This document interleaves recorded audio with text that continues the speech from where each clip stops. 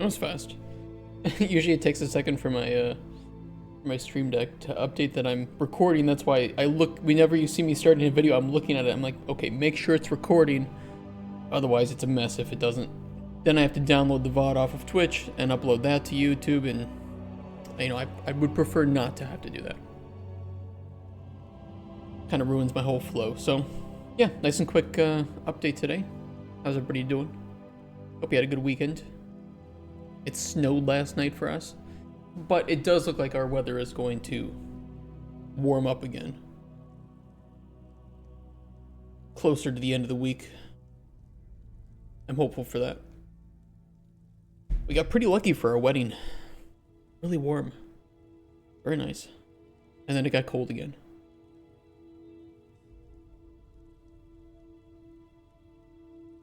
Oh, we're working on progression today. Should have mentioned that, but I'm starting to work on it. We're going to start with the design of it and some ideas, and I think then I can jump into one of the methods of progression that I know we've talked about before. We'll see. I know, I mean, we'll have enough time to do something for progression in Engine today. And I think I wanted to start with, what was it? Processing stations. Sorry, I'm still waking up. Processing stations and making those unlockable rather than permanently unlocked.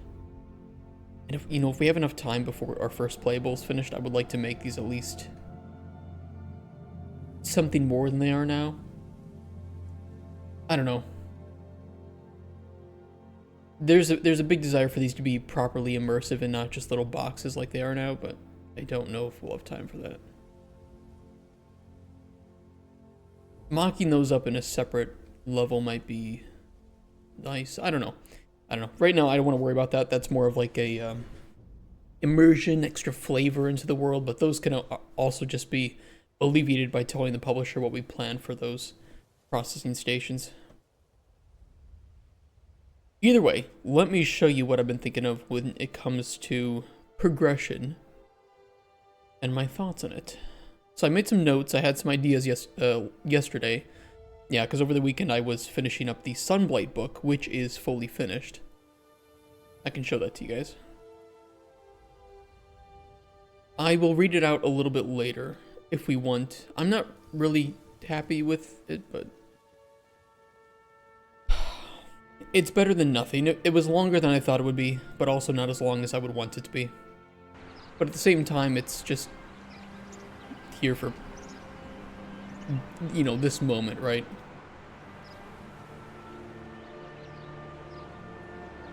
So there is something that I wrote. You know, it's better than nothing.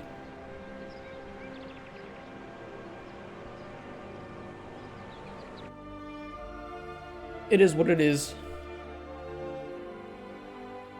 And then I had to adjust a couple of lines for the merchant, too, for her lore, since she references the Sunblight in the book. Alright, calm down. A little bit loud. Hey, Svenifetti. How you doing? Hope you guys had a good weekend. So jumping into progression, I will be writing a full article on UTrack for this, which you guys, again, all have access to those articles on UTrack. Just a reminder so that you guys know. If you type in !progress, or if you're on YouTube, in the description, you can see a link to our progress board, our tracker, and you guys will have access to all the stuff that I'm reading off here, and to our knowledge base, which I am going to be expanding with the full contents of our GDD if we have time for that. But at least you can see some stuff that I've written here and plans for it. And then mentions, of course, too, on certain tasks that may still be in progress or have been completed.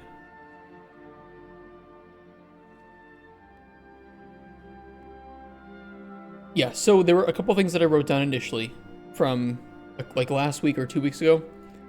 Player being able to unlock bigger cauldrons to combine more ingredients. at once. So like when the player starts the game, maybe they can only combine 2 or 3 ingredients. And of course for prototype, I can do whatever the fuck we want. So if we want to do it, whatever progression, methods of progression or the balance we have in prototype will of course be different 3 years from now when the release is ideally going to happen. Or 3 years from whenever we get funding. So mostly all this progression is just to show publishers ideas for progression. They don't have to be perfect. They don't have to be super balanced. They just have to be in there to show the publisher, hey, look at the things that you might be able to unlock if you complete a dungeon. I want to preface with that. So unlocking bigger cauldrons to combine more ingredients is one idea. Unlocking processing stations is another idea. Unlocks can come from NPCs, so like helping an NPC gives you a reward. We kind of have that already with the unlocks of the greenhouse and the flavor analyzer. These are forms of progression that you can get obtained from NPCs, so we could keep expanding on that. You know, there was an idea for... Actually, there is an idea down here, I'll tell you about it with this one. Merchants, which, you know, NPCs. But the distinction here is that merchants, you buy the progression, and NPCs, you would earn it, right? So if you keep an NPC alive throughout their whole journey, maybe they reward you with something, right? Or if you, I don't know, convince somebody to rob a store, maybe they steal a machinery, I don't know. Look, anything works, any idea could work here. The important thing is that you could obtain progression from NPCs. Dungeons would be a good one. So that would be a very nice, unique, sizable upgrade that the player could obtain by completing a dungeon. Or finding, you know, that rare item in the dungeon. Or unique enemies and locations. So of course, maybe there are, you know, bosses that can drop things. A unique enemy that only spawns during a full moon on summer when it's raining. Who knows? You know, all this stuff is just depth to the game, right? It's not... It's nothing more than depth, and it's things that if we have the time, when we have the desire, which hopefully we have both, but we for sure have the desire, we can just keep layering these things onto the game and making it so that... I think Stardew Valley is a good example here, right? Where there's tons of little secrets and things that you can obtain in Stardew by doing very specific times at certain times of the day, or when it's raining during... I think when it's raining during summer, you can only obtain the legendary fish and... things like that, you know, things like that are really cool, and I think do add depth and make it really fun for completionists or collectionists to keep playing the game for longer and longer. And they're fun to share with the community, right? When somebody finds a new secret, they can share that with the community, and maybe it's something that's really cool or changes the game in some way.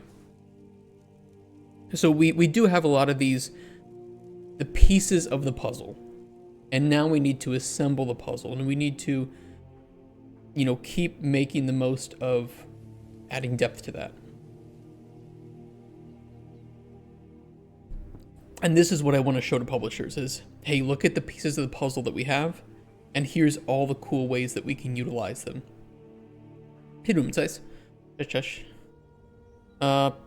Okay, so some stuff that I wrote up yesterday while I was thinking and trying to avoid listening to noisy kids in the apartment building. Parts of the world only accessible during certain seasons.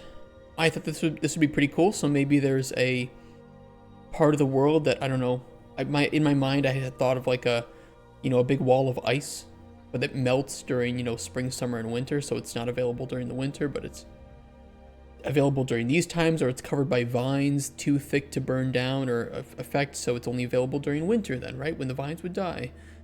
How was your weekend? It was good. It was good. That's super cool. Thanks. Yeah, I think this one could work. Yeah, and I think we do need to put more work into the seasonality and thinking about how the seasons affect gameplay. And I don't think we've thought about that much just because seasons haven't existed in the prototype right now or in the main level. These are things that I can show off in the seasons level actually with data layers, and we should do that. Strong river during warmer seasons so you cannot pass. I love that. I fucking love that. Let me put that down in our idea. Where is it? If I do not write this down, I will forget it. So I want to make sure I put that down somewhere. Feel free to use. Thanks, man. Yeah, I do steal your guys' ideas, but that's because you guys have great ideas. And honestly, just like I tell you guys all the time, a game designer's job is not to have ideas. It is to find good ideas, determine which ones are good fits for the game, organize those, blueprint them, and communicate them to the team. And you guys have some fantastic ideas like down here.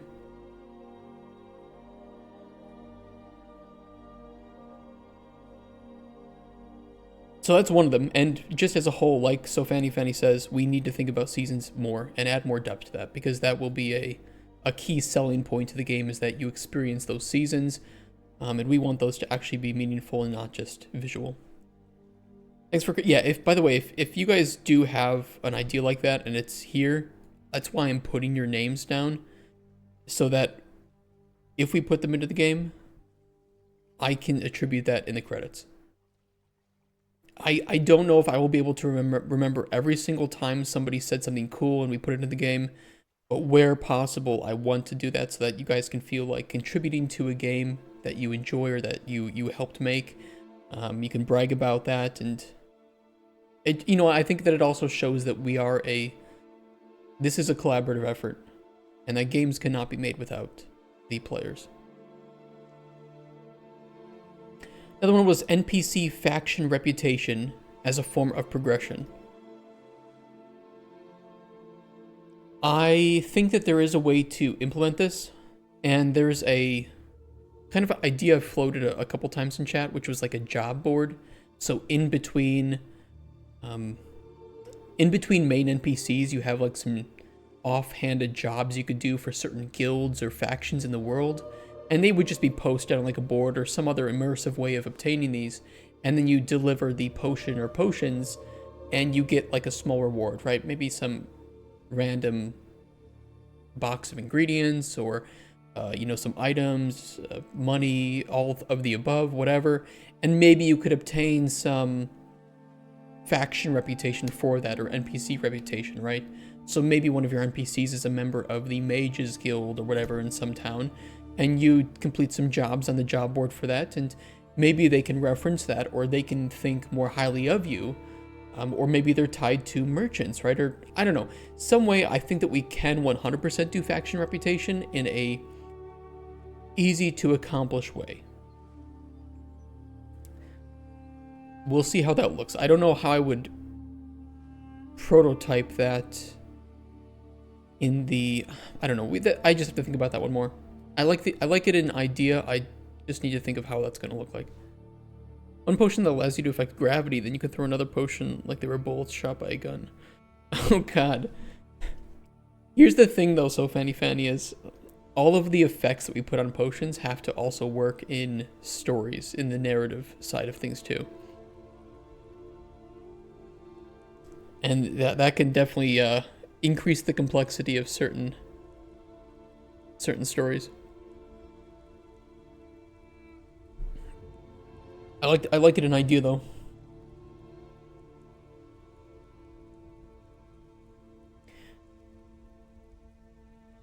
Oh shit, I forgot to write down some. Oh well, it's at home. I have some idea for rituals.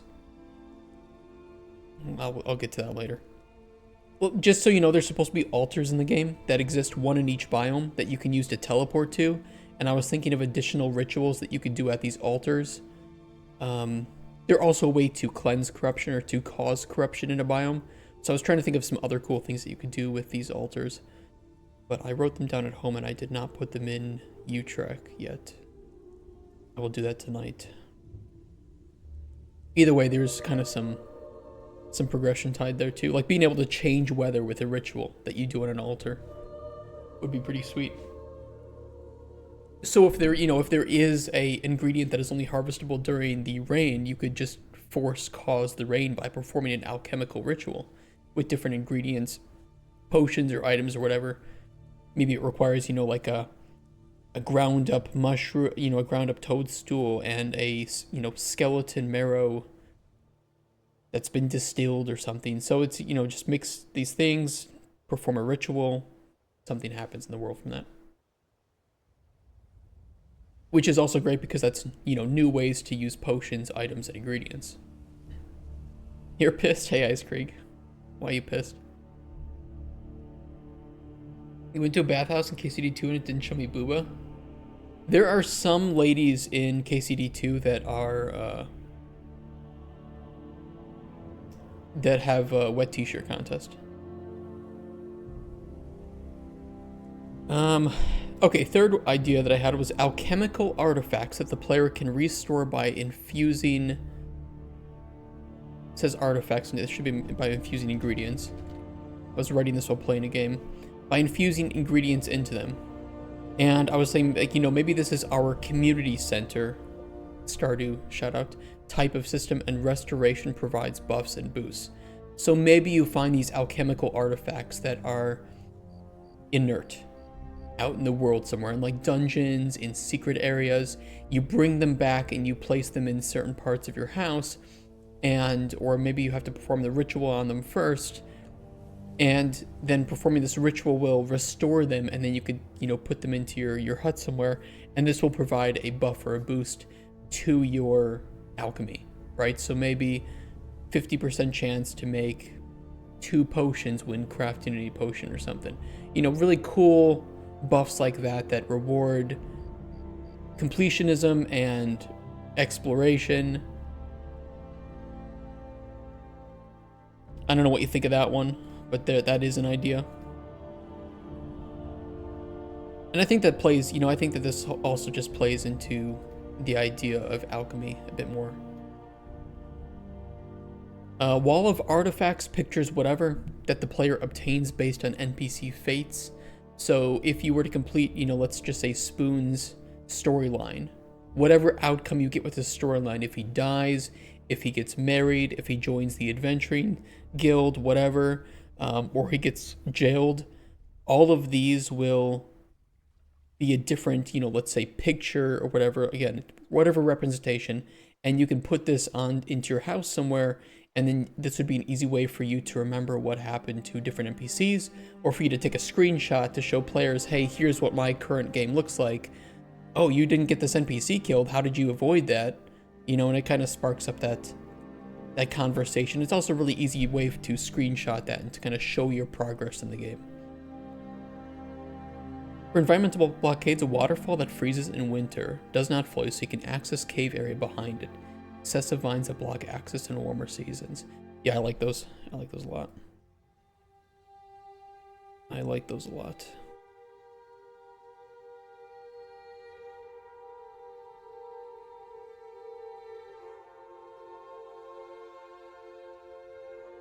I do think that these are great ideas for making seasons more deep than they are currently. I do think our seasons level does help to show, I mean, number one, I'm glad that we made this level 100%, and we can use this for as an example of showing these blockades.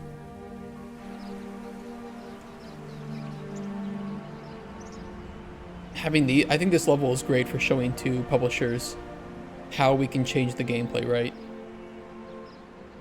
So, you know, certain things just are not available in winter time, like the mushrooms or something. Hey, Scuffy. And in summer, you know, there's lots of life, lots of things to collect.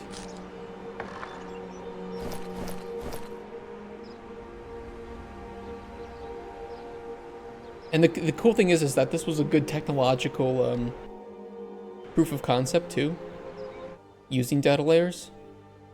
So for instance, we harvested that toadstool, right, which is available in spring, summer, and autumn, and it remembers that. So if we switch back to spring, you know, it remembers that has been harvested. But once winter rolls around, you know, it's no longer there anymore, so it gets removed. Ignore the. Sometimes the update of colors doesn't work really well. That is a known unknown that the artist will have to resolve. But then once it becomes the seasons where you can collect that again, it is respawned. And then if you corrupt it, So, you know, you have like a regular woody nightshade, you have the toadstool, you have this lady fern. If we corrupt the world, you can see that it corrupts all of the ingredients within that region. Corrupted woody nightshade, corrupted toadstool, corrupted sunstreak, and lady fern. So we can see how it also just changes the world and makes all of the items in here different. And these are completely different ingredients too, so they will have different effects and different flavors. You consider having different gradations of potion: normal, strong, perfect. So we do kind of already, and that comes from the tiers of effects. So like you can make a potion with Aetherlight 1 and that will be a lesser effect than Aetherlight 3. And the same with like Concussive Blast 1 versus Concussive Blast 2, 3, 4, or 5. So we do have the gradations, but they are tied into the tiers of effects that are on them. So I'm thinking we can use this map to do that seasonal blockade idea that you guys have mentioned. I can just reconfigure this world and put a data layer in here for, like, I don't know, a cave that is sealed up by vines or whatever. It doesn't have to be too crazy.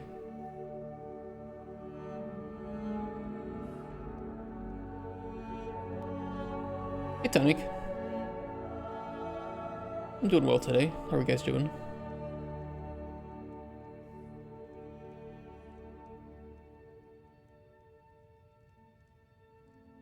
Did you draw the skill pentagon that shows the strength? Is that a plugin? Yes, this is the, this is a very cheap and very nice plugin called,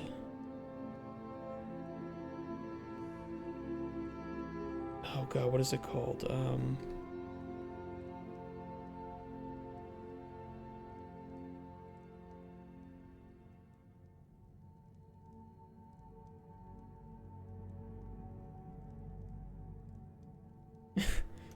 No. I thought it was something like radio or radial. Radar chart. That's what it was. The radar chart widget. There you go. It's got a whole bunch of different types of charts. You can even do 3D charts. And it was like, I don't know, 15, 20 bucks. Whatever you see on your end. I don't remember how much it was, but it was very cheap for what it is.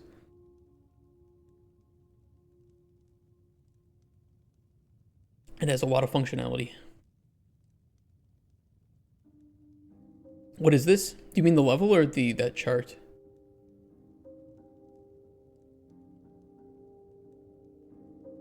I've done this was like half a year ago or something? With the radio chart or the this level?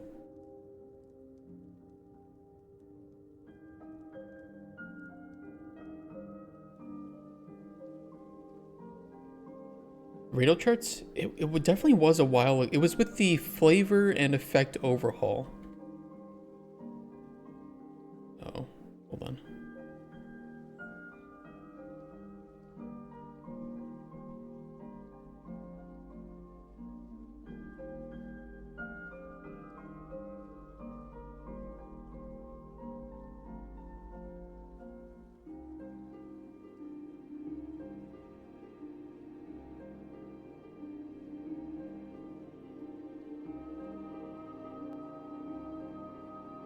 You can fix that. What causes the corruption to happen? The idea is that using like historical ideas of alchemy, corruption in the world happens every new moon. Yeah, every new moon. So when the night is at its darkest, which of course we can control. Give me 1 second.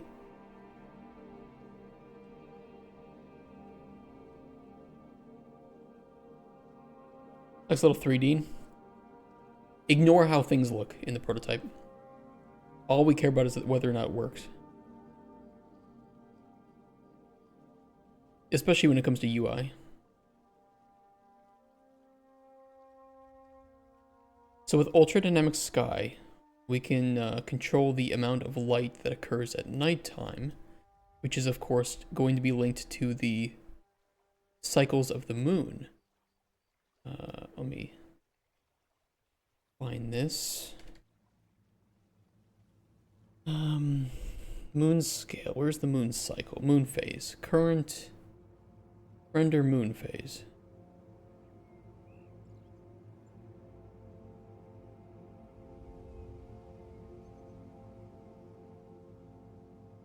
So when the night is at its darkest here, which we can control, this is when the corruption will spread in the world.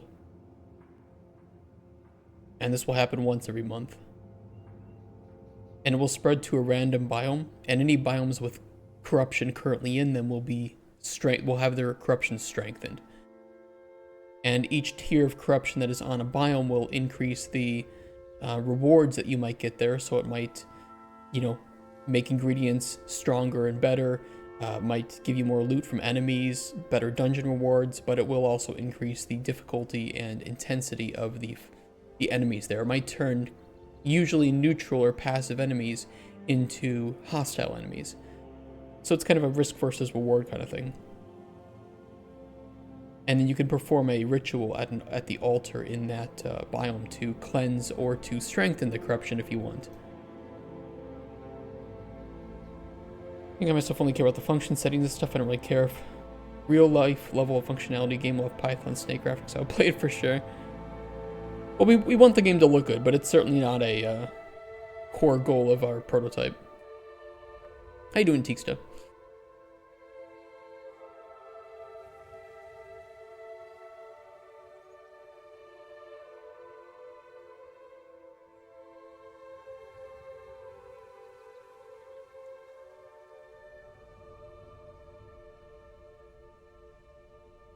Sorry, just fixing that error.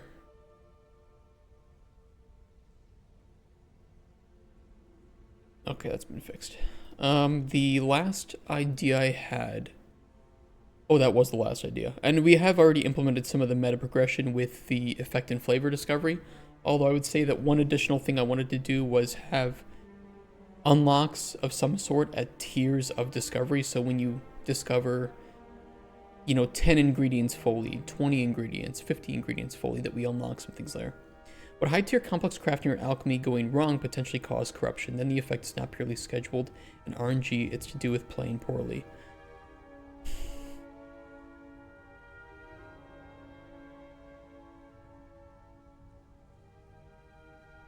I like it in idea. You can't really craft incorrectly, though. And if you're new here, I can show you what our crafting system looks like.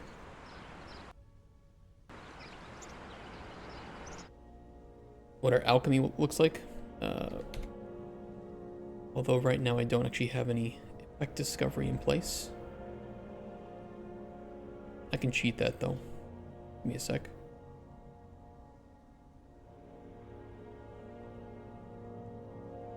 Yeah, no worries. You know what, let me do this. Give me 1 second. I'm going to cheat all of the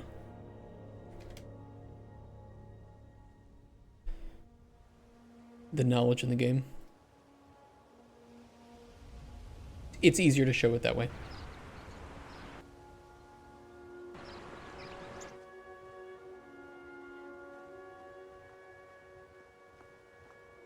So the alchemy in our game is very freeform. Think of it as Elder Scrolls alchemy on steroids. When you have an ingredient like this, you have effects and flavor on it. And when you want to make a potion, you have to try and combine effects that are on multiple ingredients, at least 2 of them, right? So if we have night vision and fear on this bell pepper, and we have night vision and slow on this carrot, the resulting potion will be the highest common tier of effects that are on at least 2 of these ingredients, which in this case are 2. If we just had night vision 1, or this is a good example too, night vision 3 on the cut carrot, we would still only get night vision 2 because the highest common tier is 2. But then we could keep adding on to this. Maybe we wanted to have a potion for some reason of night vision and fear. we could then just find anything with fear in it, throw it in. Now we have fear on there. And we can even keep going on top of this, right? So we can make really, really good potions trying to combine as many positive effects that we want on a potion, or negative effects if we want to make like a poison or like a something to debuff or to harm in some way. So it's hard to do alchemy wrong. It's more of how skillful can you be making potions.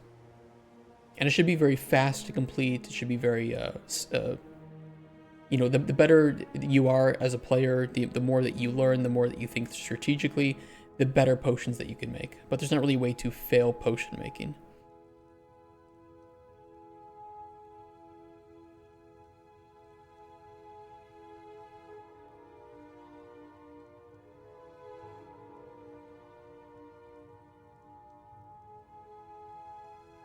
What is around the current percentage of ideas completed on the list of possible alchemy results? Current percentage of ideas completed on the list of possible alchemy. What do you mean by that?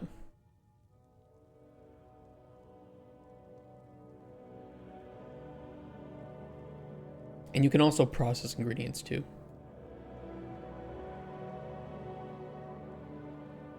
And this will change the effects and flavor of that ingredient.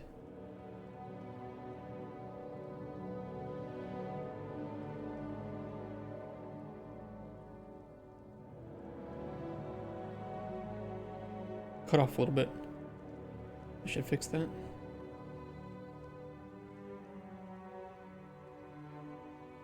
You have the alchemy sheet? Do you mean the spreadsheet of all the ingredients?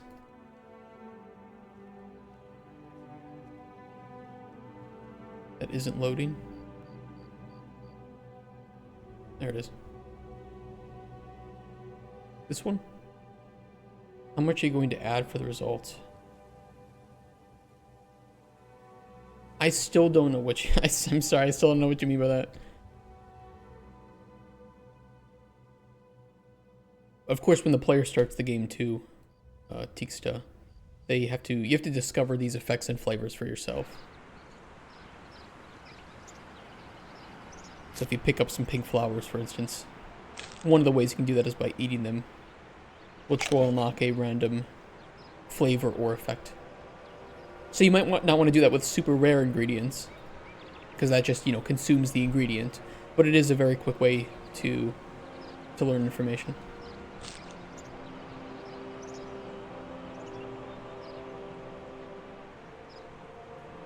Alchemy results, potions, poisons. You mean like the effects? Like, are we going to add more effects or something? Don't forget I'm stupid, so you have to explain it like you would be explaining it to a stupid person.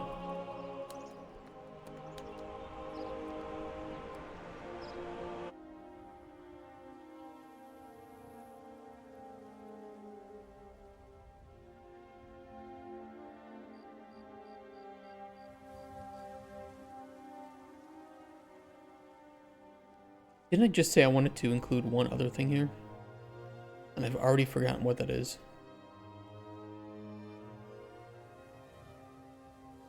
It was temporary, but when you have those different processing areas spread around the room and different ingredients stored in different places, so fermented things might store on the windowsill, liquids store on the jar shelf. Yeah, by the way, yeah, thank you for understanding that the UI is temporary. You know, I think that's one of the things that a lot of developers... One of the reasons a lot of developers will not show off early versions of the game is because if you're still working on systems, you don't want to work on the UI. Because then you would have to change the art and, you know, if you change the layout of UI, you have to change the art. If you change the art, then you have to pay the artist again to make it, or you're wasting their time, you know, which could be dozens and dozens of times. So UI is one of the last things that you work on in terms of like the art of it. Would you have processing areas spread around the room and different ingredients? So I like it from an immersive standpoint. I'll explain why I don't want to do it, and you can tell me if you agree or disagree. For me, while it would increase immersion, it would also make alchemy take a lot longer, and it would be a little bit more difficult to create potions quickly and in the same place. And I like the, what's the word that I should use here?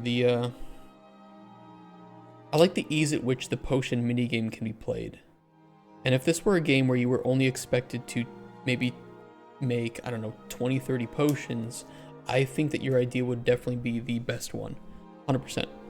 But in a game where you're expected to probably make a few hundred potions, I think that while it would be really interesting for the first 10 or 20 times, it would become very cumbersome to have to repetitively move around the room to grab ingredients and process them. However, I will say the processing is going to be made more complex by each of these will be a small minigame. So imagine if you need to cut up an ingredient, you have a little minigame where you, I don't know, slam down the knife on the table with the ingredient, or you grind it up, I don't know, twirling the mouse in a circular motion with a pestle and mortar. Either way, we plan to have little small immersive minigames for each of these that will undoubtedly increase the amount of time it takes to make potions, but hopefully not to a point where it takes, you know, over 2 minutes to make a single potion. Will fermenting take time? I think I put it in the design doc. You know, let me pull it up. Let me pull up the GDD. This has not been updated since last year, just so you know, so there might be some things in here that are outdated and need to be updated. NPC, story commissions, ingredients, state processing.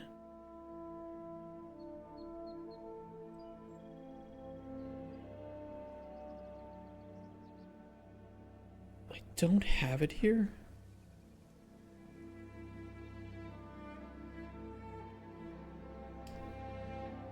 Oh, I put it here. It's usually done within a matter of a few seconds. I mentioned that... Here we go. The processing station is where the player can process ingredients to various states. In our prototype, this is instant when the player presses the red process button, but in the full game, we'd like to have more immersive and believable processing. So for instance, if the player wanted to cook an ingredient, they would place it on a small cooking surface on this table, turn on the cooking apparatus, and move the ingredient around until it's cooked. It's worth noting that while we want these processing actions to be immersive and interesting from an input and visual perspective, we don't want them to take too much time. They will be gamified but still immersive. A good example here is like Red Dead Redemption 2 cooking, where, you know, he puts the meat on the knife, he holds it in front of the fire, but it only takes like 5 seconds to cook the meat, right? I think that's a good starting point for us. Let me read the rest of what you said, Tixta. When you're out alchemy and you're moving around the space, this obviously takes from the quick element. Okay, so yeah, you already mentioned that. But if it's majority of the game's mechanics, it can be more interesting. Okay, so yeah, that's a really good point that you make, and you're right. It is not a majority of the game's mechanics. The gameplay percentages of Cauldron Chronicles should be about 20% of the game is spent making potions. Plus and minus, I would say 5%. Or even 10%. It is a core feature of the game and a core pillar of the game, but we don't want it to be so time consuming that it takes away from the open world aspect to it and the NPCs. So, you know, you do have this world to explore, and if you spend too much time making potions, then you aren't actually out exploring and discovering things and finding secrets.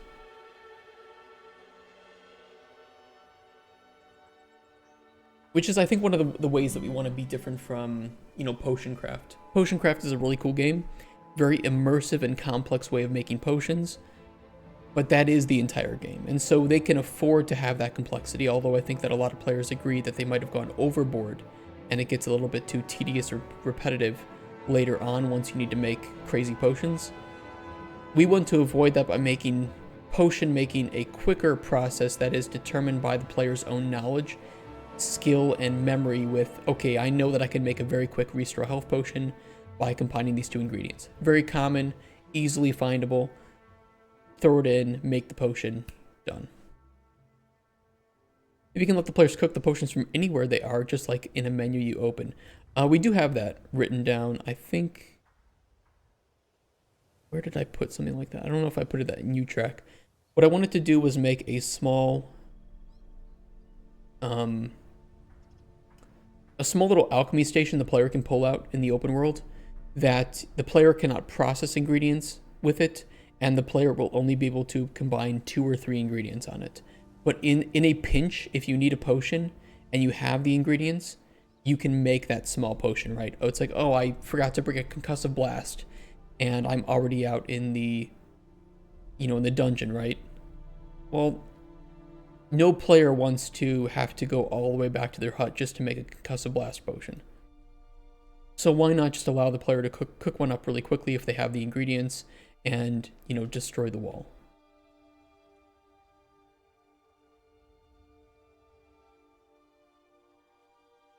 Yeah, I think that is very fair. I was initially against the idea, but I think that we can restrict it in a way that isn't going to be game breaking. It's just going to be a much less efficient and viable way of making potions, but you can still do it.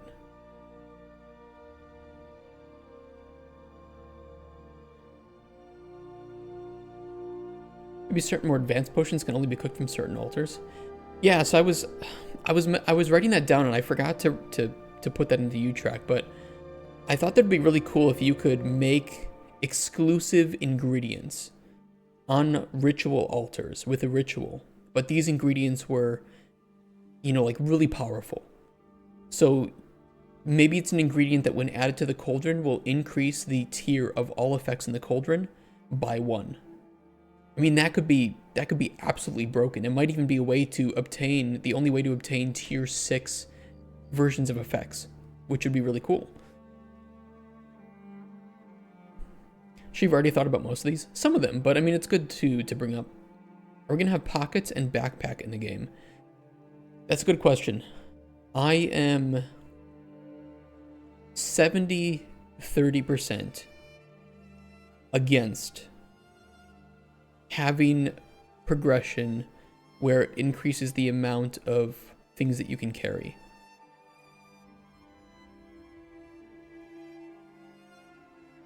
I don't think that Cauldron Chronicles is or should be the type of game where you are restricted from carrying more than, 20 ingredients before being required to come back to the hut and drop them off.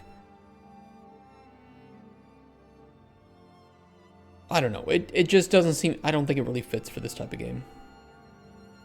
I think that you're already kind of limited with exploration in the open world by the potions that you might have available to you. Like maybe you only brought 2 concussive blast potions. That's enough to destroy a couple of walls, break a couple of objects, maybe kill 1 enemy, and that's it. So you're already restricted by what you can do in the open world by what you have prepared for the open world. And if you have prepared well enough for the open world, I don't like punishing the player for that preparation and the amount of time that they've already spent thinking about that by some arbitrary number of things that they can carry back. I think I joined when you were demonstrating different seasons, but will certain potions or types of crafting only be doable at, say, certain times of the day, certain biomes, certain seasons, certain moon phases? Yes. Although I like that your expansion on that. So I do want there to be certain different ingredients are only harvestable during different types of seasons, right? And there may even be ones that are restricted by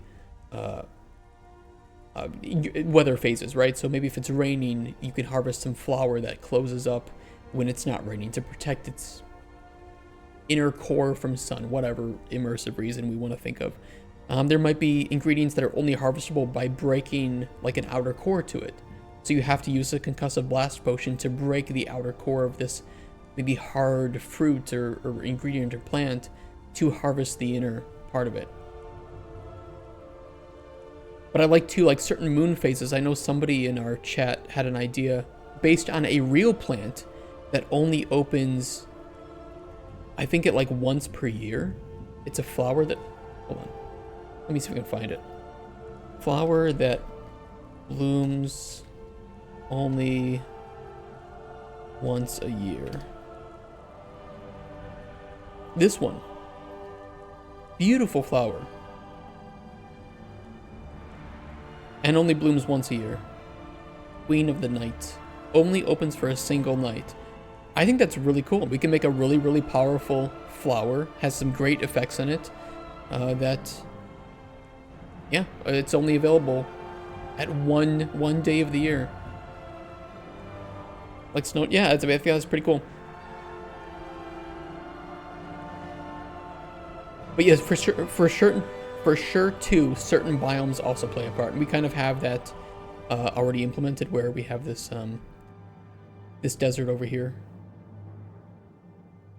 with ingredients that are only findable in this biome.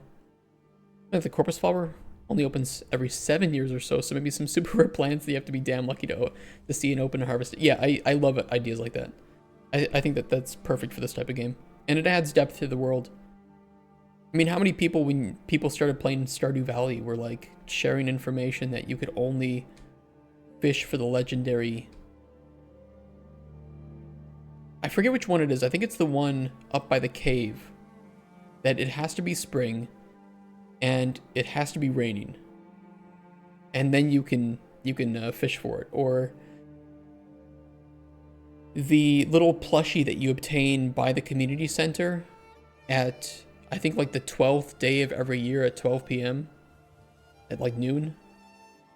Oh no, it's the last day of every season at noon exactly. You can find that plushie. Oh fuck, that's a great idea, Udum. That's a absolutely amazing idea. You are on fire today.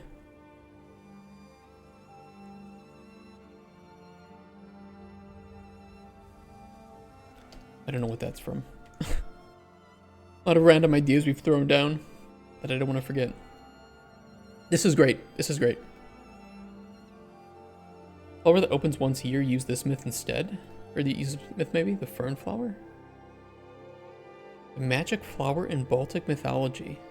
In Slavic mythology. Kwiat paproci, sorry. According to myth, this flower blooms for a very short time on the eve of the summer solstice. That's pretty cool.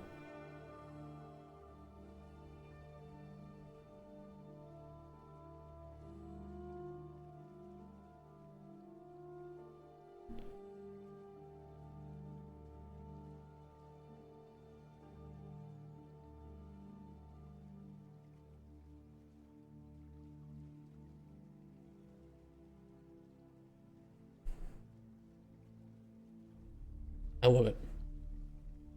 Potion that gives you depression so strong that it's visible on your face. Everyone asks what's wrong with Spoon, doesn't care, and starts quoting Dracula.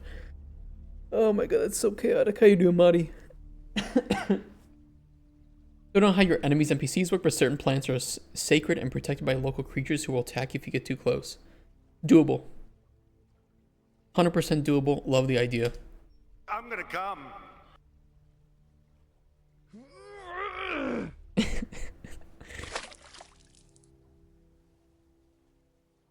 Come, but then you grunt and you push out a poop. How you doing, Lazy Fangs? So yeah, so our NPCs, by the way, although NPCs are in this case are different from like the enemies and creatures that you find. The NPCs are deep, handwritten RPG characters. They're not like randomly spawned or anything or randomly written. They have their own stories, you know, desires, goals, and outcomes. And depending on the potion that you make for them, or the potions that you make for them, could change their fate entirely. So you can make any potion that you want. You can give them any potion that you want. That could be the potion that they do want, or it could be a potion that will get them killed. That's up to you. And the story itself and other character stories might change depending on who's alive, who's dead, where their story's at, things like that. If you have a quest where you need to gather some drop from a cursed tree that is going to appear in each season of the year in different locations. One in summer, one in spring, one in winter, one in autumn. A tree or anything that appears in a different place depending on season. Doable. I mean, that's very easily doable. I don't see why not. I like the idea.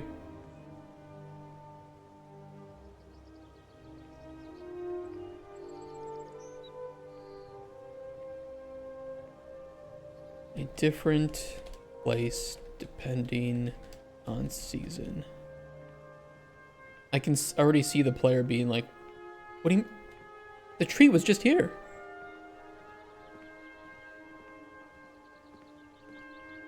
How much is the game going to teach the player what to do as opposed to encouraging them to explore and experiment with things? I would like to hold the player's hand very little. I do not want to encourage idiocy in my game. I don't want there to be yellow paint. If you do not discover something because you're not paying attention, sorry, you know, maybe pay more attention. But also I do want to encourage the community to come together and to share secrets, to share depth, right? So if somebody does discover something, the game isn't procedurally generated. So if there is a, you know, secret that the player finds, every player is going to have the same secret in the same place with the same conditions for unlocking or finding it. I want this game to be wikiable. If you want to play it that way, of course, but if you want to discover everything yourself, you know, you just don't have to engage with the wiki or with the community in that way. 1 tree and 3 uniquely shaped bushes even.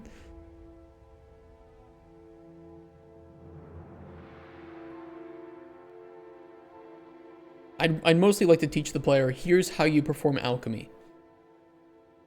That's it, right? And when the player, you know, when the player starts up, there is a book that I actually wrote in-game just last week. Actually, have to actually read the books you read. You 0 out of 10. Yeah, so when you, here's like an Alchemy for Novices book that I wrote, which teaches you the basics of alchemy in an immersive way, you know, written by like an in-game character, and also teaches you the basics of some ingredients that you find in the world. I know they're smudgy. It's temporal aliasing. Ignore that. So this will actually tell you real information. Then you discover this information on the toadstool. So if we put this book down and we go find a toadstool, which I think there's one right here. From the book we have learned already its 2 effects and some of its flavor. And that's based on exactly what was said here on the book.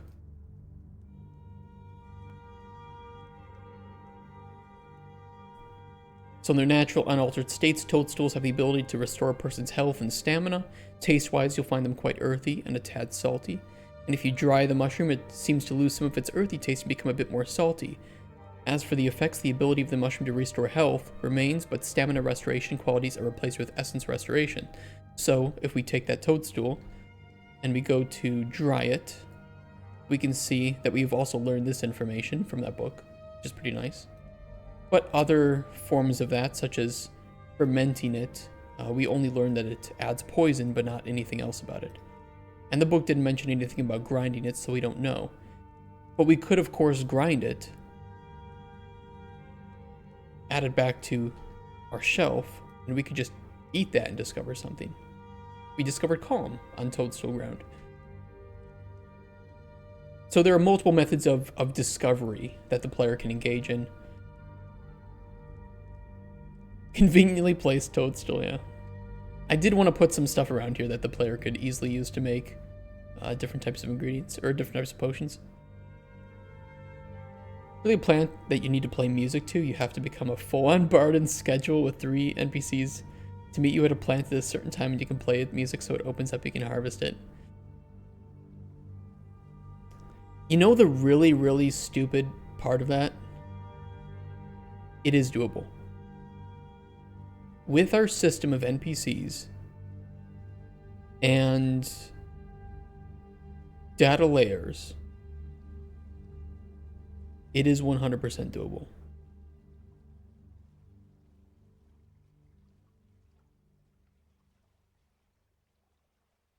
It's so stupid, but I love it.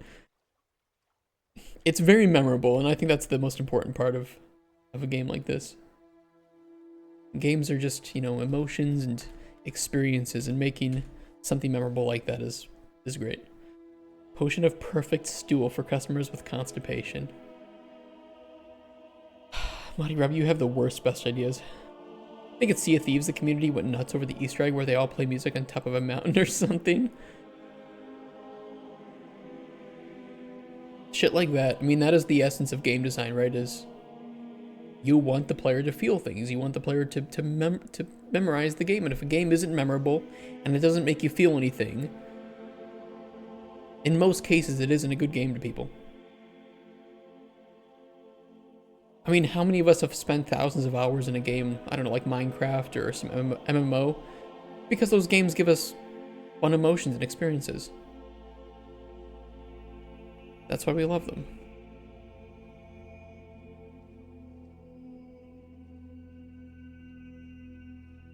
That is clipping.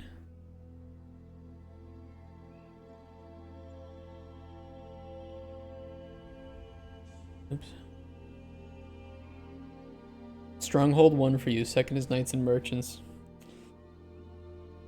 Of course, Polish person loving Stronghold.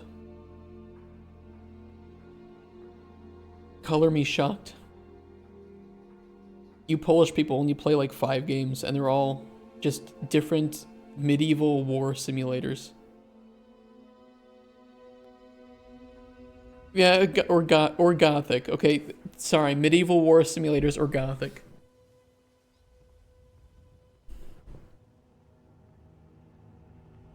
You're all just preparing for World War III. I love it.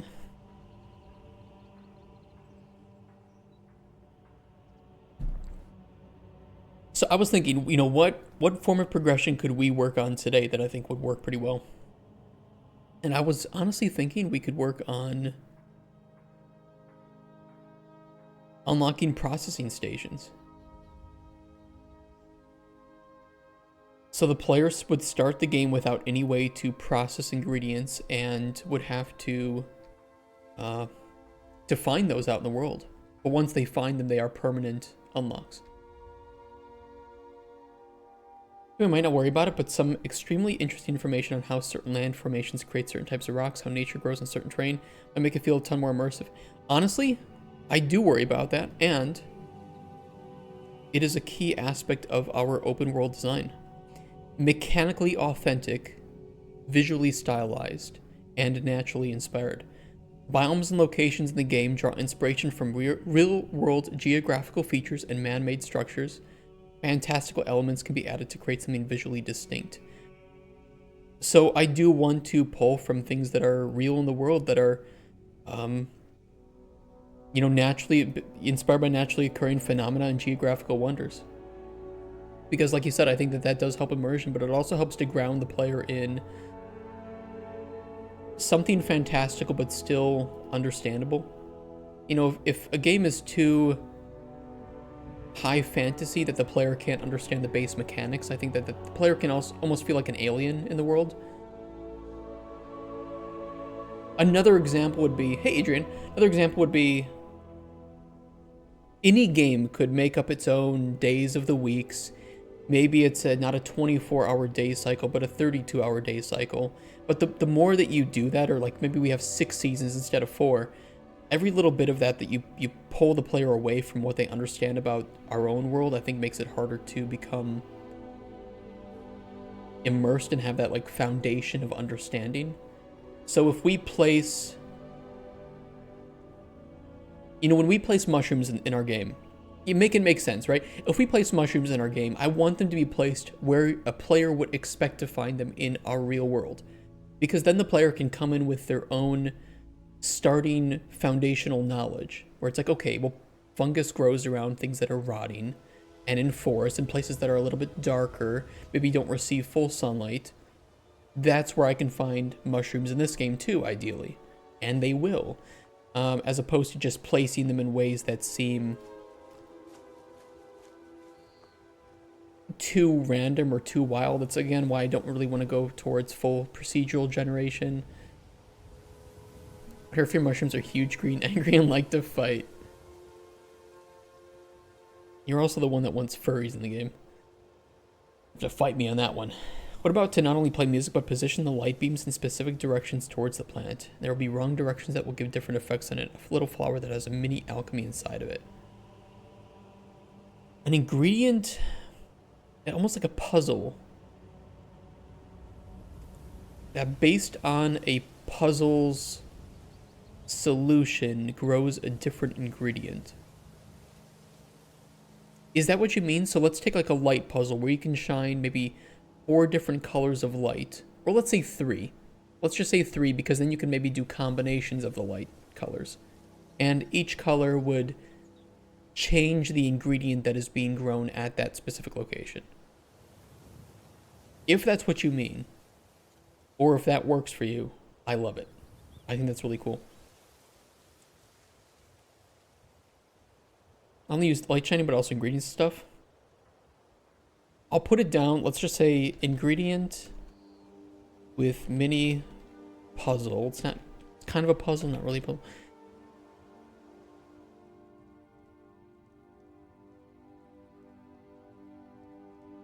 Depending on the color or combination of colors, grows a different ingredient. This is, by the way, this is a really great idea to put in our depth level that we talk about. Let me pull it up.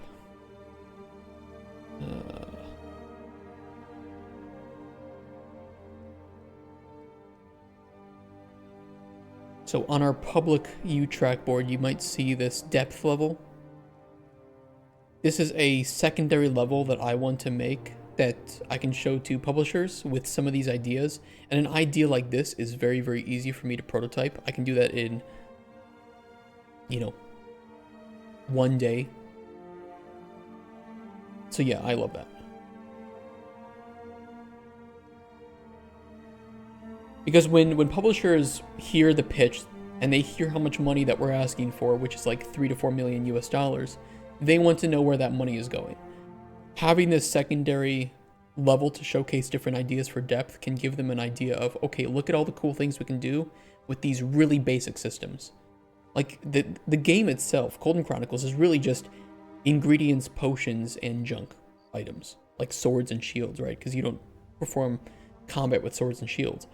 These 3 things, combined with the sandbox of the world, NPCs, you know, fishing or farming, all, you know, just open up this multitude of ideas for depth. First, we should go in a cave and save the plant, which is suffering of the light beam from a little hole, because it only grows in shadows. That's why it's in a cave. I'd have to think how that would look.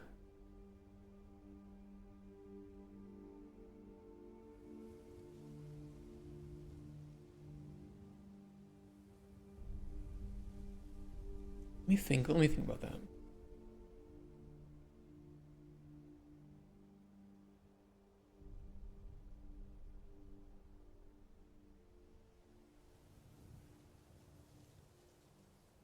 Because Cauldron Chronicles doesn't really have explicit quests. When you talk to an NPC, it isn't your quest to talk to the NPC. It's just your job, right? And you can do anything that you want with that NPC. You can kill them, you can tell them to fuck off and never come back, you can help them. You can try to learn more about them, you can not learn anything about them if you don't want. I'd have to think about that. Environmental puzzles, maybe you need to cut down a tree that's loomed over a flower to give it more sun, or break down a log that's fallen over a small river, restricting water to plants. Planting trees nearby a plant that's getting too much sun. I do like those. All flowers in the world will be suffering because of the shadows, because it only grows in light. Some of these ideas are great. By the way, if I ever seem like hesitant about an idea, it's not because I think the idea is bad. Sometimes I need to think about an idea, or I may be wary because I can kind of feel how much scope it would add to the game. But I like these. There's never a bad idea. There are just sometimes ideas that don't work for the current game we're making, or for the amount of budget that we expect to have for this. Yeah.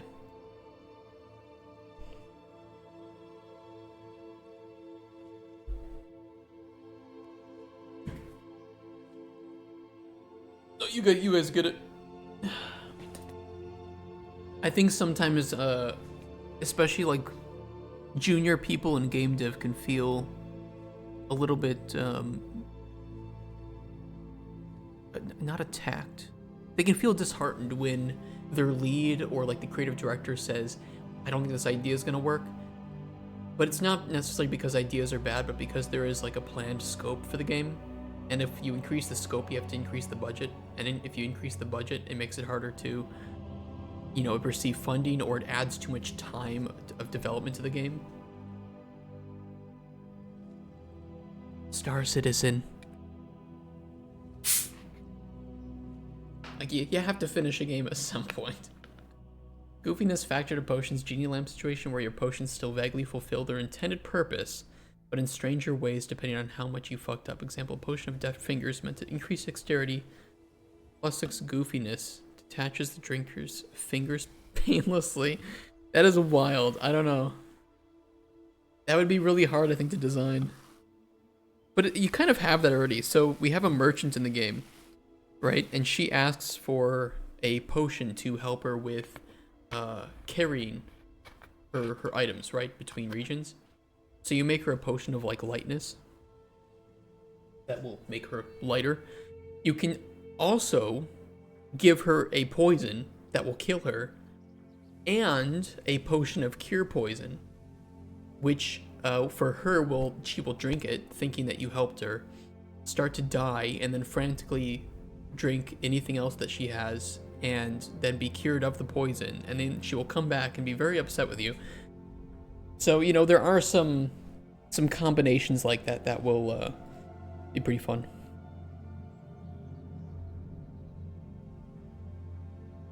Can you check which cave can fit for it? I don't think we have it. I'm gonna be honest, we're running out of time to develop our prototype. Like, we have to be done by April. End of April, because May and probably the very end of April I will start to fix up the GDD and prepare all of our materials. So we're really starting to get to the end of the road here. I heard rest for anime. Sorry, Casper. Yeah, I was busy all weekend writing up the Sunblight book and then thinking about progression. But I can do it here. You initially had the animation where the player, hold on, let me switch to it. Where like the player is holding it like this. I kind of want it where it's not taking up so much screen space, but more holding it down below, and you might be able to see like half the potion poking out from underneath the screen. Although I think that the throw thing is good too, where, you know, then they throw it, and it doesn't need to look too high fidelity. It just needs to be like, you know, if that makes sense. What was that transition? That's just a transition I have between my scenes. You like them? It's only holy. Yes. Did you change the trajectory too, or was that just because it was kind of at like an angle and very close?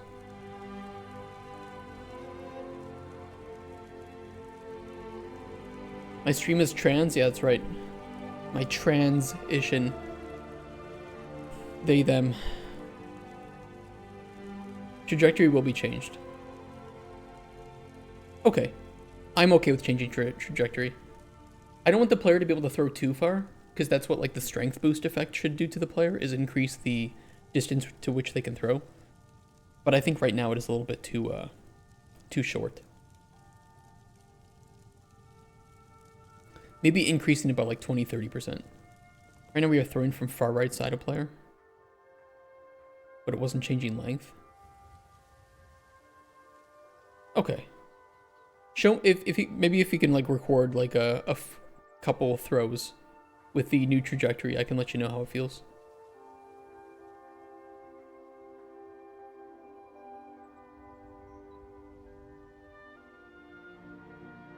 Oh, and the Sunblight book is done. And this whole thing is done, actually.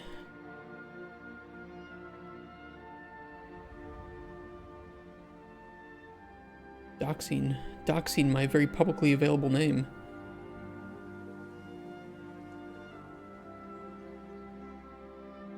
Boom.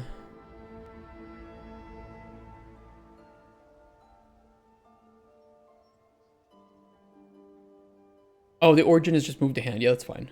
Is it still like going towards like the center of the screen or something, or to like a central point? Or is it more of just like moving it, I don't know, 10, 20 units to the right? Because I don't think it's that big of a deal when we have when pretty much everything is going to be radial anyway. Moving it 10, 20 units really isn't going to be a big deal. Oh, same as it was? Okay, so it still goes towards like that central. Okay. That's fine. That's cool. It works.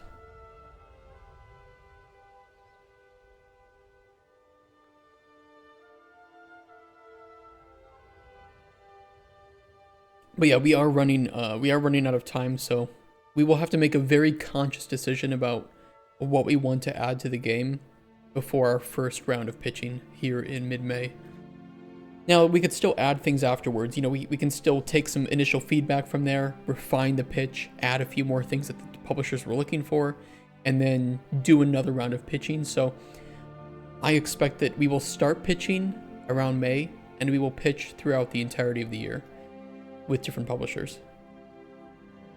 But this will give us our first feedback of whether or not the new version of the game is desirable, or whether or not our budget is possible. Traveling merchant, yes, we do have merchants, and they do have inventories that they can bring from.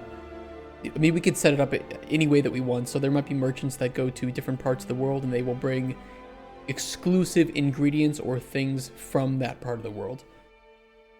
So, you know, killing your merchants probably isn't the greatest idea, but you can do it if you want. I want the game to be beatable if you want to help as many people as you can, or kill every single NPC. The game should still be beatable.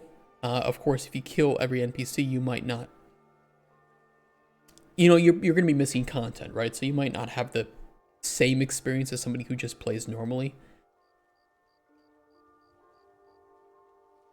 Definition of beating.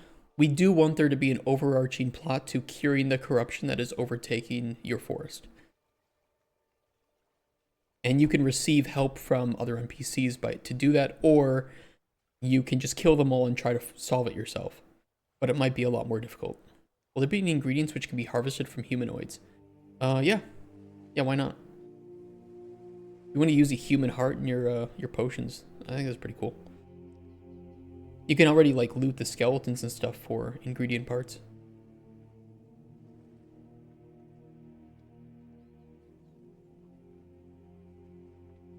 I don't care if the player wants to be evil, they can be evil. This isn't Dragon Age Veilguard.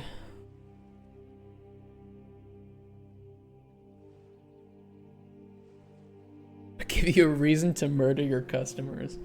At a sword combat, can I make a sword potion? Yes, your sword potion is a potion of concussive blast. Have fun. You can also rocket launch yourself with concussive blast, actually.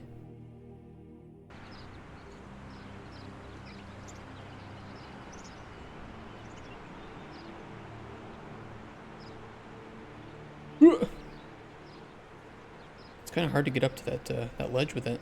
Oh, there we go. We are at 10 health, so, you know, we did take a little bit of a beating from that, but it is workable. You can make potions to tame small animals and send them on little missions to collect ingredients. I think we did talk about animal taming at one point. It is in the... if we have the scope for it. But if people like this game, and it sells well, there's no reason we cannot make a sequel. And making a sequel would be a hell of a lot easier, because then we can just take the existing framework, build on it, and, you know, release number 2. And if we do make a sequel, by the way, it will carry over your choices from the previous game. That is something that is very key to our idea of building out this universe and this type of game. Are there any ingredients which you don't know where, in which biome to put to, but you're planning to add them in the game? I don't think so. I think for right now, for the prototype, these are all placeholder, so they may or may not be in the final game. All I know is that we plan to have more biomes, so there's going to be a lot of area for, you know, making ingredients, new ones, and seeing what we can do with it. I think we need more effects, though. But again, that also, adding in more effects for combat and for potions also increases the scope for narrative, right? Because, like I'm telling you guys, if you haven't seen too much about our writing,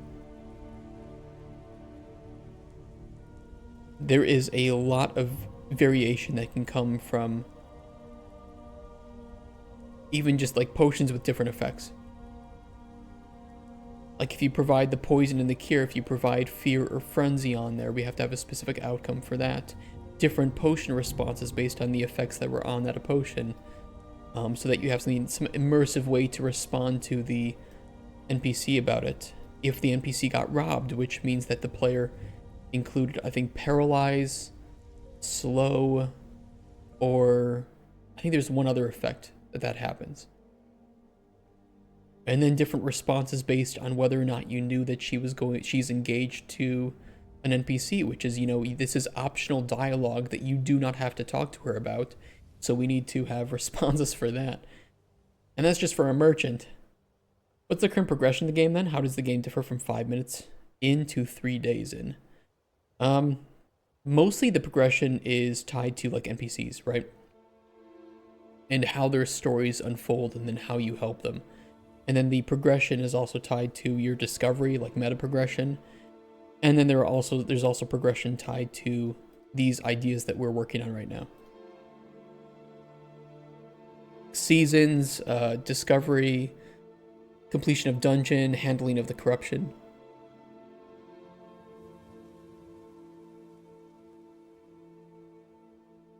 There's different forms of meta progression, of main progression, of story progression.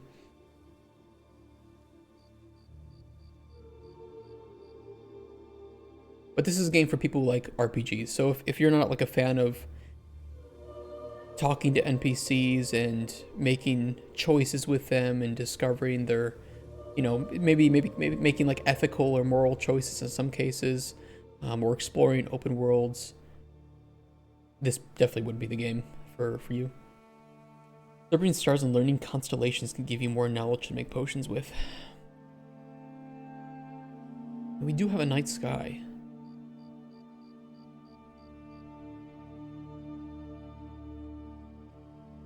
I'll write it down. I'd have to think about how that would work. But I'll put it in here so I don't forget. The good thing is I think we have more ideas than we would ever have the budget for, so we have a bread basket full of choices. Which gathering and crafting functions you're going to add to the game? Can you list it in forms like chopping, alchemy, digging? Different gathering. Well, you can gather ingredients from picking them, from fishing, from farming, from from merchants, from NPCs, like helping them in their story. You can get them from chests, from different loot. There's plenty of ways to gather. Will you have neighbors? I don't expect that the player will have permanent humanoid residents in their map. How does one deal with the corruption? So the player can perform rituals at altars. That one altar exists in each biome, and you can also use these altars to teleport to and from each one. But you can also perform rituals at these altars with different reagents, ingredients, potions, other things like that you could then use to make the corruption in a biome worse, or to cleanse the corruption in that biome.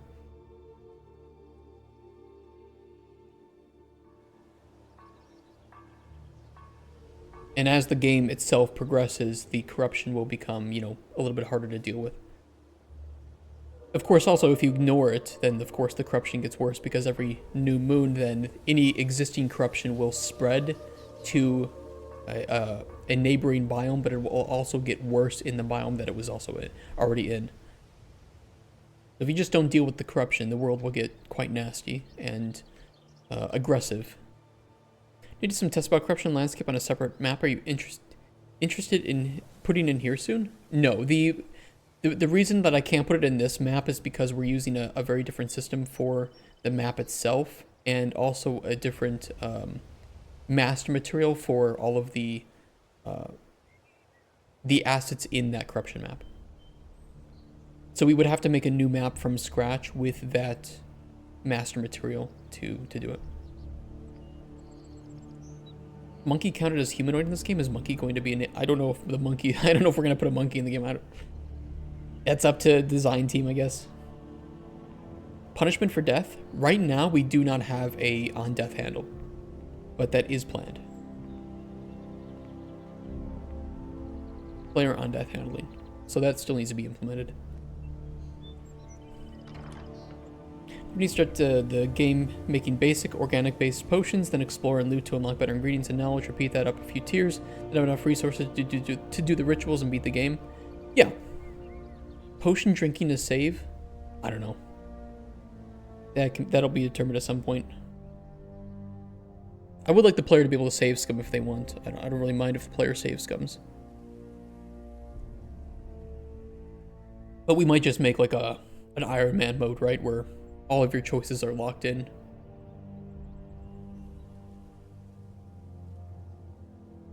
I'm not against it, but it's going to be dependent on whether or not... We can always make it an option, Ice Creek. So we could just say, does the player want to use... to have to make the potion to save the game, or a ritual? Yes, or turn it off. I mean, it's a single player game, and I really like implementing customization into players' games like that for difficulty.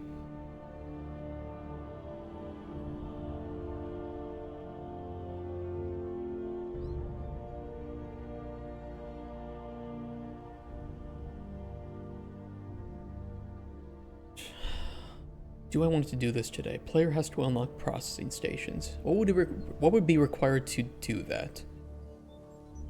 A small refactor to the processing station, which should be pretty easy. Since if this doesn't, if this doesn't exist within there, then the player can't process into that state.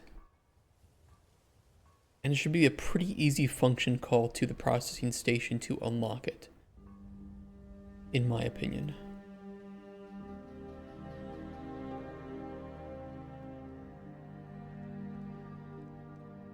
The processing station is pretty old though, so I might run into some old code.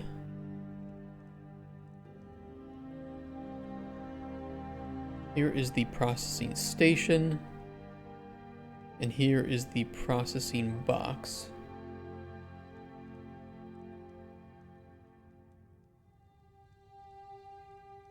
Gives you useful but trivial ideas about cooking so that you become a marginally better cook. Not enough to raise this. We did it. We did initially intend to have cooking in the game, but I removed it because I thought that it just wasn't. It wasn't very thematic.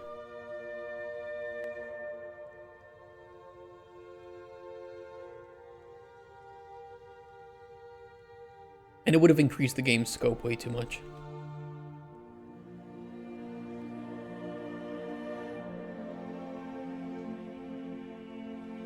I could either remove the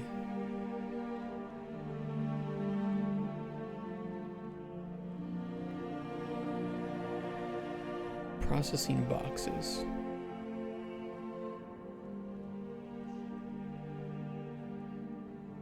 I could make scene routes for all of these.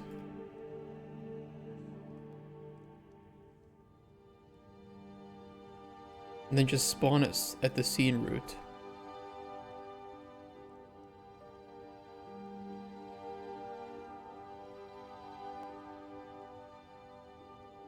Or just set the child actor class.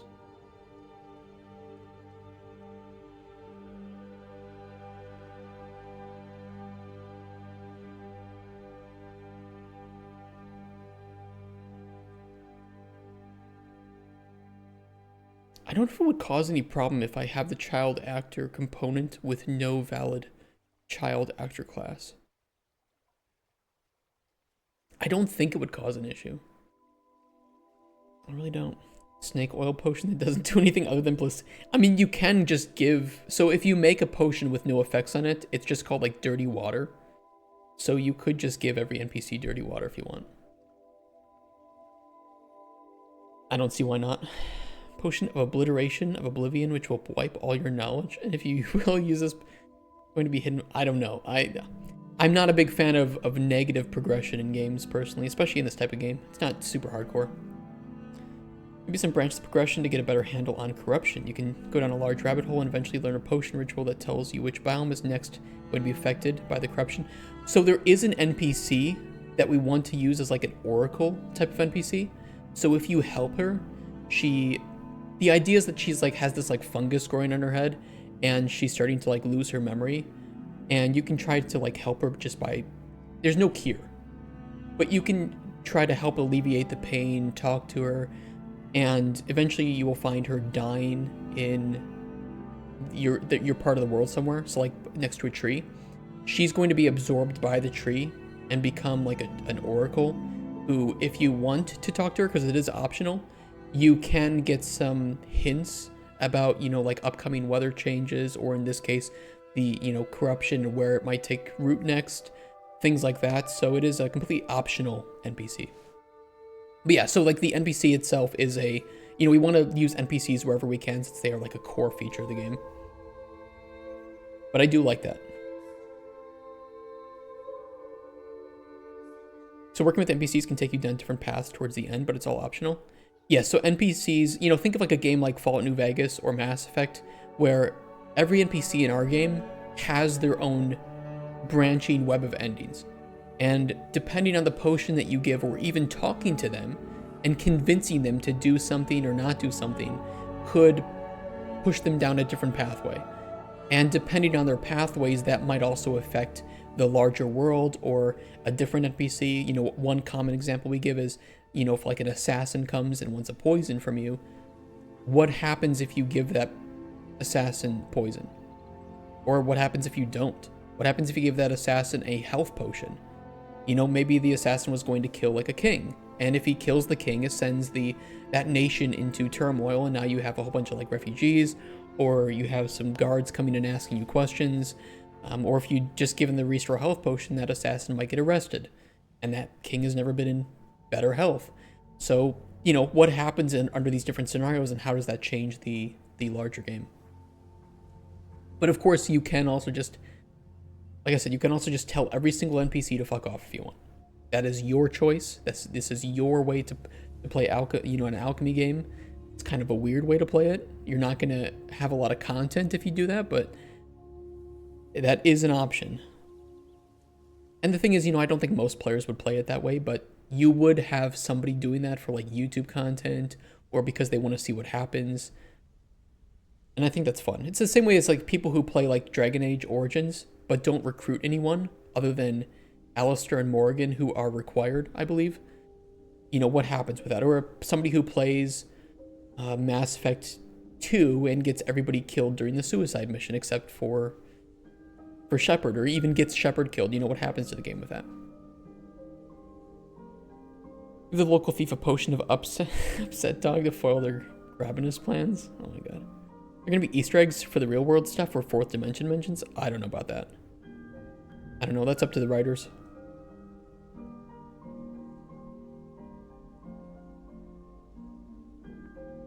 I mean, the gameplay is like Forge Alchemy, but you have a lot of variety to the open world, right? But the NPCs are the backbone, and it is an RPG game at its core. So if you don't like talking to NPCs, helping them, sabotaging them, discovering who they are and how you can best, as an alchemist, provide for them, you're probably not going to like the game. So it is, you know, that is the core feature of the game. But then between NPCs arriving at your hut, which is, you know, maybe every 20, 30 real minutes, you do have that wider world that you get to explore. So it is also a game for people who like to explore, to discover, to engage in potion combat, to fish, to farm, to just relax. So I think that the gameplay loop is quite varied, and you do have that underlying threat of corruption. But pretty much every game can be broken down into a very simple loop. Every single game. Like a friendly or happiness meter that encourages you to work with NPCs, which ultimately helps the player with RNG in certain areas. I don't know. I mean, we do plan to have like faction reputation, and individual NPCs will remember your choices that you've made with them, or with other NPCs even. So I don't necessarily want to encourage the player to work with NPCs if they don't want to. There might be NPCs that you don't like or that you don't want to support, and helping every NPC will probably not give you the best, most moral ending of the game, right? There might be NPCs that if you help them, it will make things worse for the world. And so if you want again, the best ending in quotes, you wouldn't want to do that. If you want the worst ending morally, or the worst ending for different regions, you may want to play as like an evil alchemist, and you only want to help people cause chaos and do horrible things.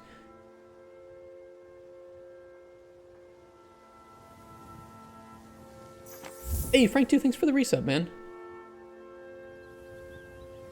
The Frank to just subscribed. True. The players are set on resolving the corruption. Morality doesn't really affect people, right? So there's two different aspects. Helping or fixing the corruption is more of like a player versus environment, a main driver towards your stability in the region. Helping other NPCs is a separate part of the game, and that will lead to a different ending. So there's an ending for the world, and there may be like 1, 2, or 3 endings for that, right? But then there's ending cards and epilogues for each of the NPCs. And that's going to be more like, again, like Fallout New Vegas or Mass Effect, where you see the ending cards for each of the factions and the people that were your companions. And then you see the ending for like the entire world as a whole, which was based on your choice of destroy, control, or synthesize.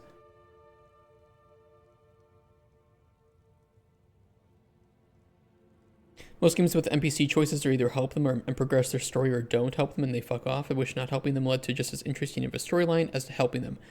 Yeah, and that's exactly what we plan to do. While blowing a village to the ground in Minecraft while walking past to find the end dragon. Well, it's because like, why not? See what happens. And so yeah, Ice Creek, that's exactly what we plan to do. We want, I think we put it in our, do I have the document here? Not fishing for the cognitively impaired.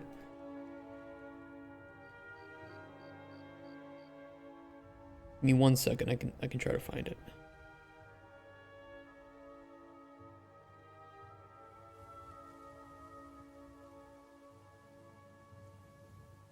Here it is. So I wrote this up to show to publishers as like an initial idea of what we as a company want to accomplish with our games. And micro-reactivity was one of them, right? I'll read this out. Having difficulties finding a UE job? Me or anyone in general? Hey, do the next one. And thank you for the follow, man. Me? I'm not really looking for a job right now. I have one. But I think that when I go back to finding a job, it's not going to be too terribly difficult. There's a lot of companies working with Unreal. And I can work with custom engines too.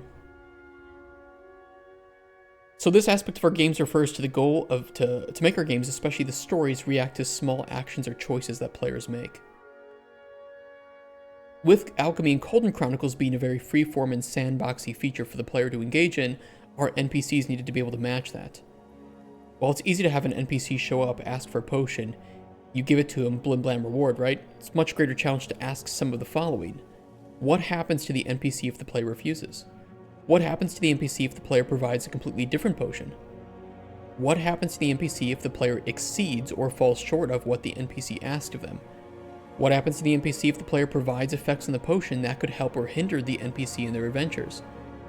What happens if the NPC dies or survives? And how does the NPC's success or failure impact other NPCs or locations in the game?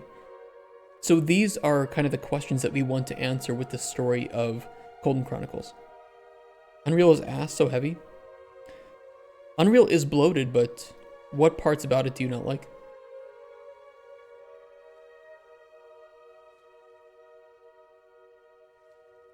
Because you can make Unreal very optimized if you want. You just need to know how to do it.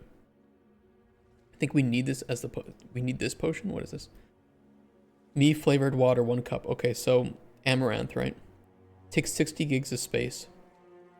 Did you know that Kingdom Come Deliverance 2 is very optimized and runs on CryEngine and takes 140 gigabytes of space?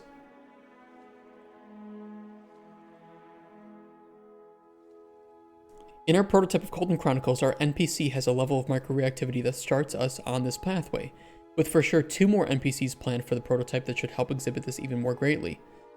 When choices truly do matter, we believe this to be a strong marketing tool, and when our name becomes synonymous with this way of developing and writing, people can trust in us to deliver a quality and depth to our games that feature these narratives. 140 gigs? Here's the reason why games take much space. Anything that is like art, like an image, or a video, these do not compress well. And games that are higher in fidelity, so like 4K, 8K textures, the more you have of those in your game, the higher space that is going to be required to have that game. That's all it is. So it's not an Unreal problem, it's not anything related to engine, it's mostly that there is no good way to compress high quality textures. And high quality textures can, for one mesh, by the way, one mesh might have its diffuse, it might have its normal map, a specular map, ambient occlusion map. All of these are, even Godot will have the exact same problem, by the way. All of these are different textures, which can each take up like 20, 30 megabytes each for a nice 4K texture. So you're looking for one mesh, 120 megabytes, to even upwards to 160 if you have different functions for it. And yes, different separate textures for each level of quality. So if the player wants to lower the texture fidelity, thank you, Mighty Rob, for mentioning that, you need to have duplicates of that to be able to have that asset. So again, for like one asset, you might be looking at 500 megabytes of textures. And the more you have in your game, the worse that gets. And that's exactly why a game like Kingdom Come Deliverance 2, if we look at the properties, 81 gigabytes. It has nothing to do with engine. And you can get the exact same problem on Godot.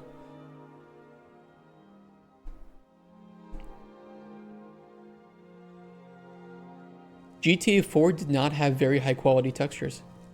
Honestly, GTA 4 just was very, very low. It just had a lot of things in it. And the more assets you have, the higher texture fidelity you want, it's going to bloat the game. But any engine will have the same problem because there's no good way to compress images. Let's say there should be ways that the player's actions can create corruption. So yes, you can ignore it and just deal with higher amounts of corruption at the end of the game. Or you can be careful not to harvest certain plants, piss off the wizard NPC, mess up rituals. Sure, yeah, why not? I agree. We haven't thought about corruption very much right now just because we don't have it working in the prototype. Well, we have it working in the prototype, but not the main map. So don't worry, when we move to working on our vertical slice, this entire project gets abandoned. And we make a new project from scratch with the 15 or so people that we hire full time, and we make the game properly with that. So this is just to impress publishers, right? What are you making? We're working on progression today, and then we're just talking about different ideas of progression. This is a open world alchemy RPG where the potions you make can change the fates of the NPCs that you make potions for. Yeah, no worries, TXT. Like you said, you got here just today, so there's a lot that we've been working on.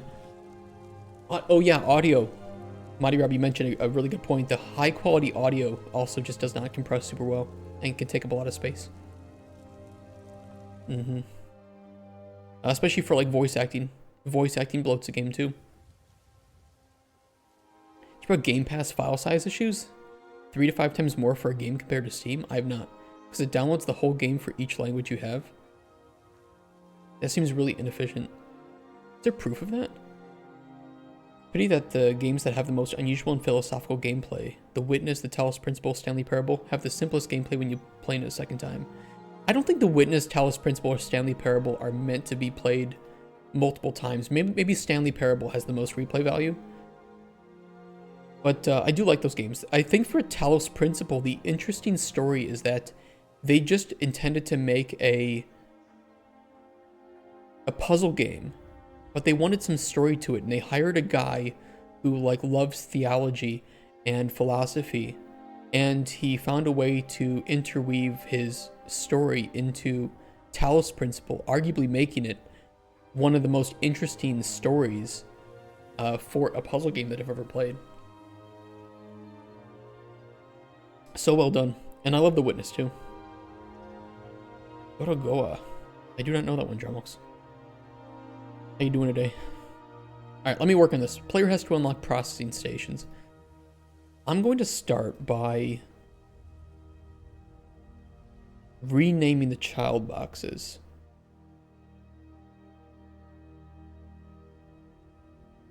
We have the state to process to here, so when we spawn it, we just need to spawn it with the state to process.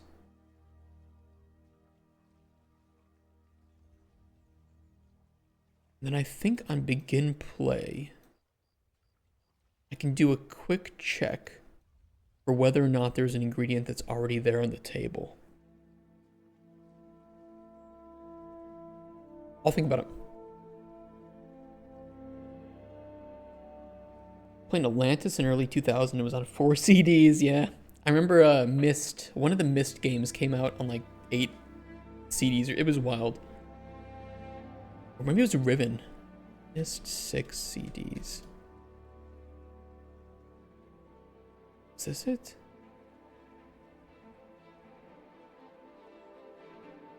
Myst the Collection. I remember one of the Myst games came on like a million CDs. But maybe it was one of the Riven games. We probably still have the box for it back at my home in Wisconsin. What about unlocking processing stations levels that somehow bind it to respect you gave with guilds NPCs? So, I think for processing stations, I'd rather that those be findable in the world, so that no matter how the player plays it, either like, let's say morally good or morally evil, and that's up to the player, right? Whatever the player considers. But, you know, it doesn't depend on how they play that. They can still find different ways to process. But I don't mind if there are different helpful, like the flavor analyzer is purchasable from the NPC, right?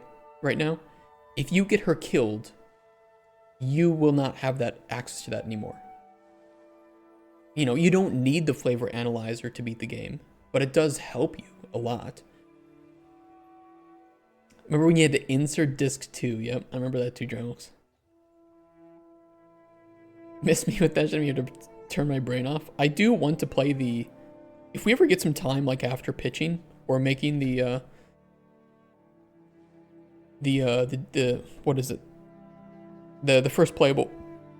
I would love to play the new Riven remake, this one.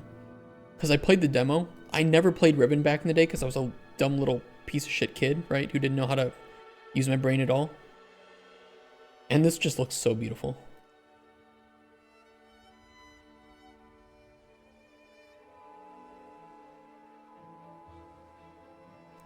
What on earth is that currency? Which one? This one? Oh, this? This is Polish zloty. Divided by 4 for US dollars or for euros. Maybe you remember when I was a small kid trying to finish Zelda on the Game Boy, dude. We were so dumb as kids, weren't we? Remember though some of the missed puzzles felt like I needed to go to university first? Oh, for AU? Oh, I don't fucking know. Let me see. PLN to AUD. 2.5. Divide by 2.5. Not the easiest way to do it, but... When there was no internet. I remember back on the Monkey Island Hope line. back in the day, if you didn't know, I think it was Monkey Island, there used to be a helpline that you could call, like a phone number. And this wasn't like something automated. It wasn't some support team. You would call it up and the developers of the game would answer. So they would have the developers just waiting by the phones, and one of them, whoever was free, would open it up and talk to you and answer your question. Like, can you give me a hint on this puzzle, because I don't know how to solve it? And just like a programmer would tell you. It's so cool. Yeah, a lot of games had helplines. It was so fucking cool. One of the CDs is corrupted. Yeah, it's like scratched and shit, and you have to go like try to buff it out. Yeah, it was so cool. CD's nuts. God damn it. Shut up. Get out of here. Alright, let me rename these.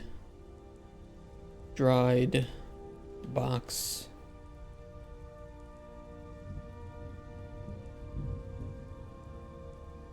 Distilled box. Cooked box. Fermented box. Brown box. Cut box. And if we just set these all to not have any child actor.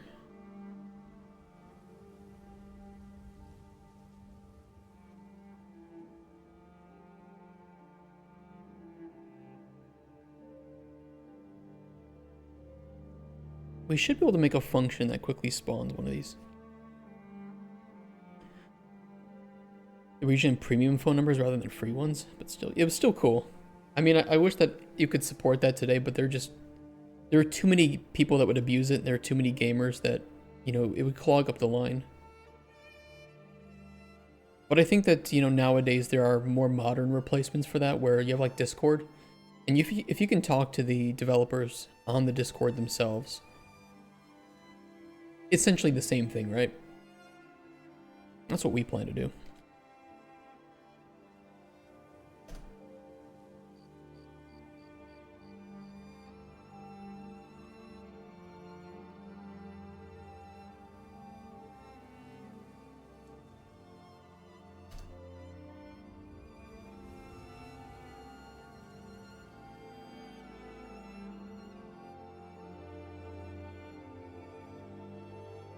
Anything that you need to grind much in the game currently? Has anybody ever complained about it yet?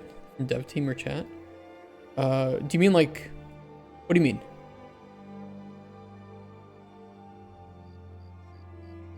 Like that players currently playing Cauldron Chronicles have to grind for?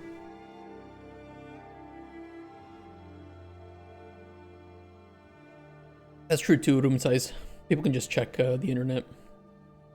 As a tiny kid, my dad played a botched copy of Space Quest 4 and always got stuck on the first level because Roger would always walk back to the start point after completing any command. After a while, the Roomba or the mutant would appear and either zap the shit out of you or stare at you and then scream respectively. I did not like Space Quest 4. Oof.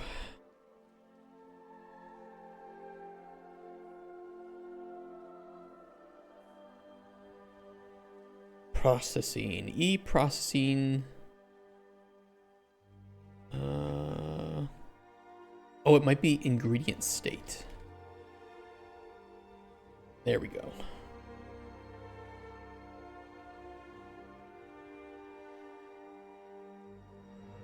I think that's the right one. Yeah.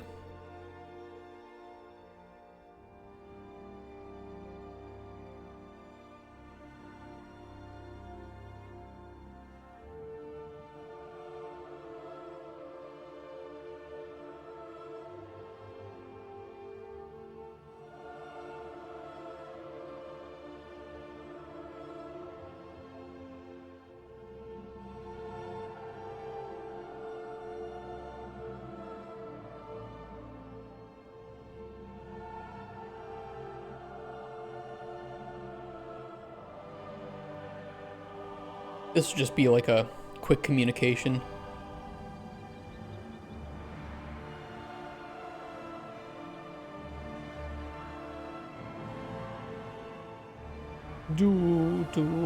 do.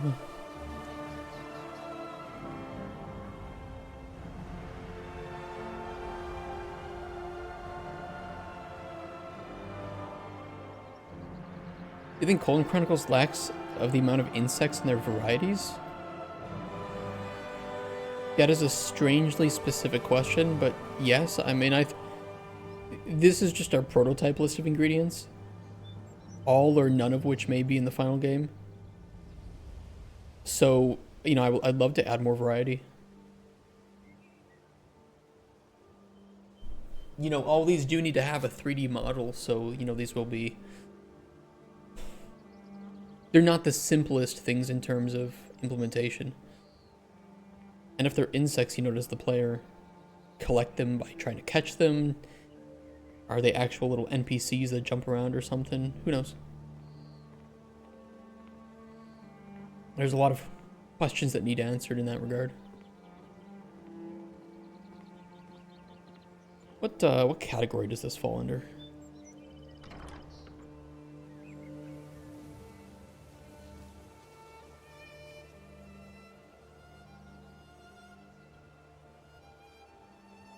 I don't know if it's like progression or just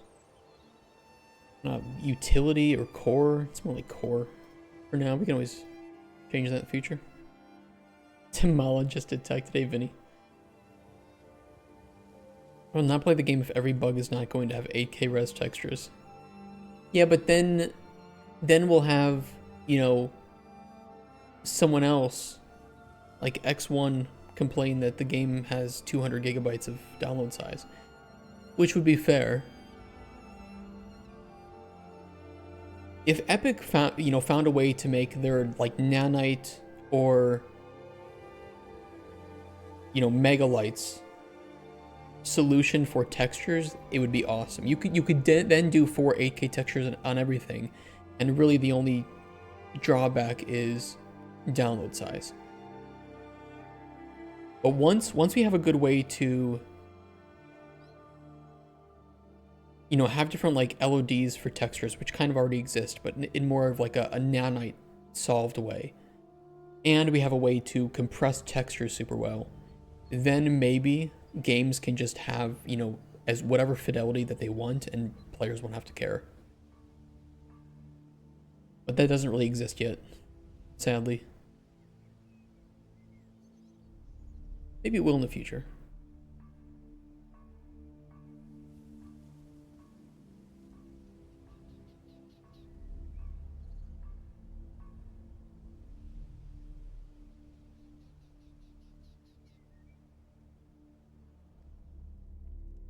I think I'll store in the game instance which processing stations the player has unlocked.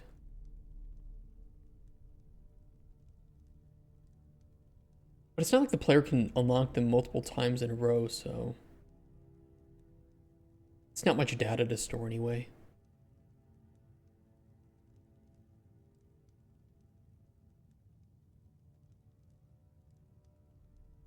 It'll work. Unlocked processing stations.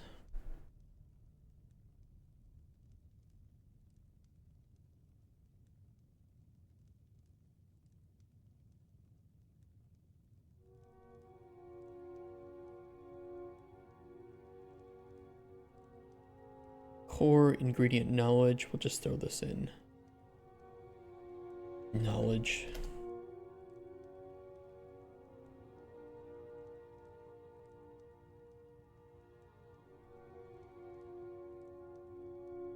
Get player unlocked. Just get unlocked processing stations. And we'll do a check if processing station unlocked.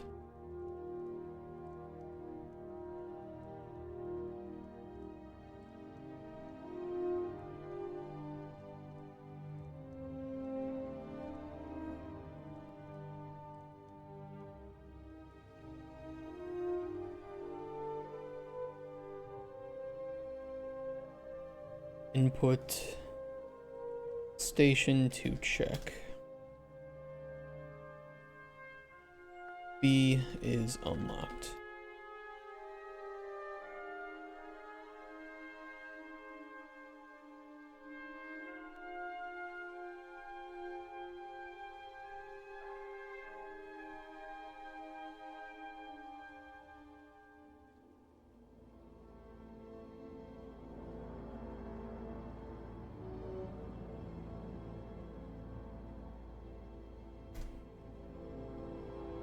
Okay, that'll work.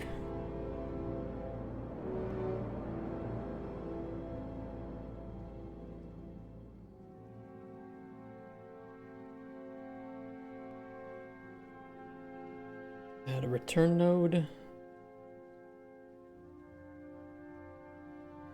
little bit lengthy, but it's fine.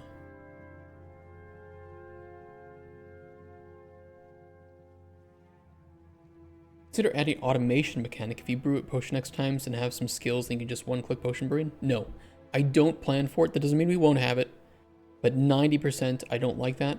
Mainly because I'm trying to make potion crafting so quick that the player would never really need it or benefit from it much. And if we make potion making automated, at some point I feel that that would detract from being an alchemist. Gunslinger Girl, thank you for the follow. Nice name. We like our cowgirls.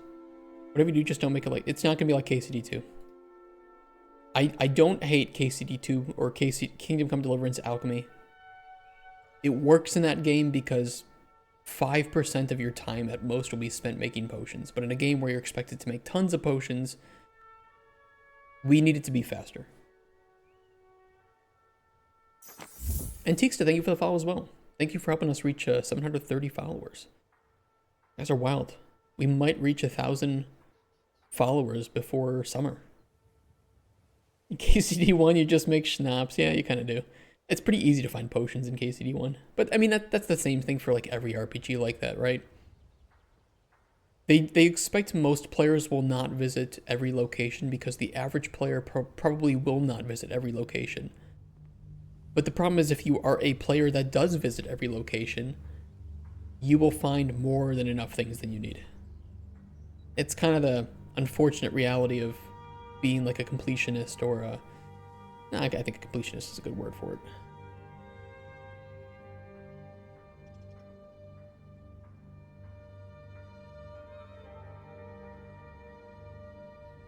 You know what? I'm going to make a new category for progression. I don't like putting these in the core section.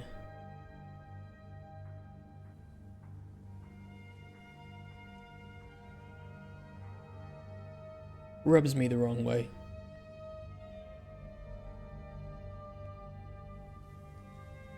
Okay, box to unlock. Check if processing station unlocked. Just in the case. If true,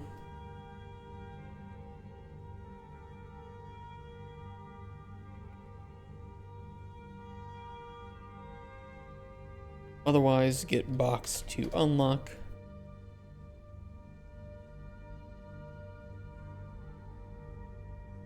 And we will get set child actor. You know what I can do? Is just do a select node for this rather than a switch.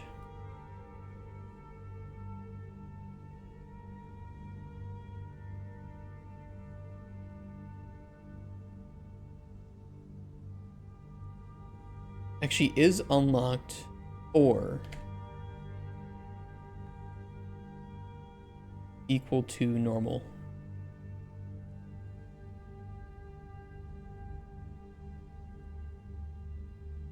There's no processing box for normal.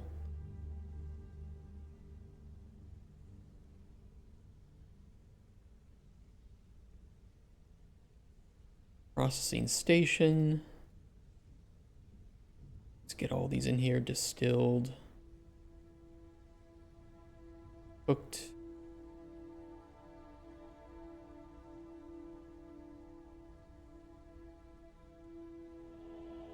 Fermented. Yet to expand on it more, I'm not a big fan of games that make a minigame I mean, it could be either way. They either make the minigame fun, and then they make it so that you can automate it. So now you've just automated out your fun. Or they make the minigame obnoxious and make it so that you can automate out the frustration. It's like, well, you purposefully designed something frustrating to experience in my early hours of playing the game, only to make it so that I could remove the frustration when you didn't have to implement the frustration in the first place. It's kind of like, yeah, I like automated stuff in games too. I'm not a big fan of automating out the fun parts though. I think that games that do automation well make it so that you automate out things that get tedious at a certain point. Like factory games that require you to have to get more resources to progress, but it was fun to get, you know, let's say it was fun to like mine 2 veins of iron ore, but now that you need to mine 10, it's going to be really frustrating. So you can now automate the mining of iron ores. So that, you know, it was fun, now it wouldn't be fun, but now you've automated it so that you don't have to be frustrated, right? I don't know if that makes sense. Free cookie points. Release poop, fix it, gets clout. Yeah, pretty much. Some tedious frustration mechanics can be fun at the start, but get bad over a long time. That too question. Which is why, like, Potion Craft is a really cool game until it asks you to complete the gameplay loop more times than you want to complete the gameplay loop.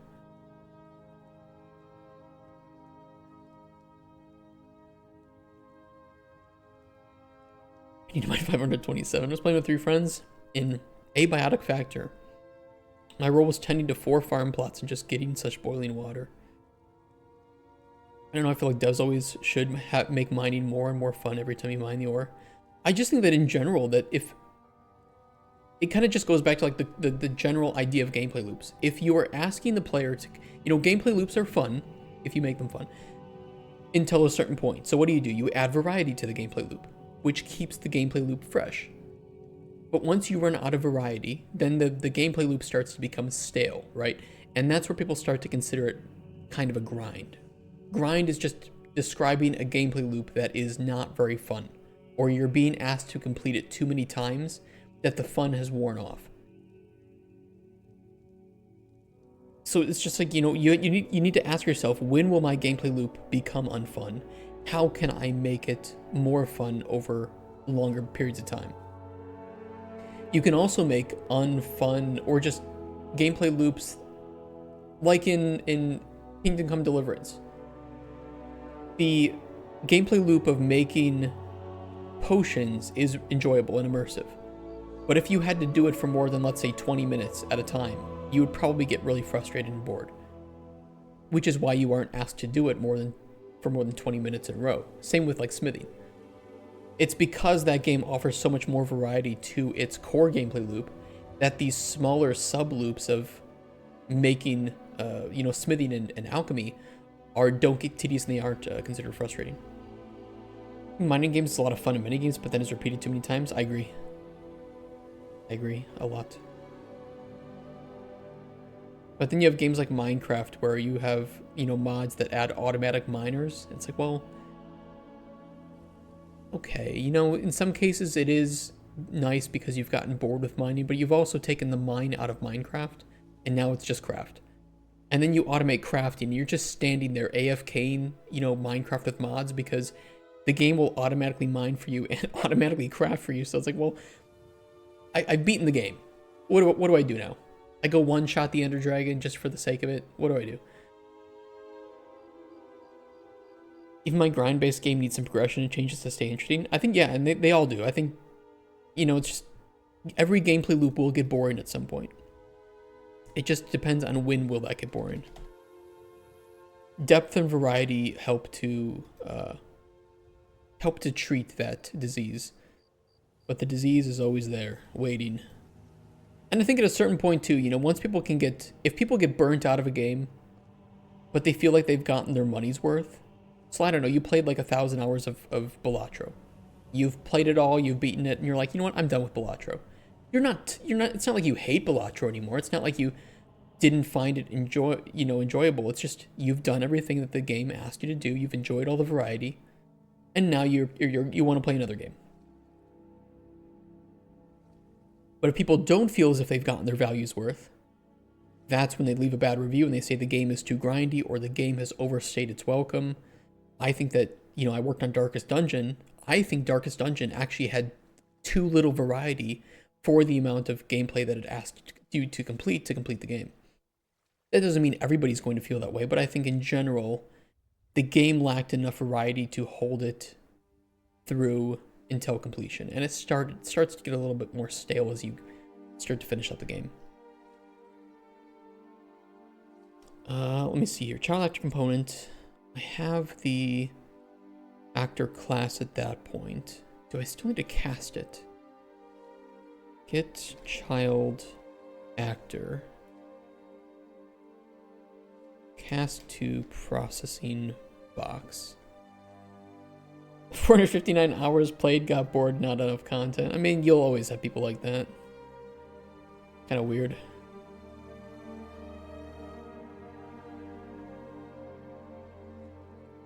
I think there's a variable here. Set state to process to equal to box to unlock. I don't think though on the processing box I have an event to change the text. I think the text was typed in manually.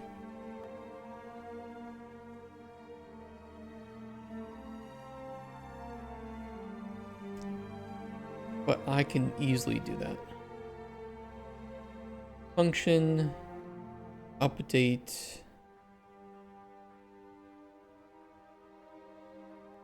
widget text.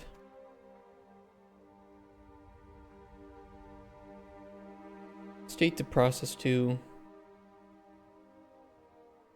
enum to string, get text render, set text.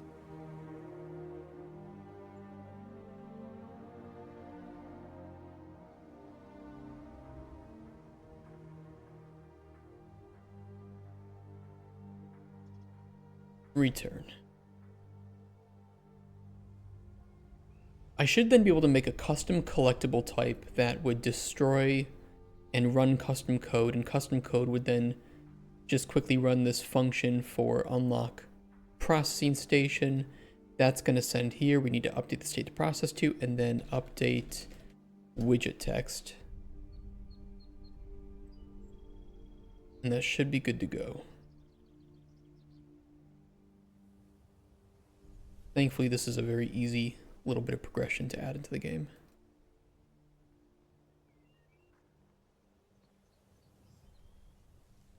But yes, I would say that my overarching goals with progression are to not hinder the player artificially where possible, and to not, or to avoid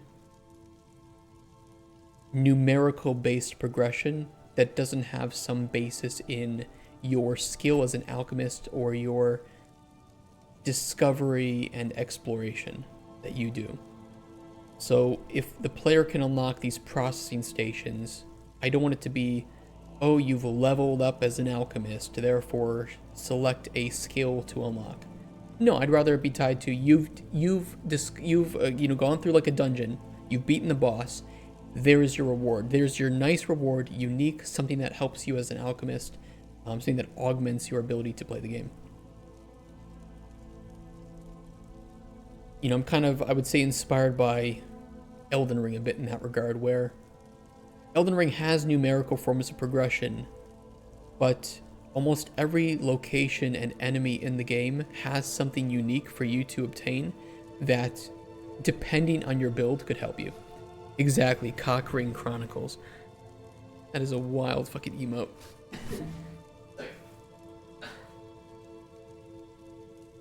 It's hot.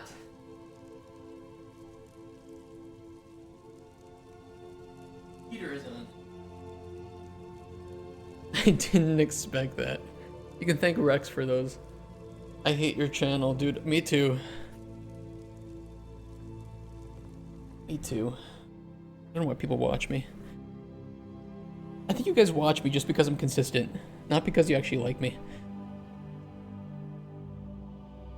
And because I love to get myself in trouble with hot takes.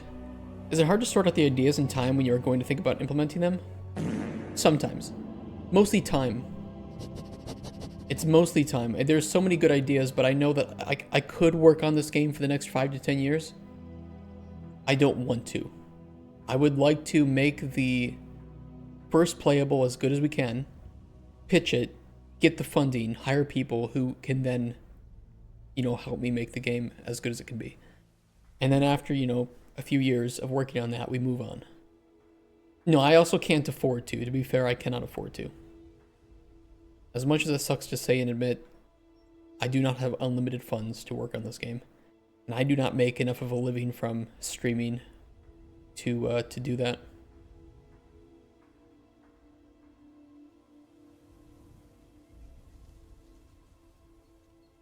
It is what it is. Sub more. I mean, I do appreciate if people sub. I don't think you have to. Mostly following is actually a little bit more important. The number of subs doesn't really help me in negotiating with publishers, but the number of followers does. But I don't want people to follow just for the sake of it.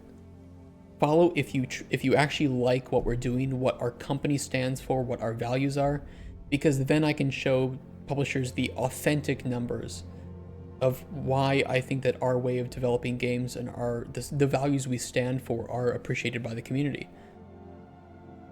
You know, if you don't like to be fucked over by companies that don't care about games, if you would rather that your games be made by people who actually play games and enjoy games and appreciate and respect gamers, if you don't like loot boxes, NFTs, blockchain bullshit, if you like us being transparent about how we develop and the problems that we face, you should follow us.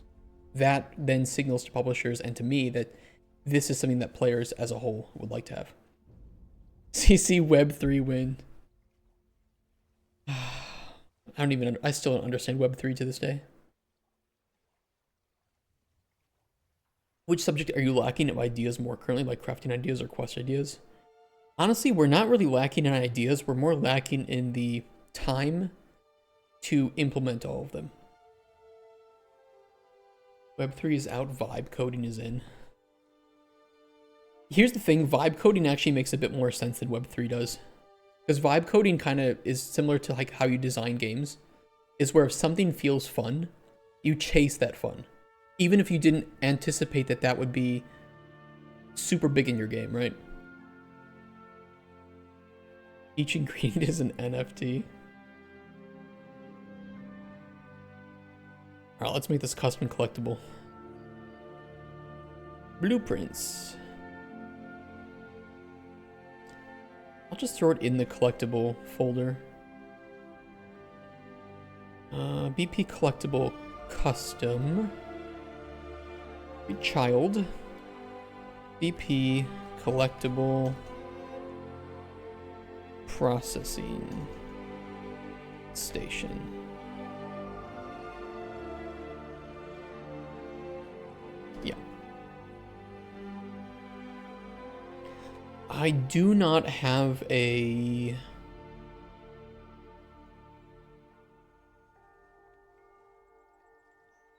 I don't really have a mesh for this.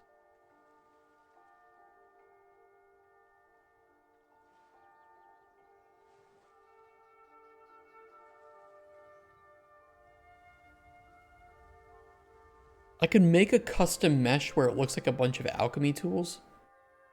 Although I don't really have a whole lot of alchemy tools.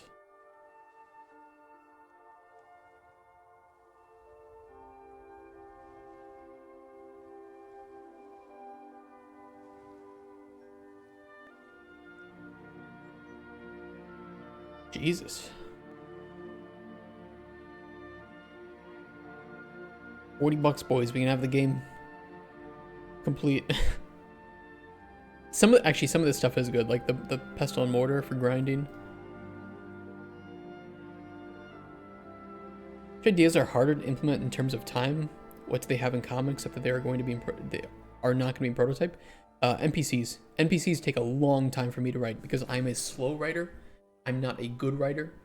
And you have to think about every single effect in the game and how it might change the fate of the NPC. And that's really tough to do because it's easy. I guess it's easier to write just a linear story where you know what's going to happen.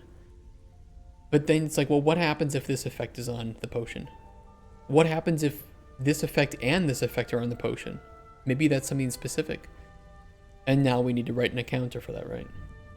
Future narrative designer will have a sad time. I'm thinking 1 narrative designer and 2 writers will be good enough for 3 years. 1 narrative designer to help tie it all together and 2 writers that are experienced in dialogue writing to fill out the content. But I'm not sure about that. I'll have to talk with producers about that. I'm not going to spend 40 bucks on shit right now, although this is pretty nice. So I'm just going to add it to my wish list. It's not stylized anyway, so it's not the greatest.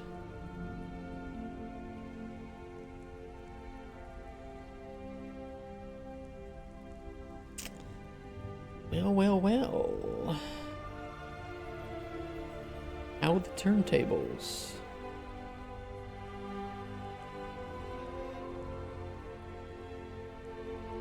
It's not bad either.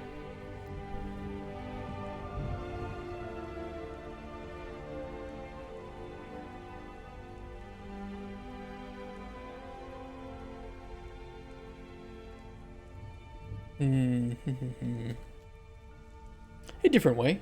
Morning.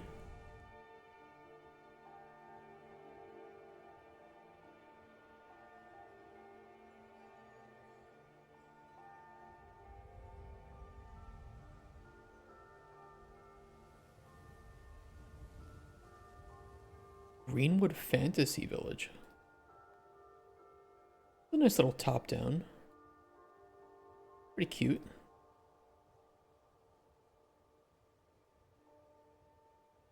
Fantasy interior environment. A lot of props here.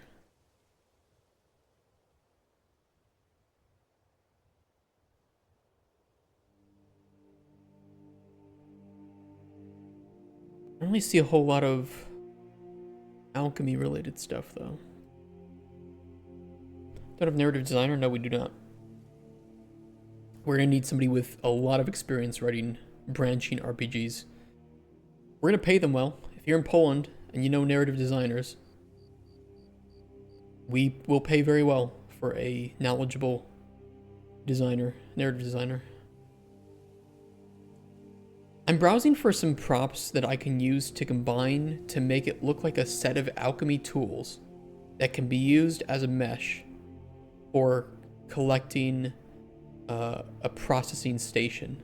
Like it just needs to look like a bunch of tools together, right?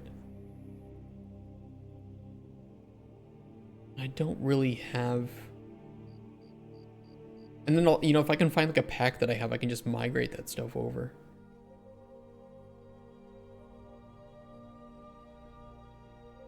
Yeah, like in the lab, exactly.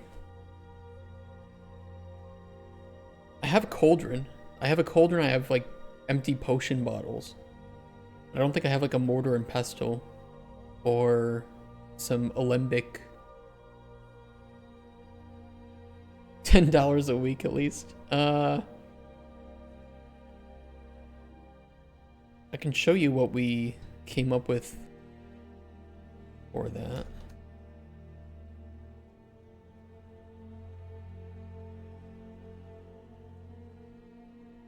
For a narrative designer, we'd probably be looking for somebody senior or lead level, and we would be paying 12 to 14,000 netto.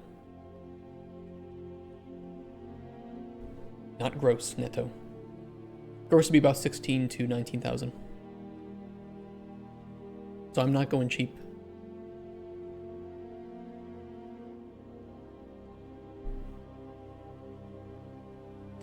Like I tell the publishers, I'm asking for a lot for Poland, but it's because I want the best in Poland. Tell me when you're hiring. You want to work in Unreal? Narrative designer is someone I can actually hire to write quest dialogue narration. You could, if the narrative designer also writes, which they probably do, but there are also different writer specializations. Some people might be really good at writing like overarching stories. Some people might be really good at writing dialogue. Is that monthly? Yes, it is monthly. On B2B contracts, so it's a little bit more because you would have to buy your own health insurance.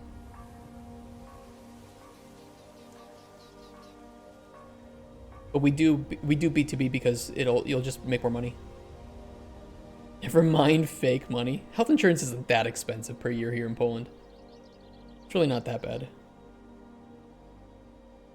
I get the impression that nobody really hires writers for gaming. I think that depends on game, but I would say that writers are 100% hired for games. They might call them narrative designers because they might be expected to help implement those narratives into the game too. It just depends. It really just depends. B2B doesn't guarantee worker rights. I do guarantee worker rights. Like, I put that into contract. So I agree with you that it doesn't by default. I will just put those into contract. That's the benefit of being able to write my own contracts. Like, we don't just say no crunch. We will literally put it into contracts. It's as easy as writing it in. If we say that you have so many days of, vacation a year, we will just put it into the contracts. As long as the employee can hire a lawyer to scan through it. I mean, I'm not going to lie about it. Like, I will put those into there. Have you gotten external funding for this? Not yet. Nope, we're waiting. We're almost there. But I want it, sometimes you only get that one chance. I want to make sure that that one chance is our best chance. For that money, I can work on Dragon Age 5. There won't be a Dragon Age 5. Not after Veilguard. They ruined that.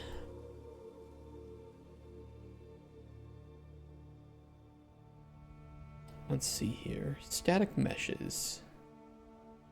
Backpack. I have a backpack. I mean, maybe that could work. And the player will already know that backpacks mean loot in the game.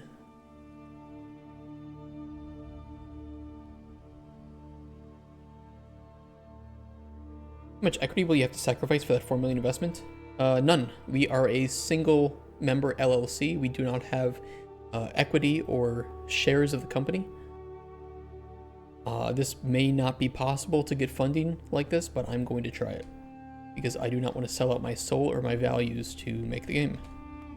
I just typed in value because I was thinking it. Potion.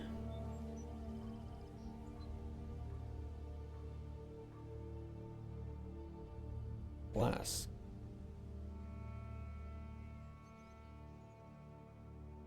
What are these? And the liquid materials. Cauldron.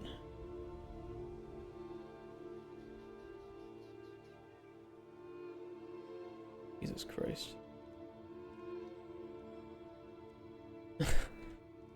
They're kind of shitty. I like this one more.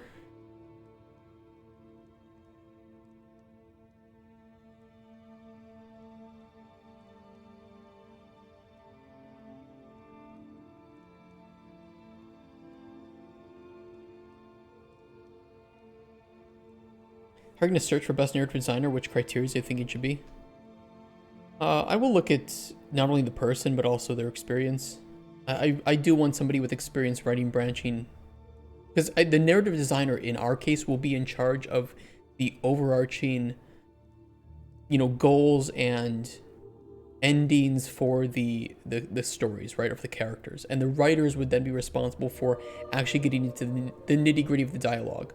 So I need somebody who is very accomplished with thinking, what if? And how might this affect another character? And then they can kind of blueprint the entire story as a whole. While we're working on the vertical slice, we just need 2 or 3 of those characters done. But I want, by the end of the vertical slice, the narrative designer should have the entire narrative ready to go. So we need them from day one. Then we can start to implement all the rest of those after the vertical slice. Which I think in the budget I did put the narrative designer should be there from day one of the vertical. This is old though. Keep this in mind. This is old. Month 3. I would extend it to month 1. This was before I actually knew how deep we wanted to make the narrative of the game, so. And the Veilguard writers, they're probably looking for a job right now. I don't think that they know how to work with branching stories. Just to be honest.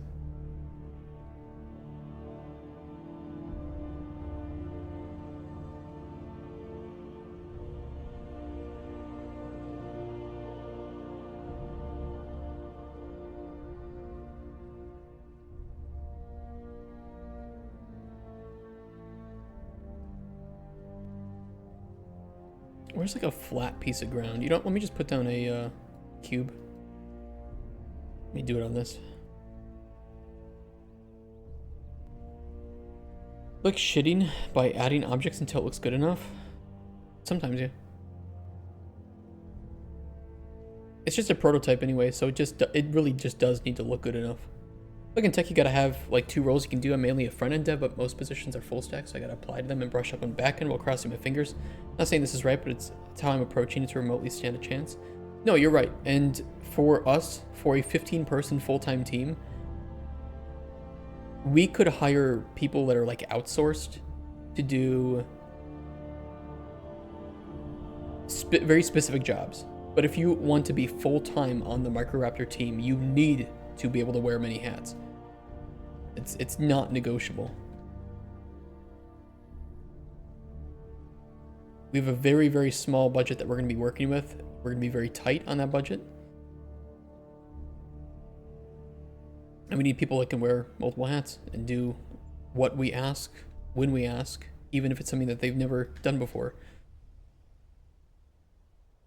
I have worked with people that unfortunately will just not do anything that if it isn't written in their contract for the responsibilities.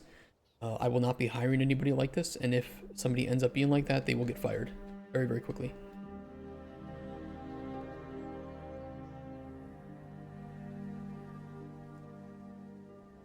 To make your interior of the house in games, hey, just put it down until it looks good. I think that's a very legitimate way of doing things.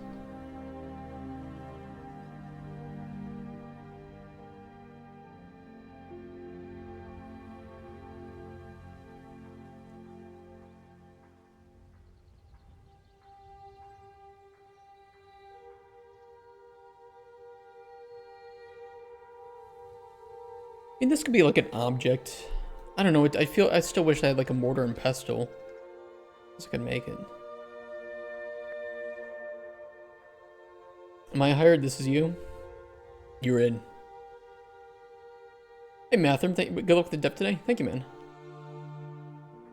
Or it's like the Key and Peele hats. This is like two indie developers comparing dick sizes. Look, I can do this too. Here's my new hat.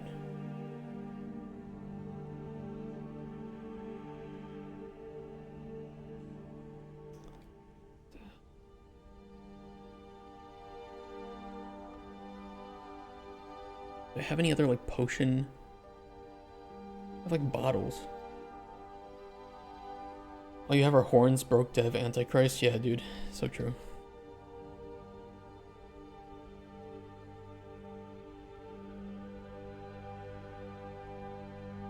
Got a hot take, right? Saying that I'll fire people if they can't do things that we need them to do.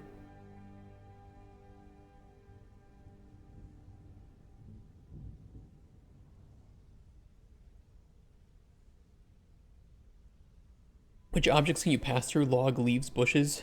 Yeah, bushes you can walk through. Bushes don't have any collision. Same with grass. And most ingredients don't have collision either. rocks and logs do, though. I legit actually just do not have any other potion.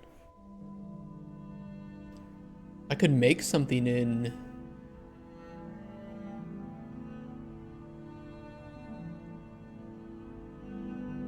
Acid Forge. You post your job advertisements here for your team before you post them online. So if you did one, maybe I can work with you. I will post them on our website. Note that... No, I'll post them on the website. But it's not like we're going to accept somebody the moment that we get the first... You know, we will look through all applicants. I know we have a guy who should be fired, but he got friends in high places, so he works 3 times a week for a pay that's higher than any other in the team. Classic. So there are ingredients that you can pass through, which of them and why? Most of them, and why is because it's annoying to have collision with small things that shouldn't have collision. If that makes sense. Posting your Discord. Yes, I think that having a Discord channel for that too would be nice. Look, if we're hiring, number 1, you will know because I'll be happy that we have any funding, and number 2, I will mention it like a million times. So do not worry. Anybody here will have ample opportunity to get hired.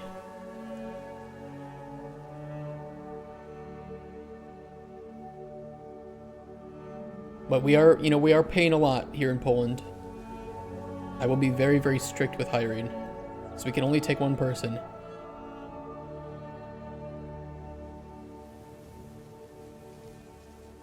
But if you want to know my own personal recommendations,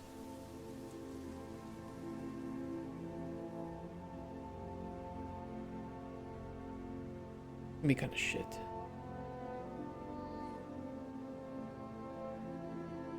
I don't really have a good primitives here for this.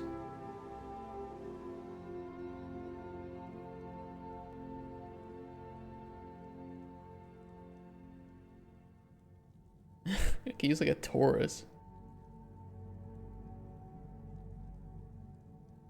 Not really gonna work.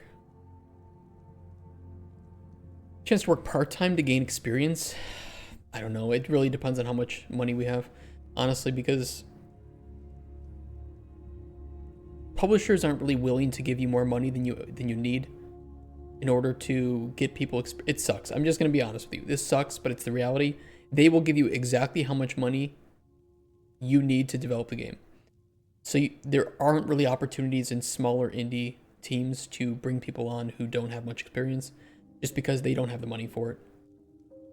AAA companies, sadly, are going to be the best way for that because they have way more money than they need, and they can hire and afford to pay juniors. Can you crush small objects then for them to lose their value, turn into a spoiled version? Maybe, but probably just with potions.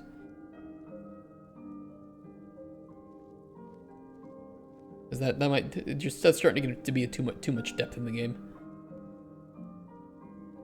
On the topic of small objects with collision, in Skyrim, the initial carriage where you wake up sometimes would just blow sky high for no apparent reason in very rare occasions. Turns out it was a fly colliding with the cart. Nice. Classic. And some good lore. Make a game jam as a hiring process. Here's the thing though, is that I'm not hiring individual people to make games on their own. And game jams are not always the best. They're not always the best judge of somebody's character or ability. I don't know, game jams are very specific in what they show to hiring managers. They're good, but they're not everything. And some people don't have time for a game jam, honestly, unfortunately. But if I'm trying to hire the best narrative designer, it's possible that narrative designer is working on a game at the time that they apply to work with me. And I don't want to make it so that they never have the ability to get hired, you know?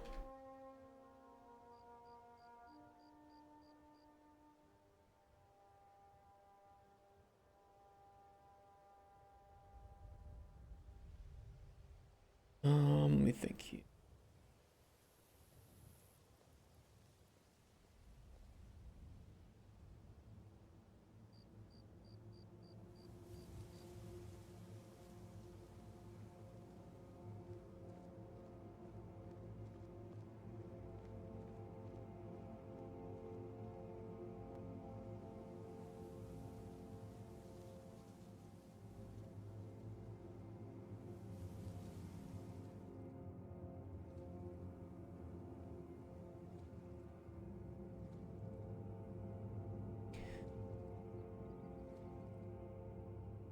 Yeah, if you're looking to be hard with us, just know multiple hats required.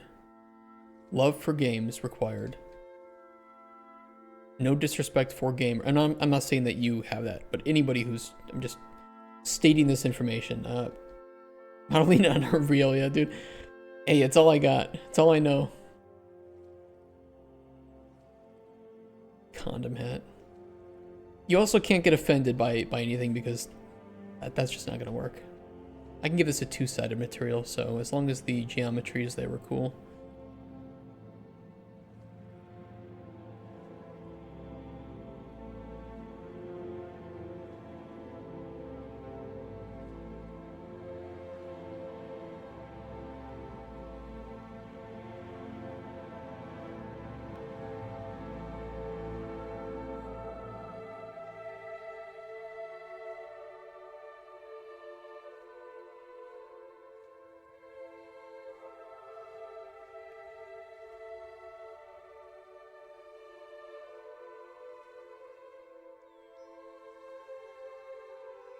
This is gonna make the geometry look really, oop. I don't know. I don't know what that'll end up looking like.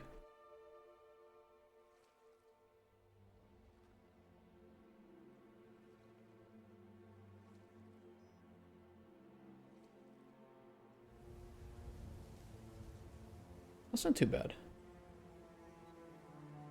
Very high detail, but we can always just make this nanite. I was gonna be a Voltorb. Do you need a concept artist? We probably do need concept artists, but we would probably hire a concept artist on what am I thinking? Contract.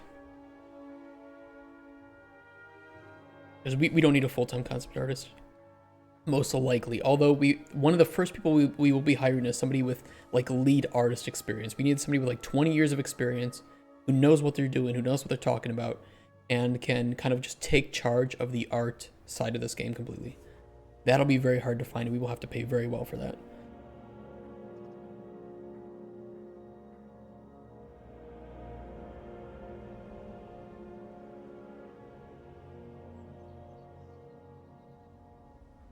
Okay, I need a pestle now.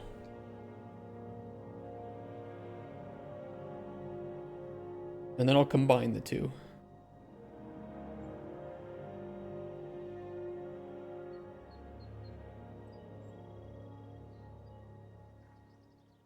I think what I could do...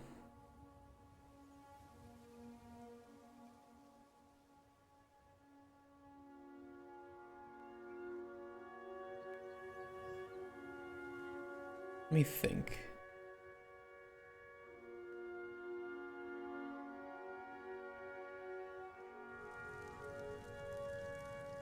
I pull these in somehow. What is the term that I want to look for here? It kind of pulls them in.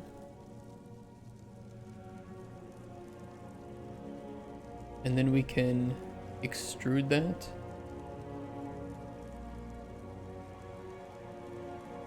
It's gonna look really stupid, but... By the way, I will fix the scale of these. They just need to, like, look good first.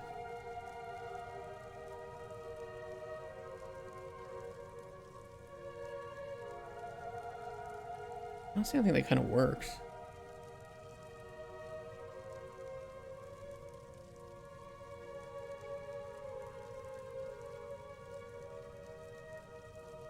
It's acceptable.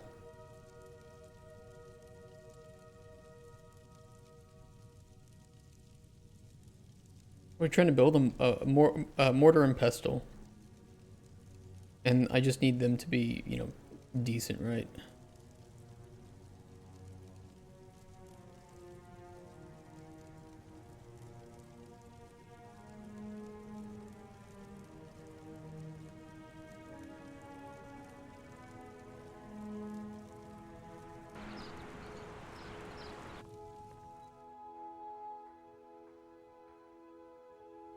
What is complex is simple. Okay, fine, I'll just modify that.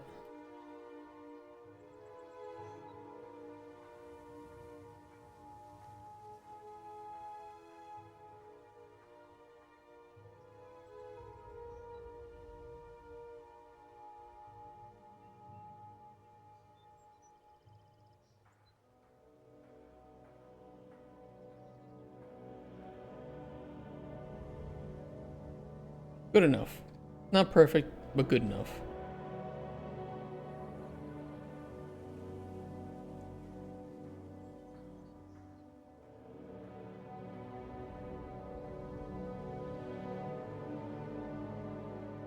There it is.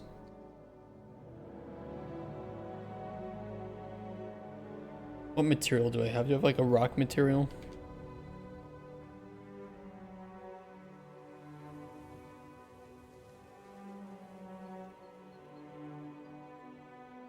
I don't really care. It looks stupid because they're all like specific. They're trying to be specific for a mesh.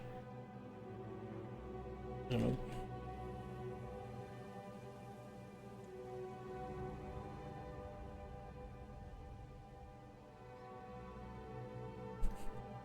You could just make a material off of some existing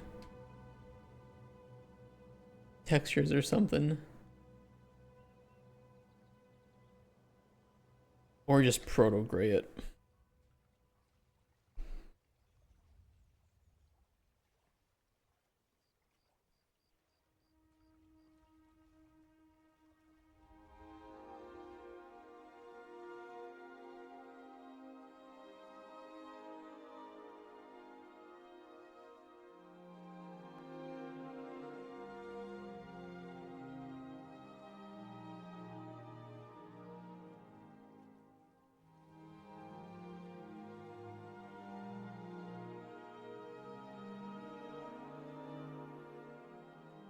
Functional.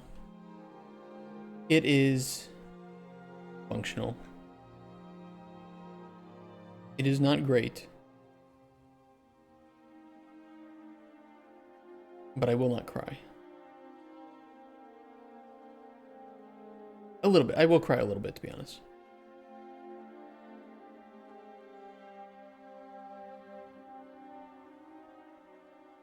Venture keep 100% of the equity, meaning investors will get profit sharing or something like that. If we want to have private investors, yes. If a publisher would just, you know, get whatever we decide on the agreement. I would not be against having equity of some sort. I just want to make sure that the investors that we get understand game development and aren't just some random person with a bunch of money that gives us that funding and they don't understand that that money will not, you know, be seen for like 3 to 4 years, right? And that's a really difficult sell for a lot of people that don't understand game development.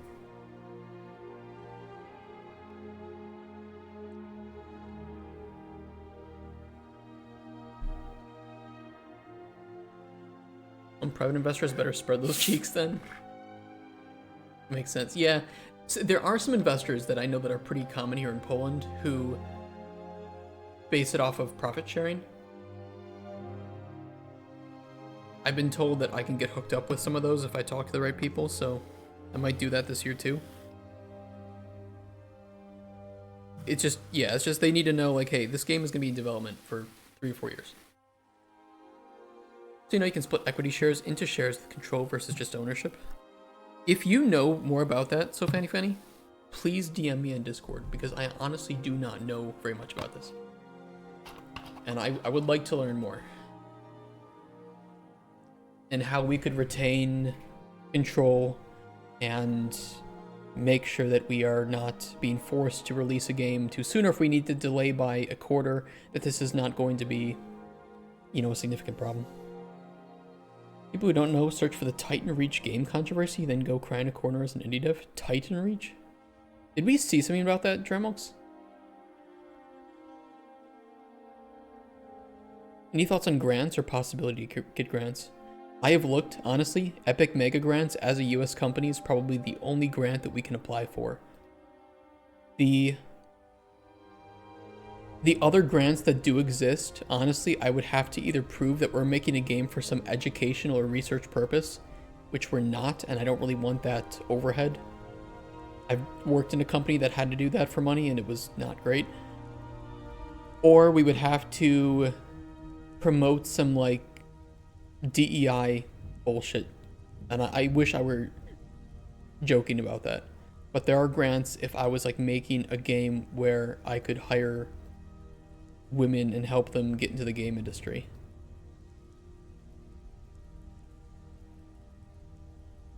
I'm sorry, but I will not, I do not discriminate. I'm not going to discriminate in favor of one person or another. Mark Zuckerberg has less than 50% of equity of Meta, but he owns over 50% of control shares. Can you do that with an LLC, or would you have to become a corporation? CC educational game on how to make drugs. Yeah, drug empire game. Cocaine Chronicles.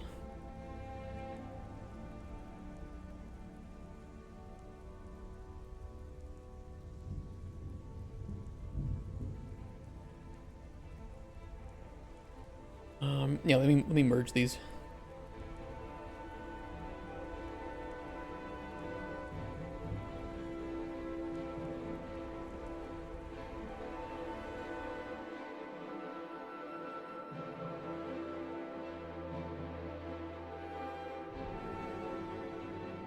An expert, just know a fair bit here and there. Hey, you already know more than me. The only reason I started as a sole member LLC was to make the initial. Well, there are a few reasons. One of them was that it was much easier to set up. It was easier from a tax point of view right now while we don't have any funding. And I could guarantee that we remained in control and weren't, you know, pressured by some outside forces. I don't mind having equity and selling off private investment to the right individuals. You know, let's just say, like, let's just pretend that my dad had money that he would want to invest. I don't know if he would want to. Well, I guess he would if he had the money. I've also told him, actually in private, that I do not want him giving me any money for this game until I can confidently pitch the game and business model to him, and he, as a business owner, feels confident that we are worth investing in. Because I don't want to fuck my parents over, right? It would be the same thing here. Or no, you might have to incorporate into a particular country if some investors request it. Okay. Seeing you're off Polish EU financial support programs as you're not EU citizen, or you check some of those. We are not a Polish EU company, and I don't think that we would apply, unfortunately, because Polish does have a lot of game dev grants, but they would only be to Polish companies.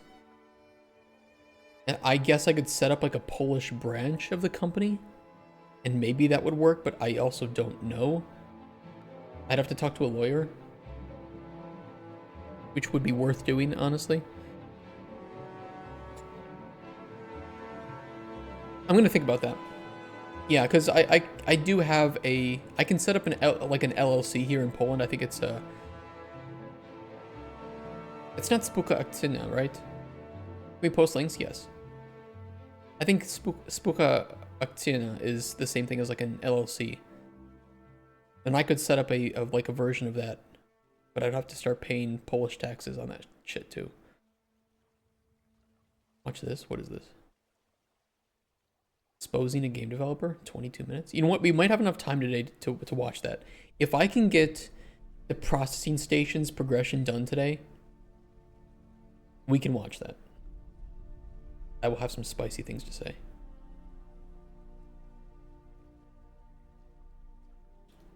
Well, thanks for reaching out, so Fanny Fanny. I will get back to you today. Let's get that whip cracking. Can't believe you made your own mortar and pestle. It looks fine. Doesn't look horrible. Doesn't look good, but it doesn't look horrible, right? Workable. The root's kind of shit. Where's the texture? I don't have like a granite texture. Yeah, it is some kind of mortar and pestle.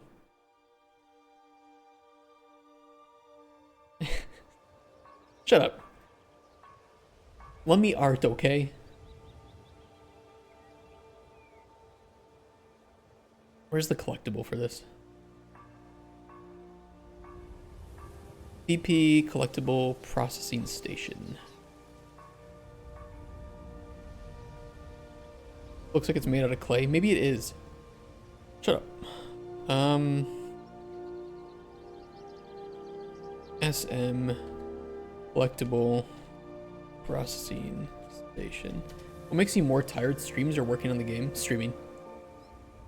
Streaming is very just it's kind of like socially draining. I know that some streamers have gotten into controversy about saying that, but it is honestly true. I can go home and do physical labor after streaming. No problem. But socially, I'm just kind of done. My voice is worn out. I just, I want to rest. But if you ask me to carry a couch up and down a bunch of stairs after streaming, no issue.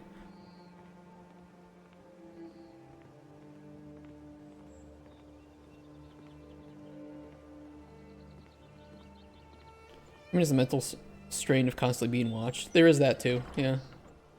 Having to deal with you in chat.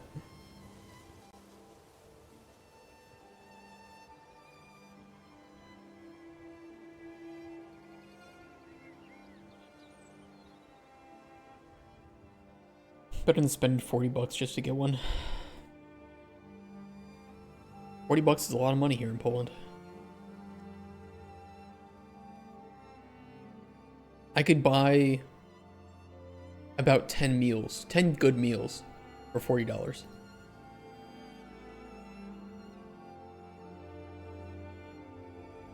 But yeah, there is also a difference between like being on camera versus just streaming. Can you? Yeah. It's called pizza at Biedronka, which are $12 each. That to me is a good meal. I'm not talking about frozen pizzas either. I'm talking about the refrigerated ones, which are much better.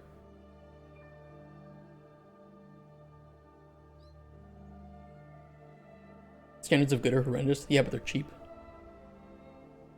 They are cheap. Static mesh. Processing station.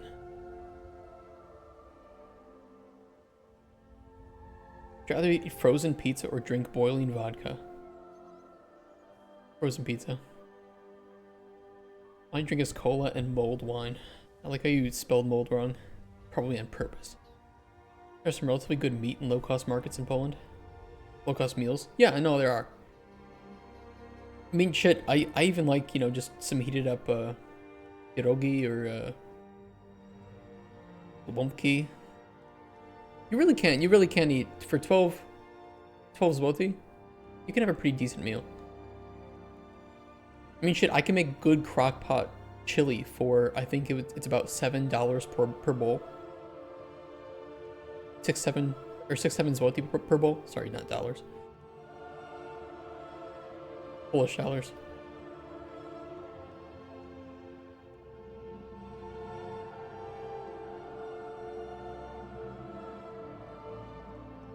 I can also buy Moomin Juan, thank you for the follow.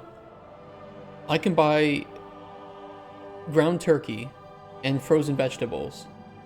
Fry that up in like 15 minutes max. And that is about 10 to 12 zloty. So it's like, yeah, I don't know. It's something, right? How much ground turkey? 250 grams, which is more than enough for one person. Turkey alone is, yeah, it is 10. But that's why it's like 5 plus the 7 zloty bag of frozen vegetables. Like the, what is it here? It's the Vortex.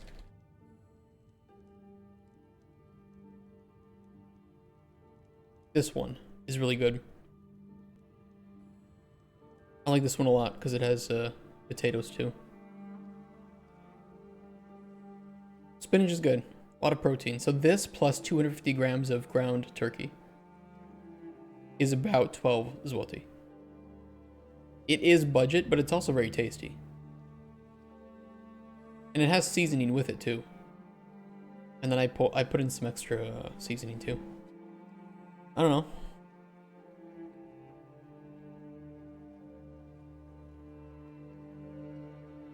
I make my money count. And if you want to know my secret, I eat cheap meals so that sometimes I can buy expensive meals and not feel bad about it.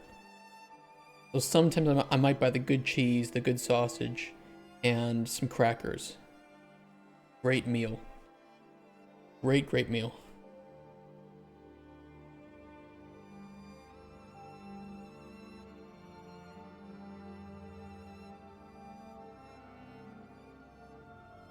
There's our collectible.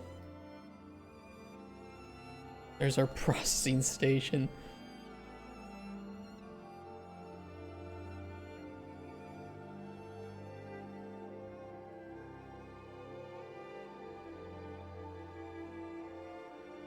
I think what I'll do is I'll put one of these in the house so the player can unlock a very, very basic form of processing right away and see what this looks like.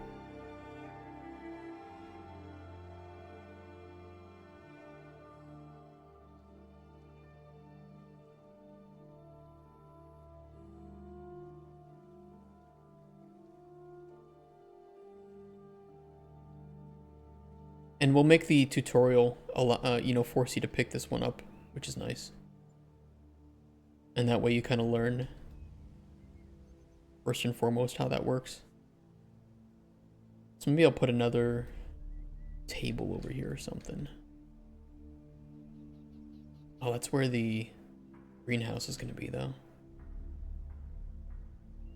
That should be fine.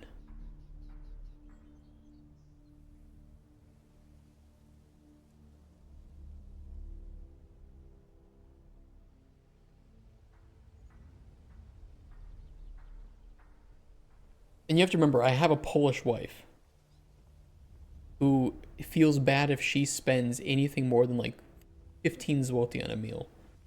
So by me eating a bit cheaper, I can buy her like some nice salmon once in a while, and she won't feel as bad.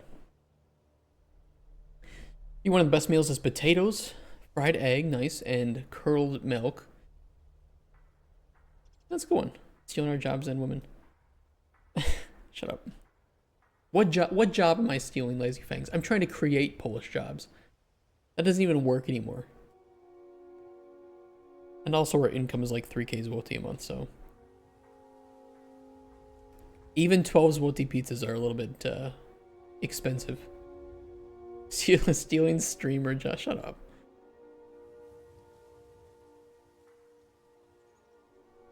Taking the Polish audience away. I don't see you streaming.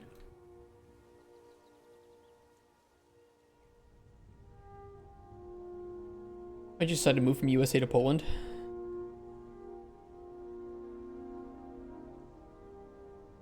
That's one reason. Also, it's just easier to find game dev jobs in Poland.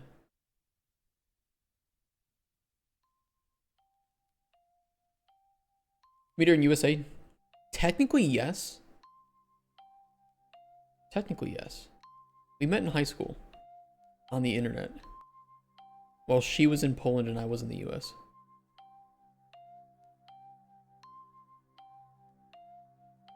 Your ring got black?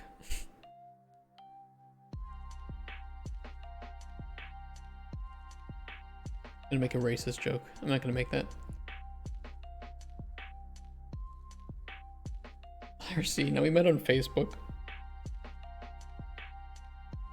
We met on Facebook, we were just talking about like random shit. And then we just kind of kept talking and kept talking. And then that kind of never stopped.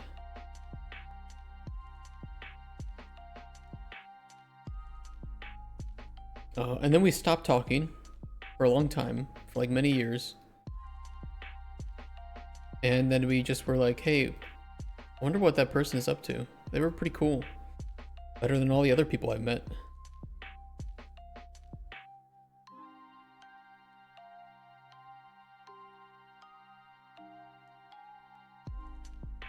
And then that was pretty much it. And well, at that point we hadn't met in person. So I was like, hey, do you want to meet in person? Do you just want to like do it? Like, we've known each other for a long time. We didn't talk for a long time. Now we're talking again. How about we just meet up in person? But she was in Japan at the time studying. And I was still in the US. I was like, okay, well, this could be either really awkward or really awesome. Let's just do it. Let's just see. Let's spend the money. Worst case, we spend 2 weeks together and end up friends. Or maybe it works out. Thankfully, it worked out right away. And then I proposed to her. Like 1 week in after we met in person for the first time. And my wife, IRL, when we were like 12, 13 years old, but we got along when we were early 20 via chat room. That's crazy. That's crazy. 90% of future How I Met Your Mother stories will be internet.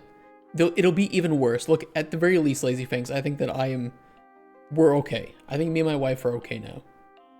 But I think there will be a lot of people who will have like, how did you guys start going out? Oh, we just texted. I asked her over text if she wanted to go out. And there will probably be even stories of people proposing via text or Discord DM. No, I don't think texting is horrible, but I just think that it's nothing special, right?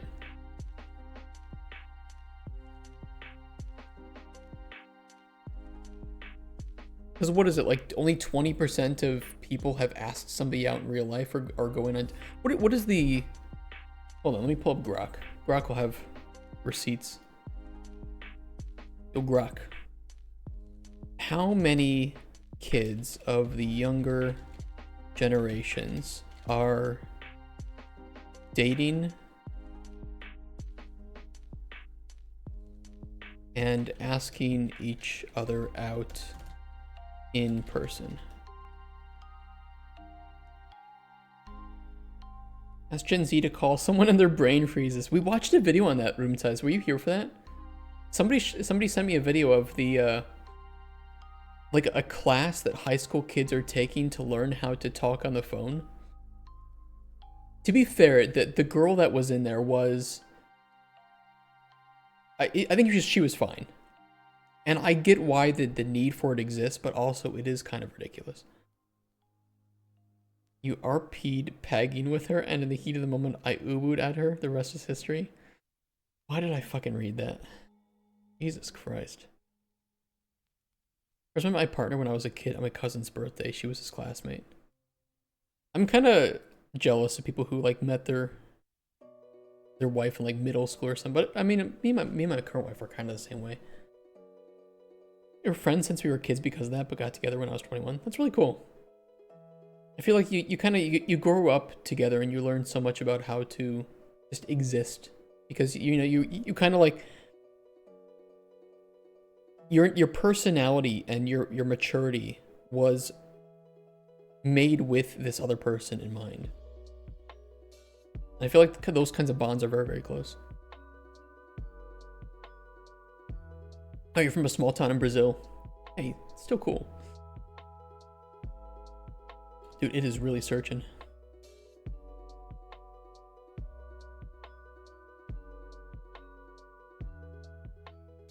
It is going deep.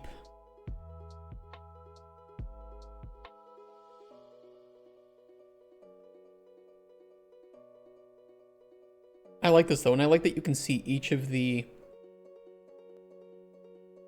references that it uses. The one danger here with Grok and with like ChatGPT that both use this is that the sources, especially if you ask like political questions, could be biased sources, which is always dangerous. Research suggests many young people, especially Gen Z, prefer in-person dating. Well, yes, I should hope any person would, but 90% favoring social gatherings for meeting potential partners. Seems that likely that a significant portion of those dating ask each other out in person, though exact numbers are hard to determine. Evidence leans towards online dating becoming more common, but traditional face-to-face methods remain popular among teens. I'm sorry, but online dating? You should only online date if you are long distance. Or it's like storming outside. What is it? Well, yeah, but let's define what does online dating mean in this case. They don't mean like asking somebody out. I think what Grok means is literally having a date online. What did I ask it? Oh yeah, I said dating. Well, I did say asking, so maybe after this will be like asking people out in person. 44% of Gen Z men never had a teenage relationship. That is wild. 44% never had a teenage relationship? I mean, that's 13 through 19 years old. That means throughout middle school and high school, never had a relationship. That's crazy. Did anybody in here never have any sort of even like small relationship when they were in middle school or high school? Many of the memes about young people are more about millennials than Z, like not liking calls or being family tech support. I don't think millennials have problems with calls though, or not nearly as much as Gen Z. I think millennials are okay on the phone. Oh, you think it means like Tinder? Maybe. It could. My high school only means that maybe a third of people actually had a girlfriend or boyfriend. Really? Only a third? How old are you, Kent? It's sex at 19. Before that, just a couple kisses, I think. Dude, a couple kisses to sex is a wild step up. Never had a girlfriend. Interesting. 35. Okay, so we're pretty similar. Only about a third. And you're a millennial.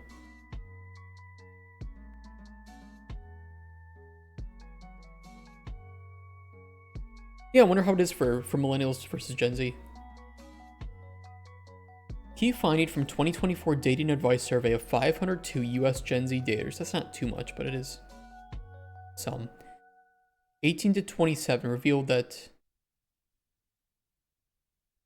I'm sorry, I just saw 27 and Gen Z, and I realized that I'm old. Prefer offline settings for meeting potential partners, such as social gatherings.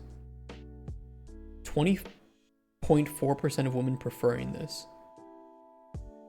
Okay, bookstores, local clubs, and classes. This preference is slightly higher among men compared to women. Really? Interesting. It's only slight though. Not a big number to be sure about. With men also favoring structured meetups like speed dating. I've never been part of speed dating. My sex life started in uni. Lucky, I've only had sex with one woman. My wife. Men also favoring structured meetups. Okay, this strong preference for in-person meetings suggests a significant portion likely initiate contact face-to-face, aligning with traditional dating norms.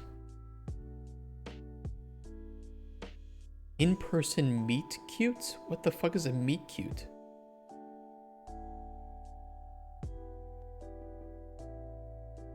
I've had my meet called cute before, but I've never been to a meet cute.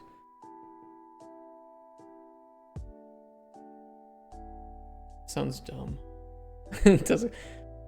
That's so weird though. Only 20% of women and 12% of men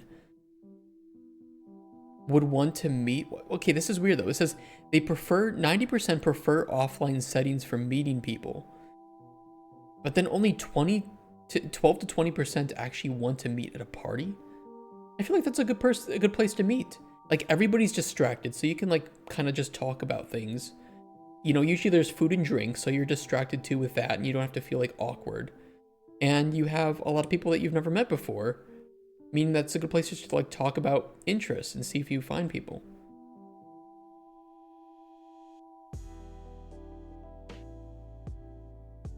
I almost think a bookstore is a lot more awkward. But men prefer bookstore to parties. Okay, but here's the thing. What Gen Z calls a party is different than what probably millennials call a party in some cases. And I can see why men prefer to meet at the bookstore than parties, and women prefer to meet at parties than the bookstore. 100% I can see that. In fact, a lot of male advice is you will find a better woman at a bookstore than you will at a party. I can see this difference. Speed dating though is wild to me. I've never done speed dating.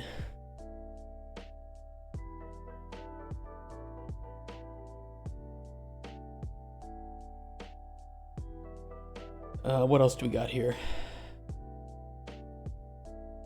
45% of men haven't asked a woman out ever. 75% of women expressed a desire to be approached by men. Sadly, I can see this. Because it's becoming increasingly more difficult and scary for a man to approach a woman and not get called out for it. Even though I think that, like it says here, a majority of women do want to be approached by a man. But it just depends how you do it and when you do it. But yeah, this is both unfortunate for men and for women. I gave up and did the old app dating, got lucky I guess. Sadly, this is outcome of Me Too and other not so well executed initiatives. I agree.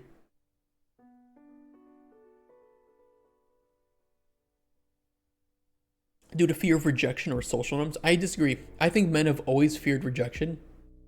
And that's one of the things that, men have to build up the courage for. Social norms, though, I don't know. I think it's still considered the social norm in Western countries for the man to ask the woman out.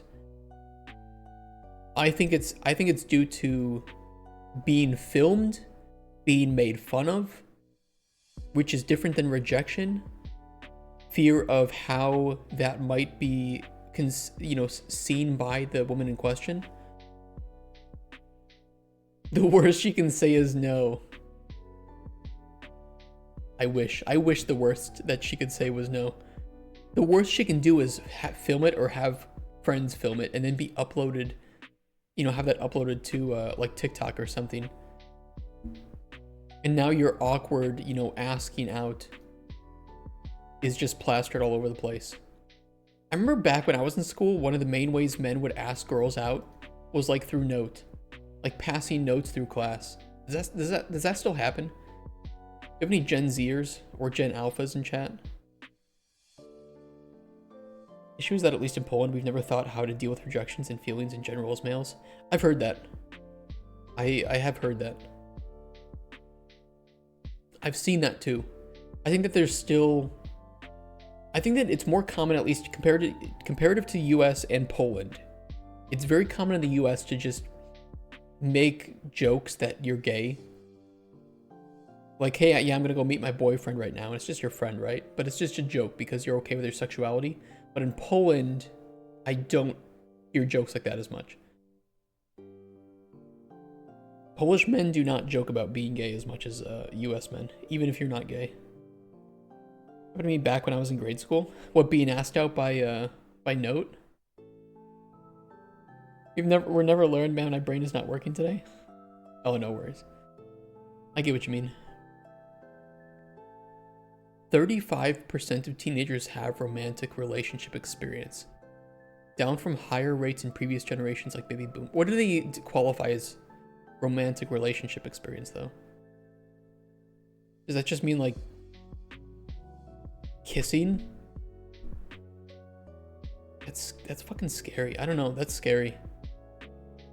Not even having kissed somebody until after high school is wild. I mean, don't you like have parties where you do like spin the bottle or truth and dare? Truth or dare? I feel like that's a rite of initiation when you start to become a teenager. Look, no matter what they say when they're teenagers, every girl and every boy wants to play spin the bottle or truth or dare. Because you're discovering your sexuality, you're discovering that, and doing fun little things like that is a way to explore it. This tangent is still going. I don't know, it's just I like statistics. I know it was weird because they didn't sign it, and I was just looking around like, huh? That's funny. Imagine, was it like a guy or a girl? I mean, imagine being that guy or girl, and you're like, hey, pass this up to her, and you're like, oh fuck, I didn't say who it was from.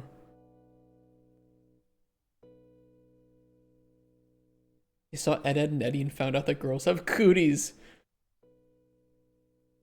I mean, that was definitely the case.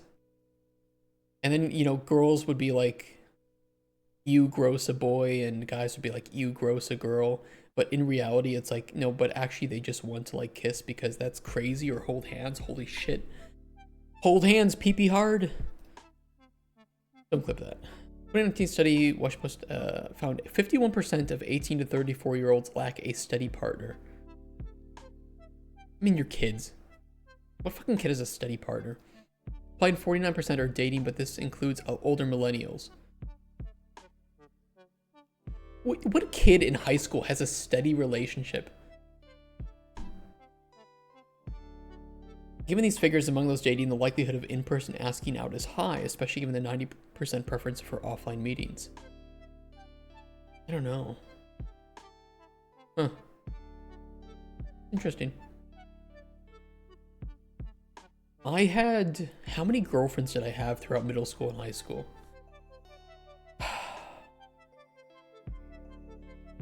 I think like 4 or 5.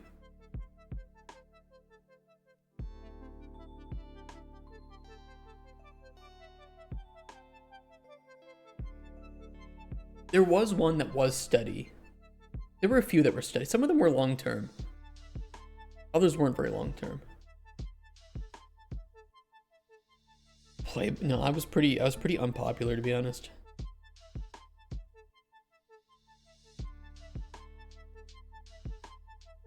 I think I was a bit of like I wasn't a bad boy.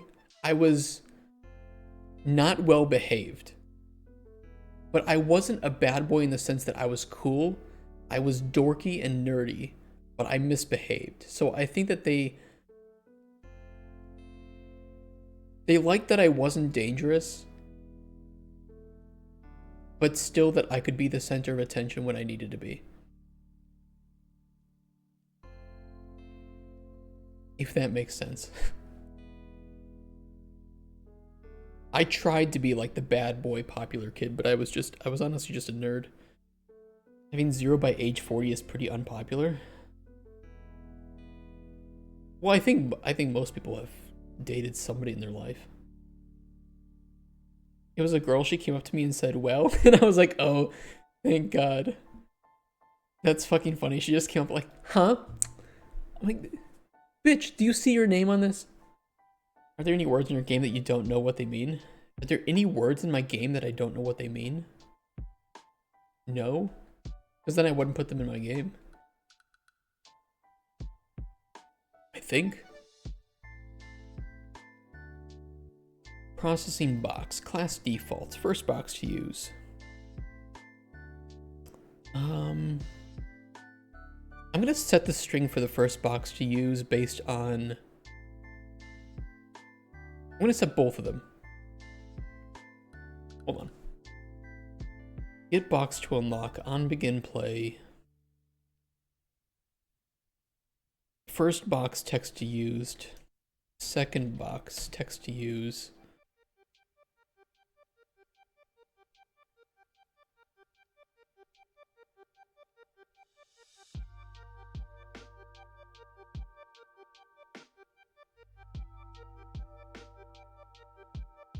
I can build string from this, right? No. Uh-oh, I have to sneeze. Uh-oh. Kurwa. Oh, never mind. Okay. Words like taxes, maybe. Do you pay taxes in Alchemist and CC? I haven't considered whether or not taxes would be a feature. You will have to ask a woman out in Cauldron Chronicles. This is my way to teach the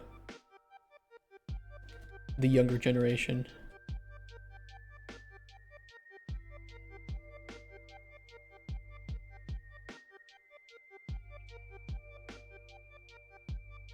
We could make this a junk item too that you have to use.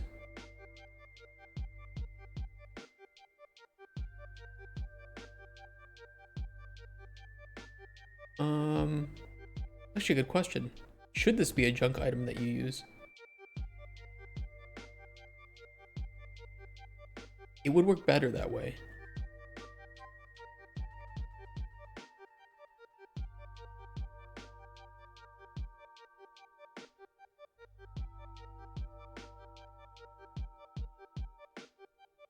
Yeah. You know what? Let me do that. Let me reparent this to collectible junk.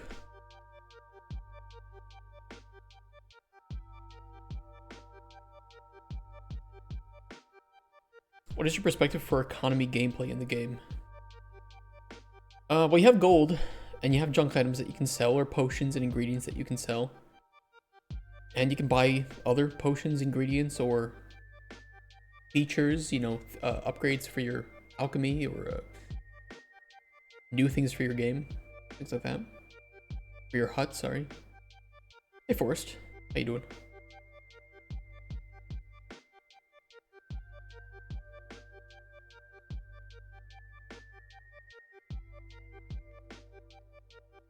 Where is my data? Junk. Jenkum. Not Jenkum. Definitely not Jenkum, just junk. Could I make this one junk type? I might be able to.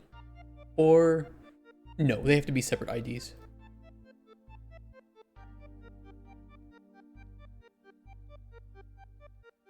You can eat the junk expecting it to be healthy because rats, chickens, cows, and pigs always eat junk and they always are becoming bigger than you. Well, you're also eating rats, chickens, cows, and pigs too. So if they're eating junk, then you're eating junk.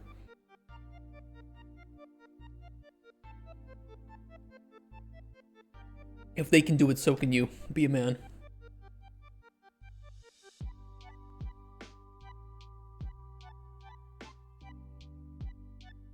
Processing station.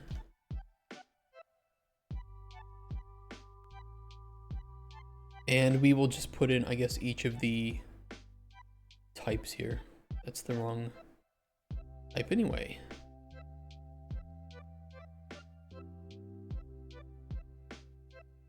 Oops. There we go. Dried, cut, ground, fermented, cooked, distilled.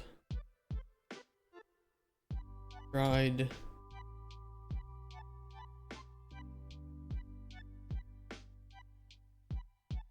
Cut, ground, fermented, cooked, distilled.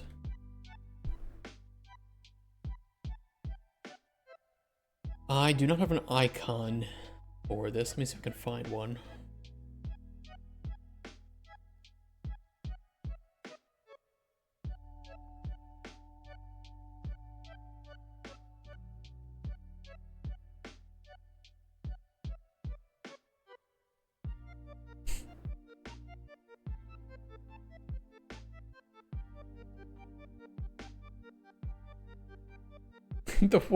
The alchemy engine from Don't Starve.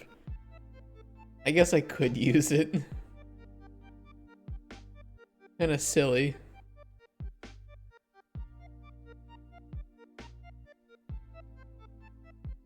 Or if the alchemy table from Darkest Dungeon. Now this is a throwback. That is a throwback.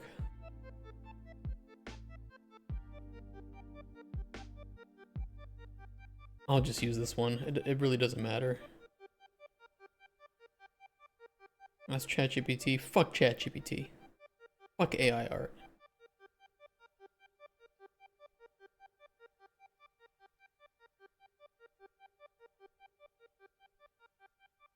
T processing station.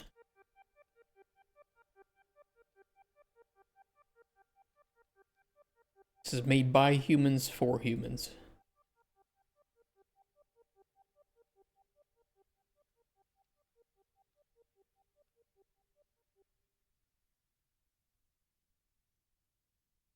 That's right, I'm stealing them off the internet. Old school style.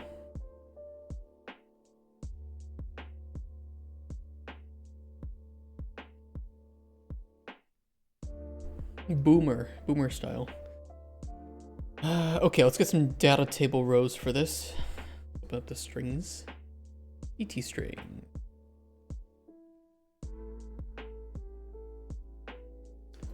J processing station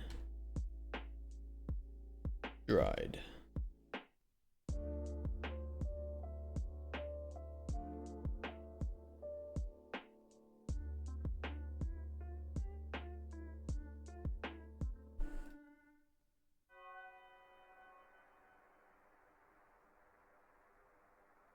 A processing station that can be added to your alchemy table that will allow you to dry ingredients. Use from inventory to add. And then we'll just copy this for the other ones. We need 6 in total, right? Yeah. 2, 3, 4, 5, 6. Drawing, cutting. Cutting, the favorite pastime of high school depressed girls. Cutting. Grinding. Fermenting. I say some weird things sometimes. Cooking.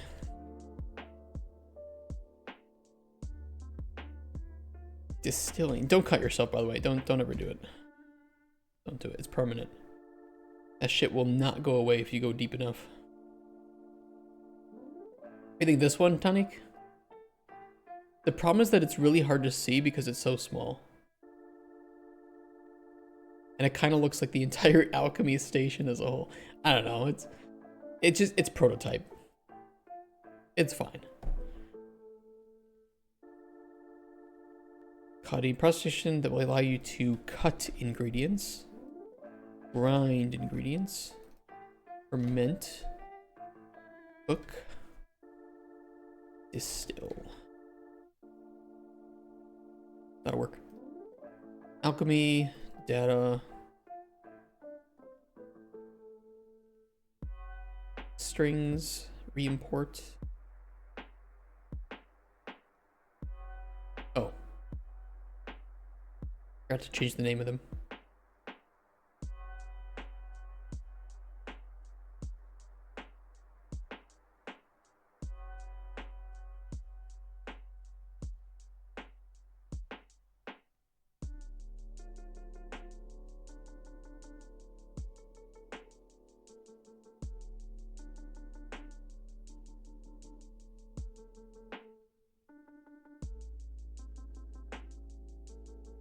Distilled.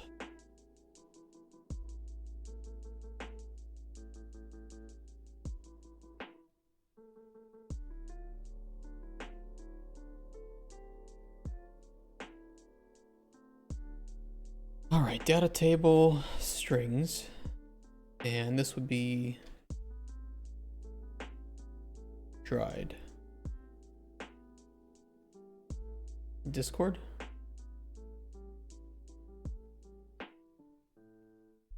It's okay. Look, thank you, Tonic, but I'm happy with what we have. It works fine. It's just an icon.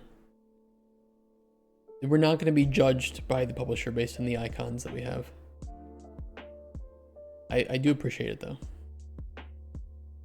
EB collectible processing station. That's not really relevant though.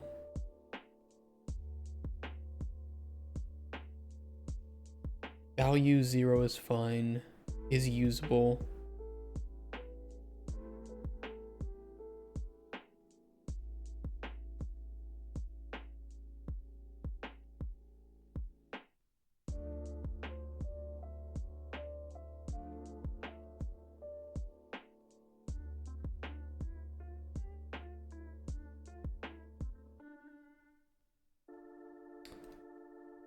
Let me think here.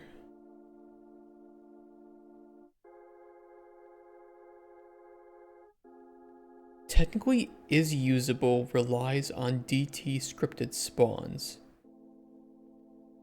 and the row name of that. But because we wouldn't want to spawn this in the world, we just want to call the function to unlock this table. I think what I would do is just run some custom scripts here. Or, let me think. Well, if it's a BP collectible junk item, I can already tell it to run its own script. But that'll do it on pickup, not on consumption. On consumption, it will look for the scripted spawn data table row.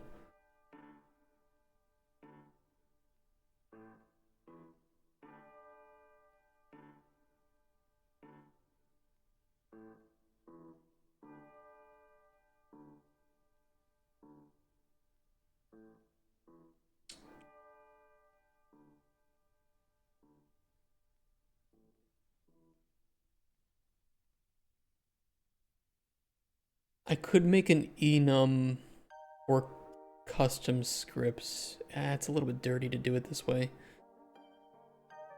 but at least it'll be a little bit expandable. Scripted spawn custom script. Default none. Unlock processing station. That name? Which name? Scripted spawn custom script. It's kind of stupid, isn't it? The enum class name? It sounds dumb, but it is accurate.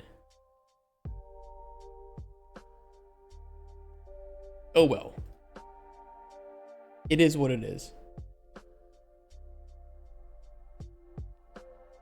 From a custom tag system would come in handy. I'm just glad I made it. This works too. I don't really see an issue with this. Custom tags, they're kind of the same thing as enums. You're just using some modifier to run custom scripts. Works but limited? I don't think it's limited.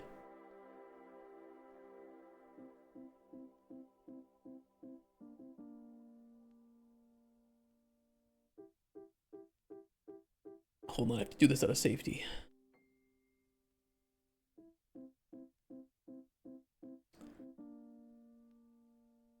You know what, fuck it, don't close it.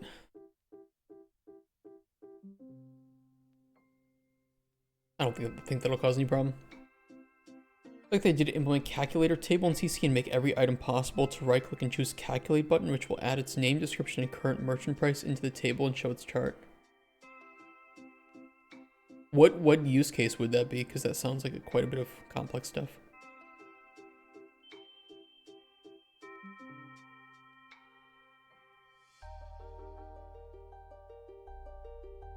SS processing station unlock.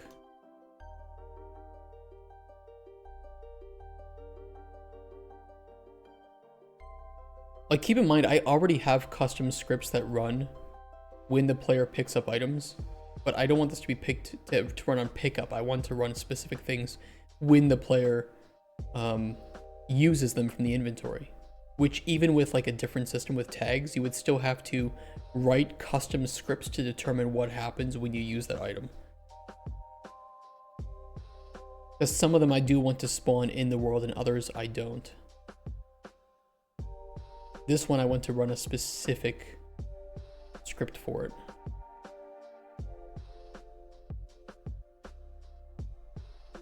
What do we call that? That's called from the function library, right?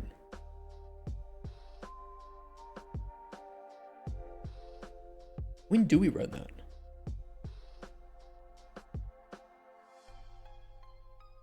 Let me see.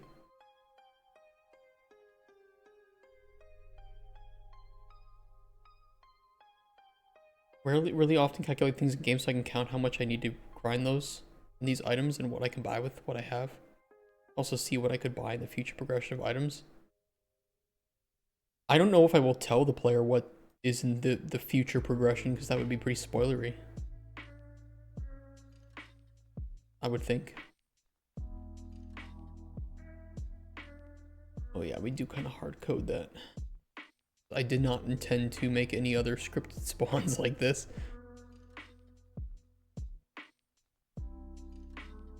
It's an easy refactor though.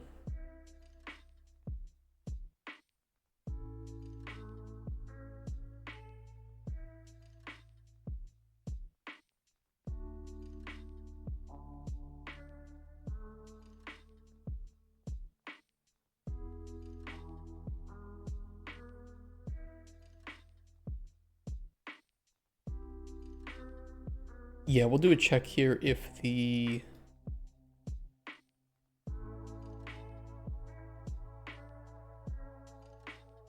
It's part of scripted spawns.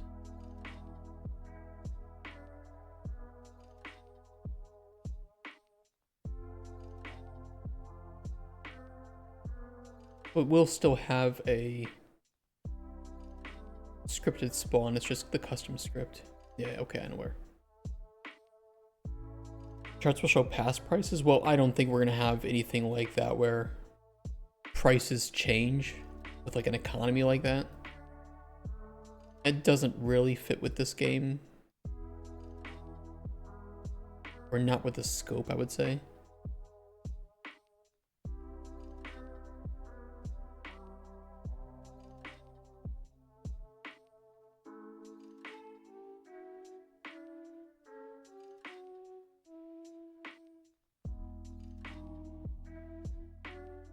Yeah, I don't think the prices... Well, the prices will change, but it depends on the attitude of the merchant towards you. So if you help the merchant, attitude gets better. If the attitude is worsened, then prices will get worse.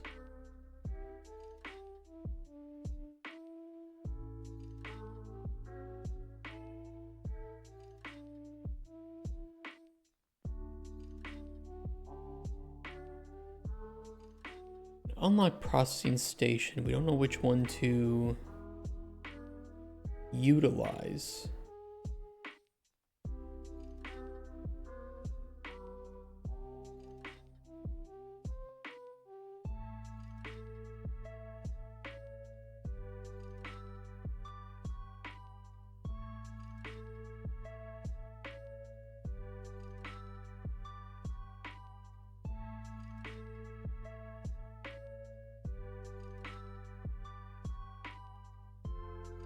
Could use gameplay tags. I'm gonna piss off my programmers and not use gameplay tags just to spite them. Okay, it's just a prototype. All it needs to do is work. And I find it very funny that I can do this. I will do it in the worst way possible just to show you how not to do things.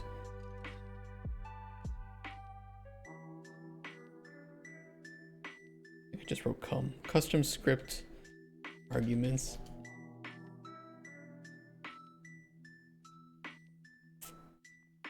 All right, I will use gameplay tags. Okay, I'll do it. I will do it. There should be a file I can edit here somewhere.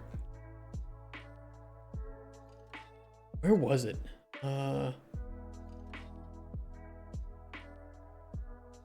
Gameplay tag.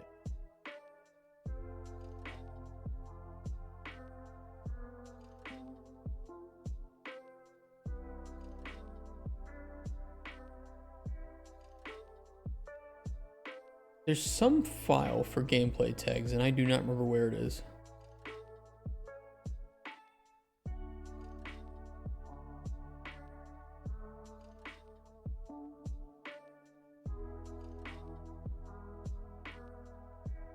At least I thought there was.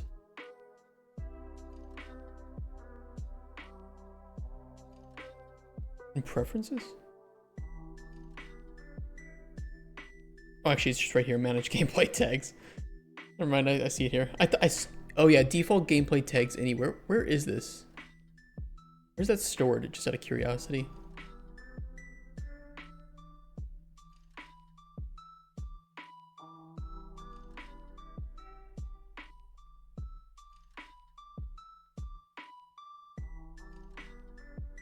Oh, I see. I went right past it. I see it here. Never mind. We can just do it through this though. Okay, source. That's fine. Name. I could just.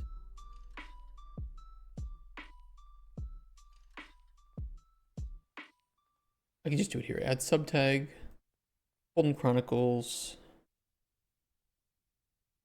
Ingredient states. Subtag to that. Normal. What's the list?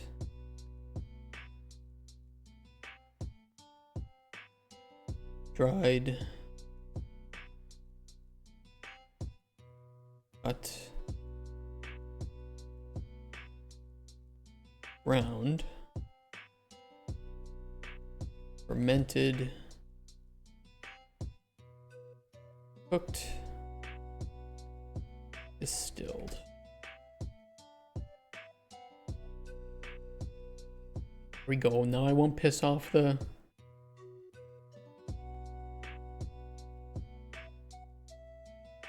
programming team. Gameplay tag container.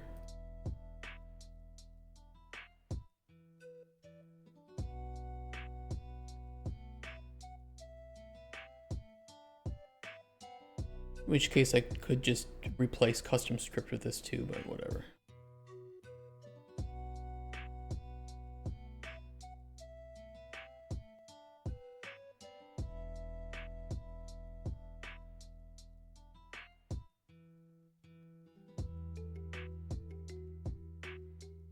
I have to match tag to enum. Could make a function for that. Match.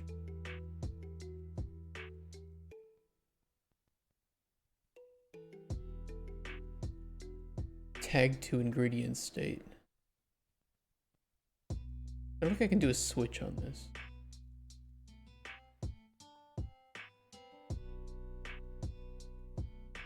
This'll work. All it needs to do is work for this anyway.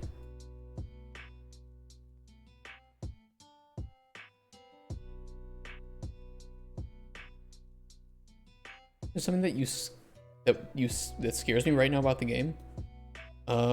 Yeah, they don't have any money. It'd be nice to have. You sweating? No. No, I feel confident that with what we have, which is more than 99.9% of companies have when they go, 99% of companies have when they go to pitch for publishers, with the right pitch, with the right amount that we're asking, I think that we stand a very good chance of getting the money. Hey, Dix.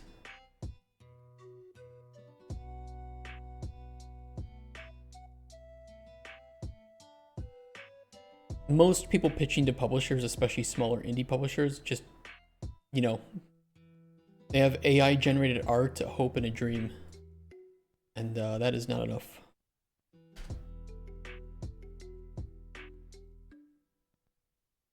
Need to do 4 each loop. I mean, it's just gonna be the first one anyway.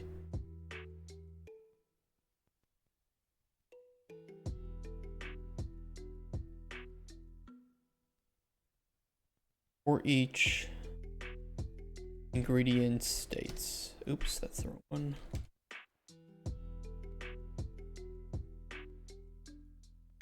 How's it going?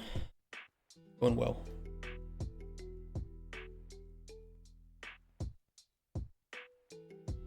Egg structure. I can get the...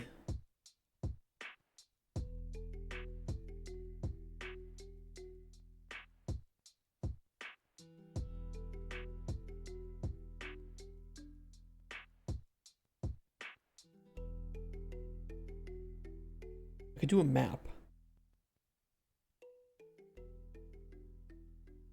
I could do a map of tag to enum. And just find it.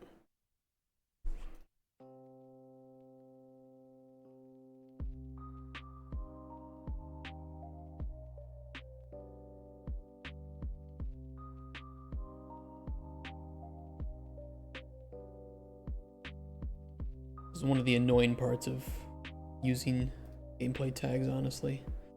Although I don't know if there's a perfect solution to this. Sometimes tags suck, sometimes enums suck.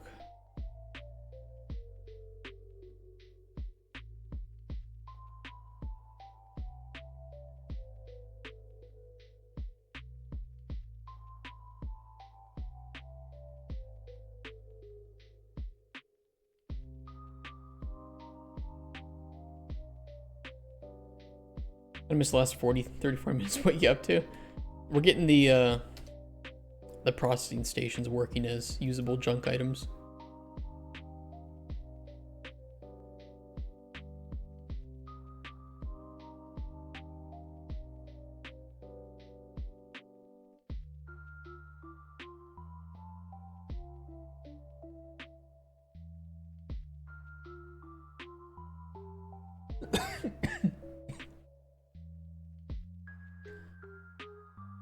All right, where's my states?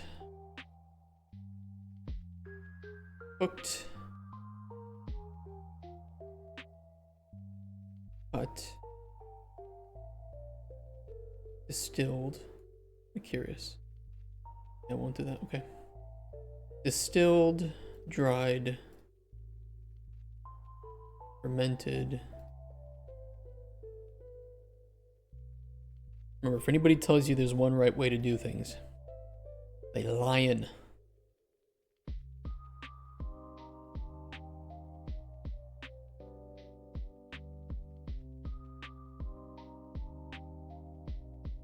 Dried, fermented, and ground.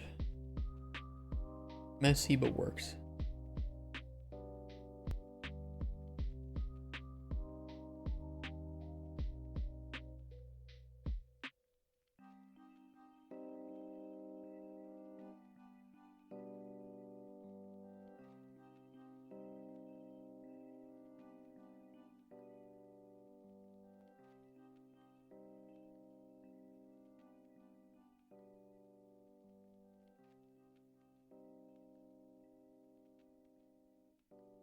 On function tabs, we have a lot of function tabs.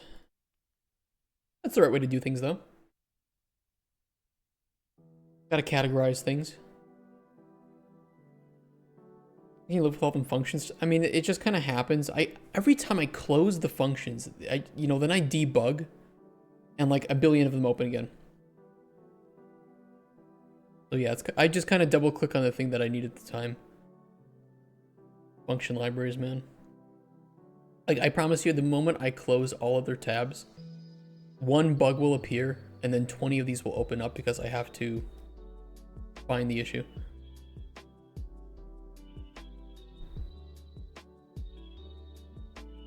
But nah, this is the right way to do it. Trust me, with the amount of like inventory functions we have, this is this is a very good number of categories to have. Which games have the best maps in your opinions? Oh, I don't know. You must not use hard references on things that are optional. Honestly, people kind of bitch about hard references all the time. I don't think it's that big of a deal in a lot of games. I think people get way too zealous about not using hard references in a lot of cases that don't matter. My game has a lot of hard references, uses a lot of data, and the game will run with less than 4 gigabytes of RAM required. So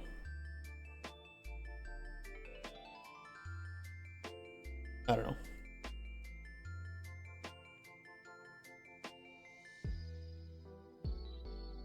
A brilliant way to fix bugs. Delete cache. Does help delete your intermediate and saved. Have a level reference in BPL it's supposed to start menu or game. Yeah. But then, you know, there are certain cases where you shouldn't use it, but also there's a lot of cases where it doesn't matter to use it. What is the percentage of time you code instead of using BP? For me, 0. I only use BP.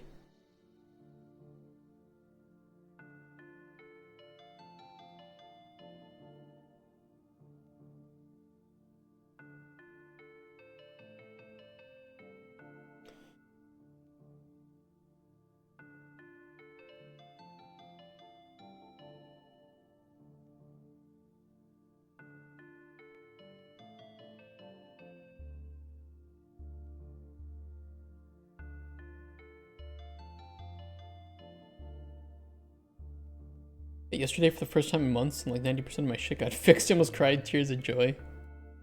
There's a couple of really nasty bugs that are still existing in Unreal as well,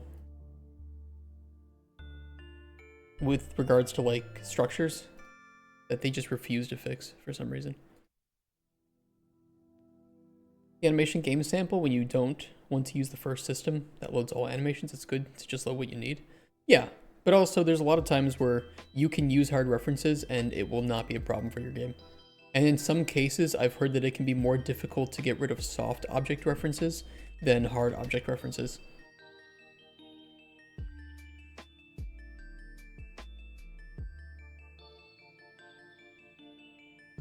And I've seen games that use soft object references that have a lot more bloat in terms of RAM usage than hard object reference games.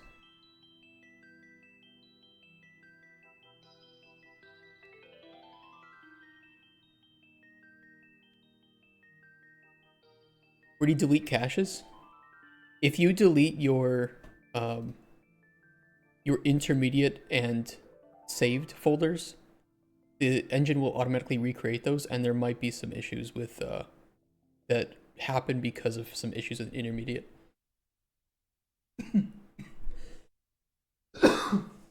Sorry. Yeah, cast isn't bad either. Yeah. Cast is a good node that I think a lot of new Unreal Engine users get scared of, because they get told by people, hey, don't use cast nodes. I'm sorry, but my game instance is always in the game. It's okay to cast to it.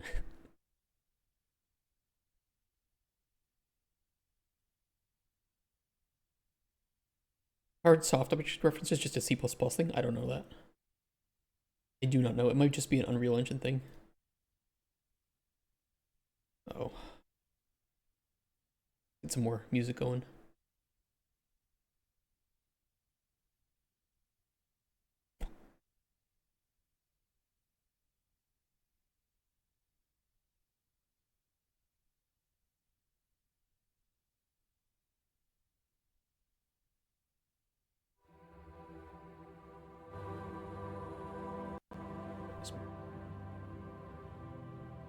Go.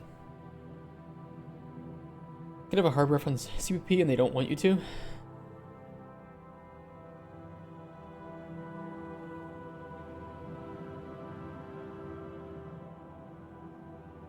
I think rather than, you know, telling like new Unreal Engine users that hard references are bad, I think you just need to tell them when it's okay to use them. And for most small indie games, using too many hard references will legitimately just not be an issue. Yes, your game might be taking up a few hundred more megabytes of RAM than it needs, but your game is probably already taking up 3 to 4 gigabytes of RAM anyway. The majority of gamers have 16 gigabytes of RAM, and the second most have 8. You'll probably be fine.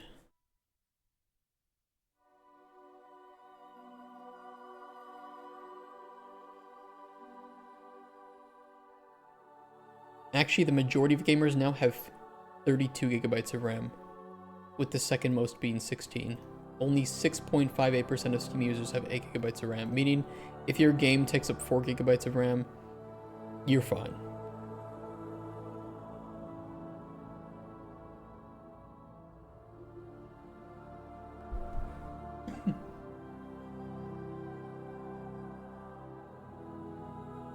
Yeah, I've seen some weird evidence that having a lot of soft object references, if they are not properly taken care of, can lead to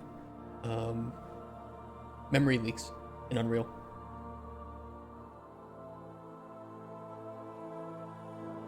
Same for get all actors from class. An old comment that was forgotten saying that it was not advertised to use it often. It's fixed now, should not warn anymore. Aren't U objects hashed at the time of at runtime, right? So getting all actors from class, and if you have to run things or check things from all actors from class, it's actually a pretty fast process, similar to using F names.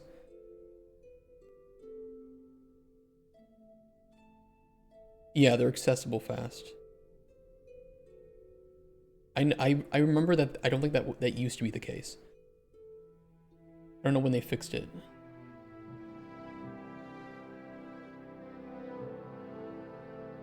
Okay, this should be fine. DT junk. Processing station. Dried.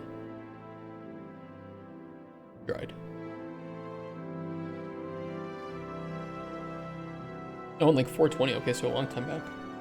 Also, 420 shout out.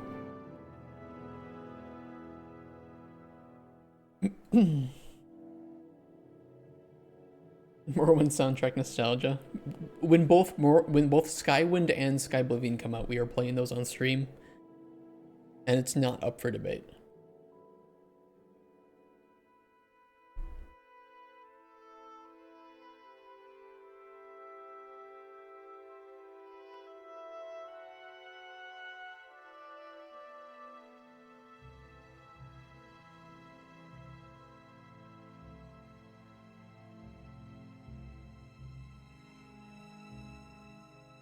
You can hear cliff racers as a background. Or is it the silt striders are like ow or something. They make a weird sound.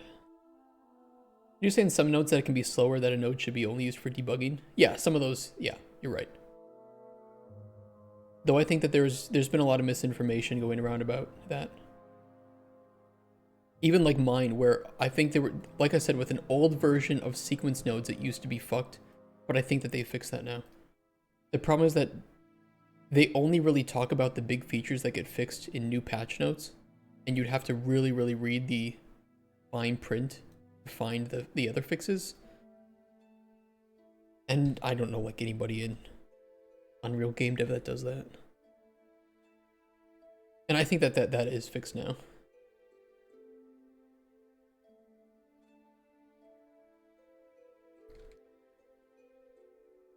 But then somebody watches an old tutorial, they tell you not to use a certain node because of some issues, and then nobody ever checks if it's actually fixed. And then you're here, you're in this room.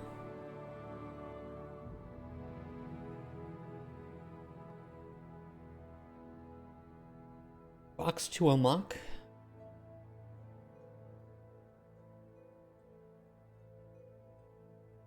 Say this is grind.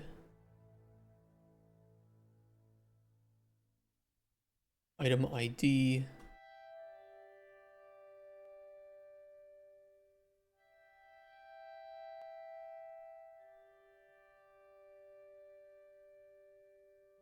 A data table with meshes that are not used often, then you should use soft object reference so it doesn't load all the meshes. If you only use one line at a time, I guess. I don't use data table. You don't use data tables? What lucky game are you working on that you don't have to use data tables?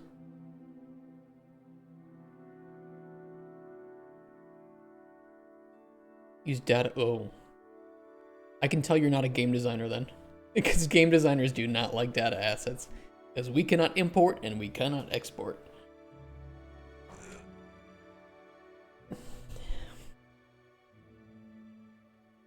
I remember I was working on one game and the programmers made me a data asset once because they thought that it would be easier. We had a very, very quick and clear talk about, please never do that to me again. Data tables only from now on. How do you export data tables? Data table, right click, export as CSV or JSON. CSV is nice because you can then import those from an Excel export. Yeah, very nice. What process do you do outside of Unreal? I have like all my ingredients here, and I write custom scripts to export them to CSV, and then I can just import them directly into Unreal. And they will follow the exact same structure as you have here. Even if I nest structures or I have arrays.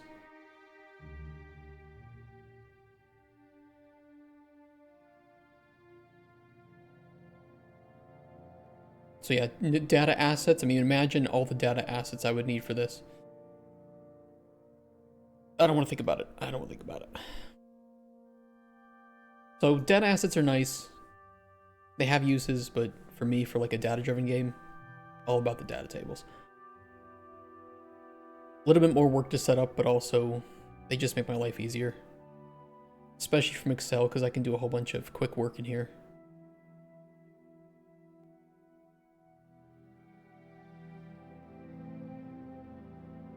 What do you when you need nested items? That's what I put into the script. Like here's my ingredient export script. And then I will build certain arrays in here.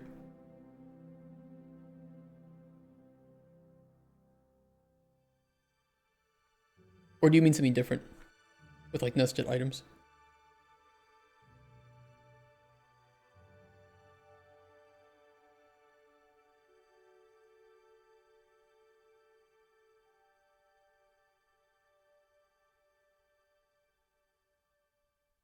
Many to one relationships, basically.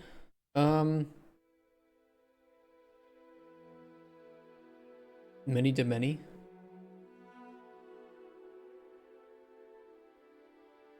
Enums, gameplay tags, whatever works in this scenario.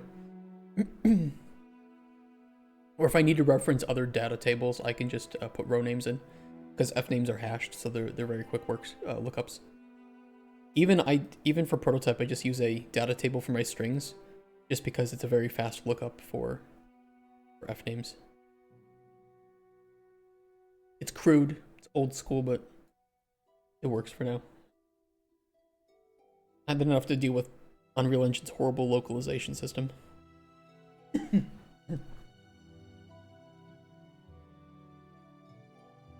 Yeah, the moment somebody taught me that f names are hashed and how they worked, I was like, oh shit.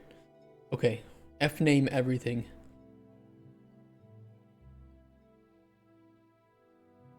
And enums are quick too because they're just bytes and they're bit masked. So if I can get away with it, I try to use, f names and enums where possible. The thing is, some programmers don't like me doing that because they don't like that you can make a mistake with like typing in an f name or something, but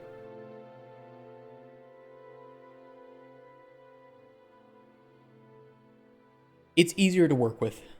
I'll tell you that. It's easier to work with, especially in Excel, where if I have an f name, I only have to make it look like this, and I don't have to like append some weird other bullshit to it for like gameplay tags. Same with enums like we have here. And then I can do validation in my master spreadsheet for these to make sure that I don't mistype it. It's just kind of my preference as a game designer, but I know other game designers might prefer something else. It is what it is.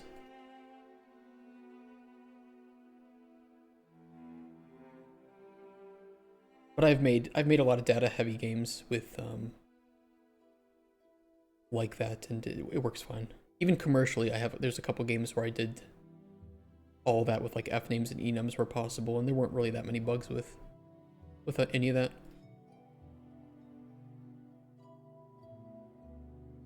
Okay, I think we're good here.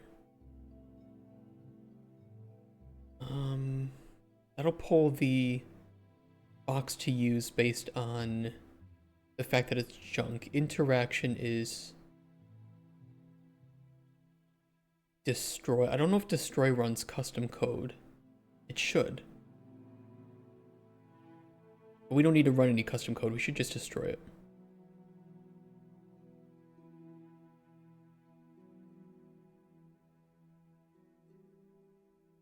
And I think because it's a collectible junk item, it will reward the item ID. I'll check it. I will check it. Did you mainly use point lights in caves? Emissiveness due to lumen and a couple of point lights. What are you doing? Try to be a big streamer? Am I? I don't know how many people are watching right now. I turn off all the metrics like that because they're distracting. Processing station grinding, processing station drawing. Well, that's clearly not working.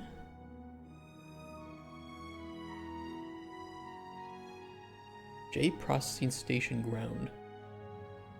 42 viewers. Well, welcome, guys. We like our lurkers.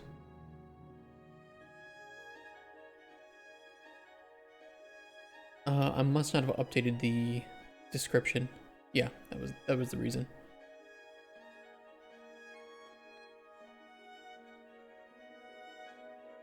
My mistake. Can you just put an emissive material with big value on an object? It doesn't even have to be that big, but if you're using lumen, yeah. Anything that's emissive will apply to lumen.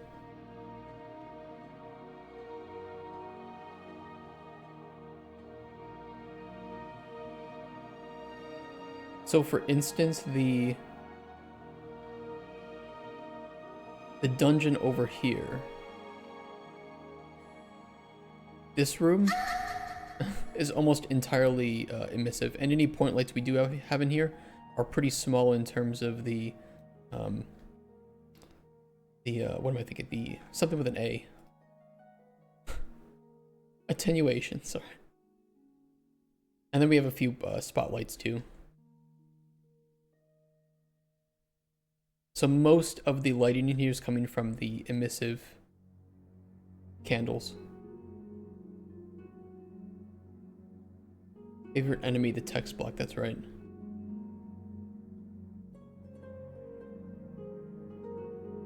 I think down in the caves it's pretty similar.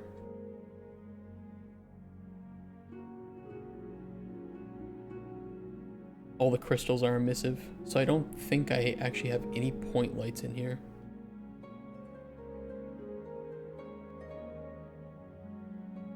Oh, I have one. I have one for this. Everything else is emissive. Couple torches too in the hallways.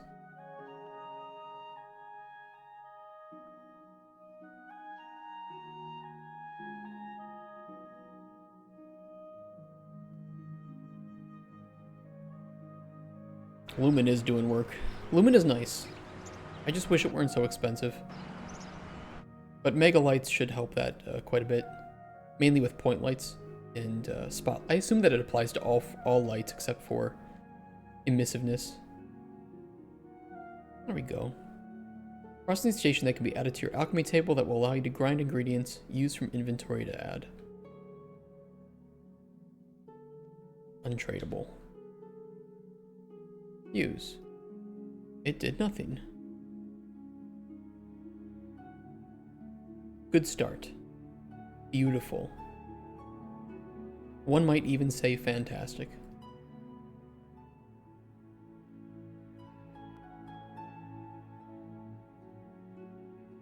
Let's see why.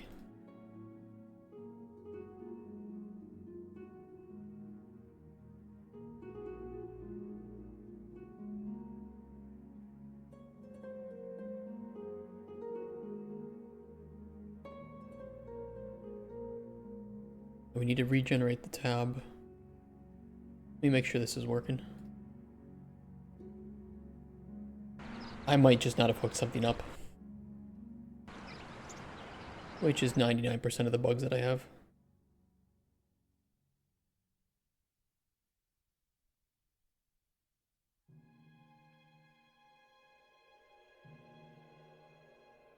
Or this match isn't working properly. But I think that it is.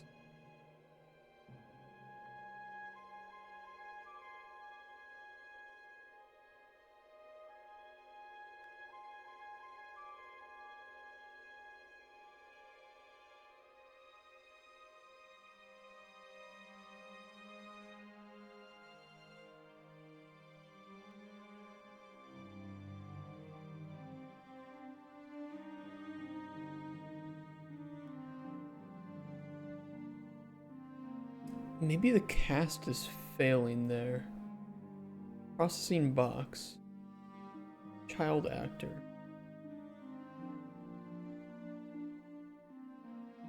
Oh, I said it. Yeah, I said the wrong thing here. Processing box. There we go. I was spawning a whole new station.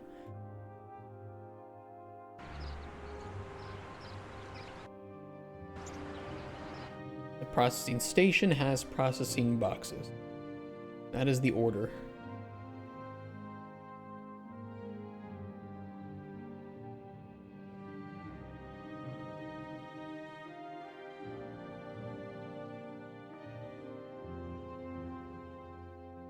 Now, does it work?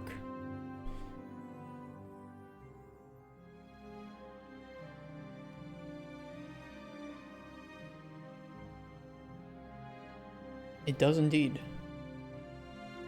One thing I want to check, if I can line this up correctly, is what happens if I spawn it with something inside there? And I'm pretty sure I know what will happen.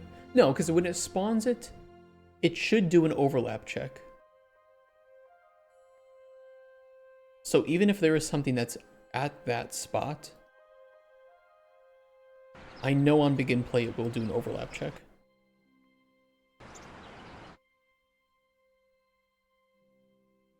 I'll just go put a whole bunch of shit in there and see if it works. Oops.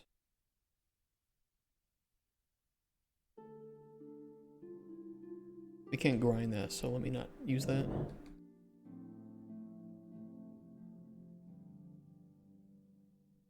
Okay, it was about here-ish, so...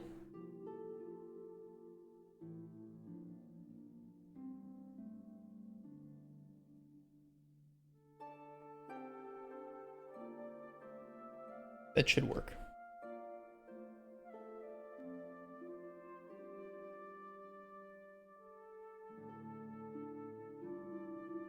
Yeah, and even the ingredients that are clipping with that should be fixed the moment we try to grab them.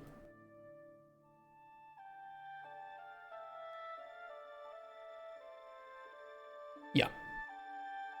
Awesome. Okay, that's working. We just need to place the rest of these around the map somewhere.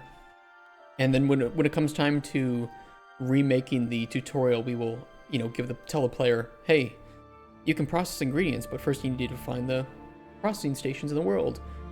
We have one for you right next to your alchemy table. Something like that. Alright, give me 1 second. I'm gonna go to the bathroom. I'll be right back. Hey, Mertusa. Beerby.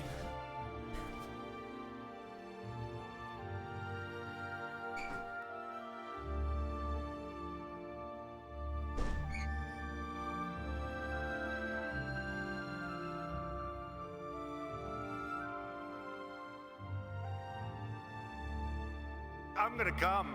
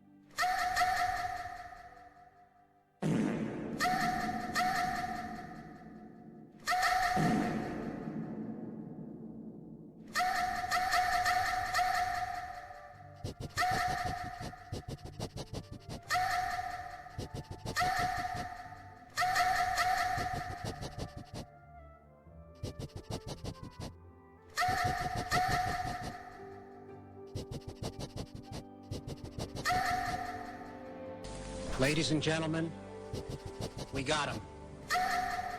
Mr. President, wake up. What the hell is going on? What the fuck?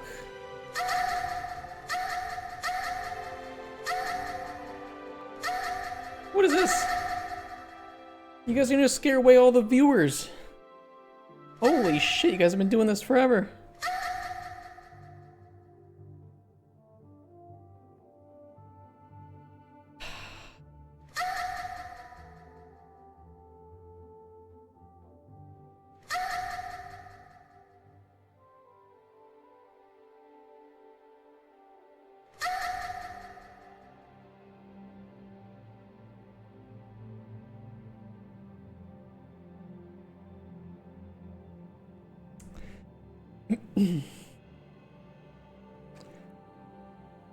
All right, back to work.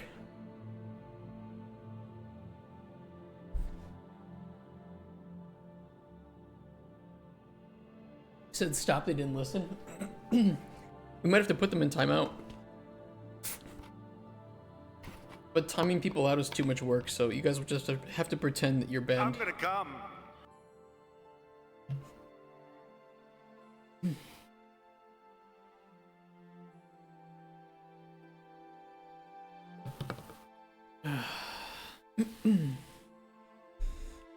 I'm gonna have to make. FBI, open up! I'm gonna have to make the moan cost more. You guys have too many channel points. I'm gonna make every single thing cost 1,000,000 channel points. You guys will still find a way to spam me. Okay. Good thing is this is working. A little bit hard coded. Ladies and gentlemen, we got him. Yeah. Where do we want to place the other ones? I want to reward exploration. I want to reward exploration. The player will have to seek these out. Dungeon for sure for one of them. Not even up for debate. I think that putting one up here could be pretty cool. We have 6 that we can place down. We have ground already done, so we have 5 more places. Let's say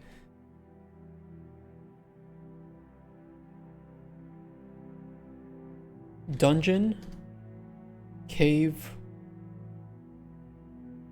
waterfall cave,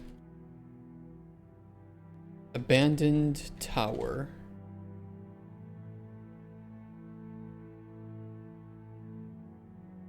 I wish we had something actually decent in the desert. I'm sorry, the desert is really bland right now. There's like nothing in here.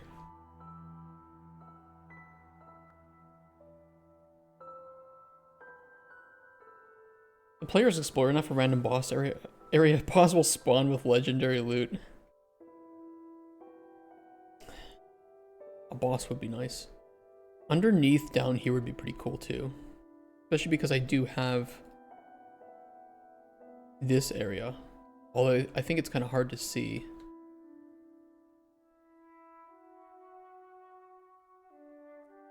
Now I almost want to add a lore book that kind of hints about the locations of these.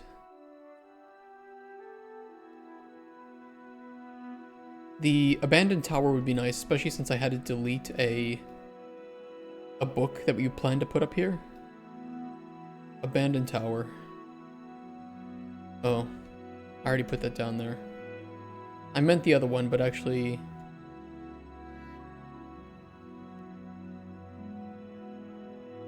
I think this is a more unique location.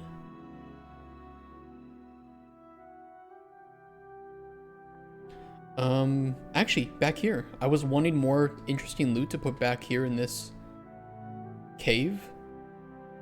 This would be better for it. Village cave.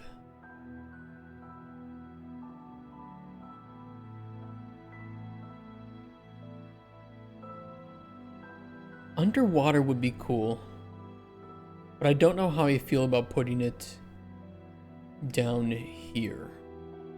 I think the idea of exploration rewards being memes and funny stuff, loot I can grind, and loot being hidden sets it as I need to get this to play good.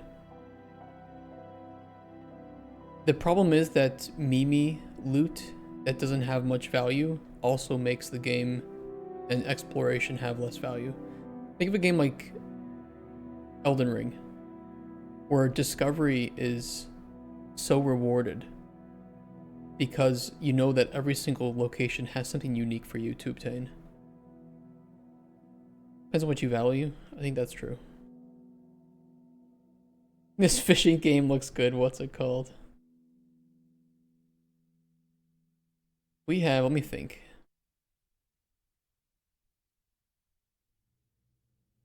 We have one here. One here. One here.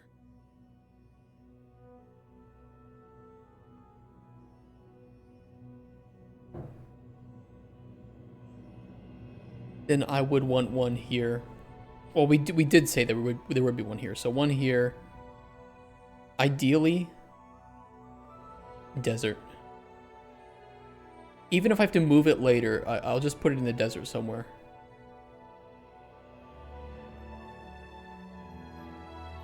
And then there's a sixth one. But that one's in the hut.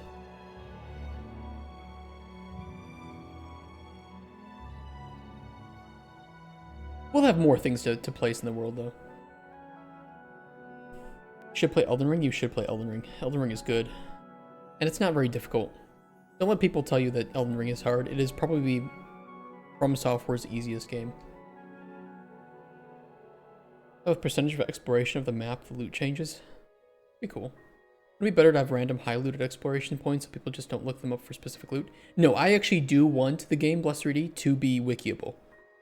I do want, if players want to know where certain loot is, I would like them to be able to look it up. And for the community to help each other. I don't mind it. The players can engage with you know, like a wiki or the community as much as they want. The desert contains a strange potion master that feeds you potions for teleporting you to strange lands. You'll be able to teleport in the game. We don't have any altars working at the moment. But I do want to prototype altars. Oh. Also, I don't know why there's grass there. Kind of awkward. Pretty sure I didn't have grass there.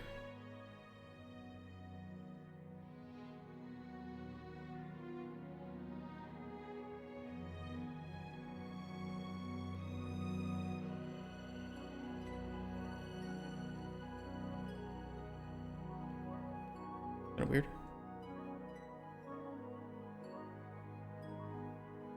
Specific loot is greater than random loot. It depends on game. Hand-tailored exploration is better than randomly generated exploration. Personally, I agree. I think that you do need some randomness in a game for it to remain interesting. It adds a lot of variety and differences between playthroughs. But if your entire game is based off of randomness, then the player doesn't have any foundation to build their strategy on. And that's kind of one of the issues that I had with Darkest Dungeon. Is that I felt like too much of the game depended on RNG that the player couldn't rationally anticipate what actions to take next or what might happen if they do something. How many games have grass in these type of structures? I hate that. Oh, like grass that are like overlapping with things? Yeah, I try to be better with that, but there are still some instances where I mess up.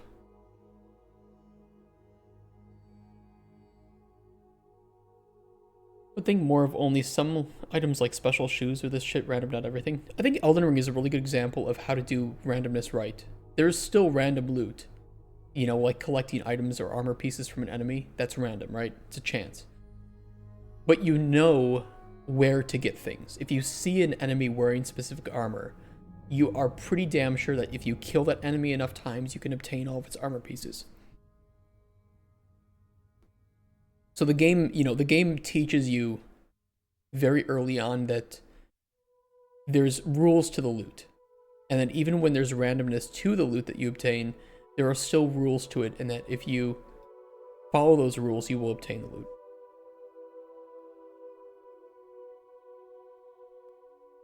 Complete random is foolish, but if you had something like killing a crab has a 99% chance of dropping a shell or 1% chance of dropping a pearl, I think that you can still do unique loot like that.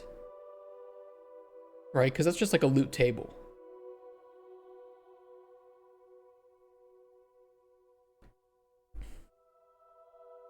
The skill in RNG heavy-based games is to minimize risk and maximize rewards. Darkest Dungeon is very predictable in party setup and what to do next after you get familiar with enemies and mechanics though enough. I mean, Darkest Dungeon is easy, but there are still random crits that the game will have. So for instance, with Darkest Dungeon, you have a percentage chance to...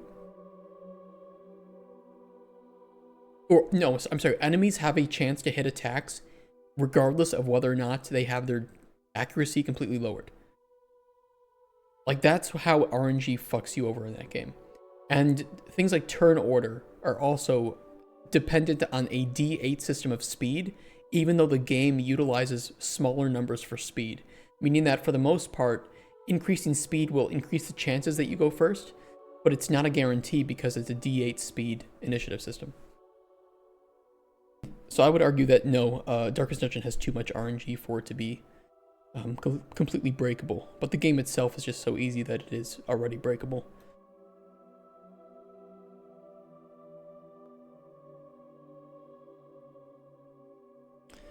I don't know where to place it in the desert. I don't know which one to place in the desert. Drying would be kind of perfect for that. Drying. Village cave. I think both mechanics serve well for the narrative of the game, what the player feels. I'm not saying that RNG is bad. Too much RNG makes the game unpredictable.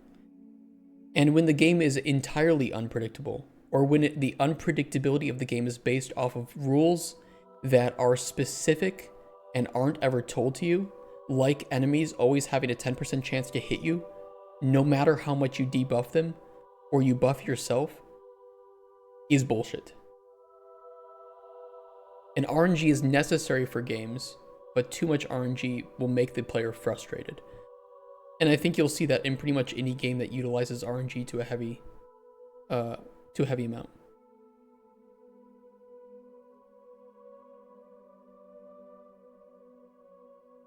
And even if there are some players that like that heavy amount of RNG, it's a small fraction compared to the majority of players in pretty much every single genre. Even Minecraft is completely random? True. Very true. The world itself is random, but the rules of Minecraft is, they're set in stone. And you kind of know how chunks work, right? If you play any of Minecraft, you kind of know the point of chunks. And there are specific structures that always spawn in certain biomes, or will always spawn in certain locations, or within distances of certain things. So yes, the worlds and the loot of Minecraft is random, but the rate at which they provide for you and the way that it spawns things is very much a learnable aspect of the game. You're one of the heavy RNG enjoyers. Just know you are in the minority. You can disagree. That's fine, because it's preference, right? But I would say even Red Hook, even Tyler agreed that the amount of RNG in Darkest Dungeon 1 was probably too much. Based on my discussions with him. Dungeon could be, let's say, distilled.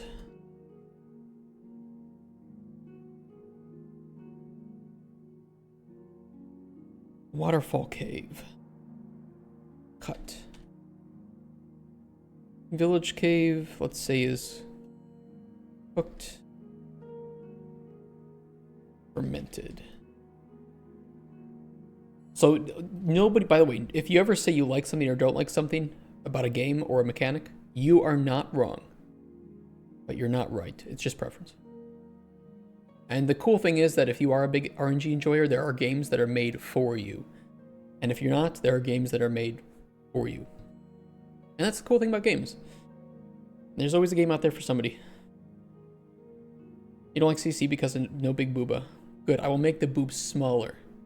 That's right. I will cut off all the boobs of all the female characters. and the first thing they will say to you is that they had mastectomies. I don't remember what the fucking word is for it. You want a breast enlargement option? Oh, you want a potion for? Oh shit. Minecraft does have a decent level of random, but almost everything will recat the same way. You mean like play the same way? The Ender Pearl will always teleport you? Yeah, it's learned randomness, right? That even the world of Minecraft, when generated, is learned randomness. It's like, oh, it's a jungle biome. I know exactly what kind of structures will spawn in there. And some of those structures, you can say, I know in these structures that there will always be one of these things, or the loot tables are this.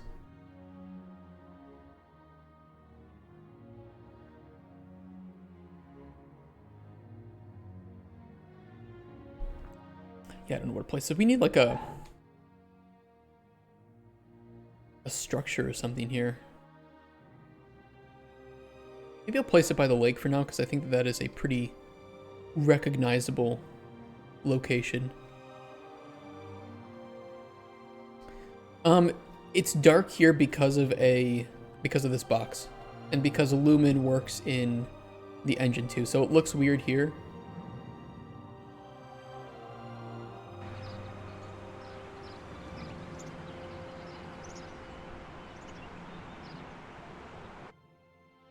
It's because of if you want to know, it's because of fluid flux. Because fluid flux can go flux itself.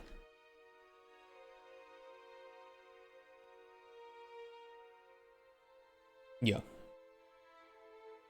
Reason number 2742 of why you shouldn't use fluid flux. Add it to the list. Where is it? Collectible. Processing station. I'll just place it here.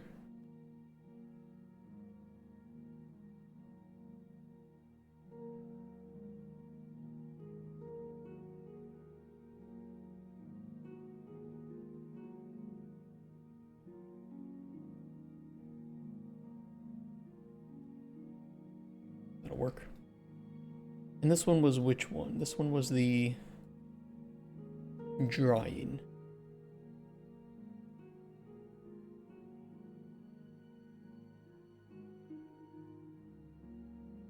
Technically, I don't even need this anymore, but whatever.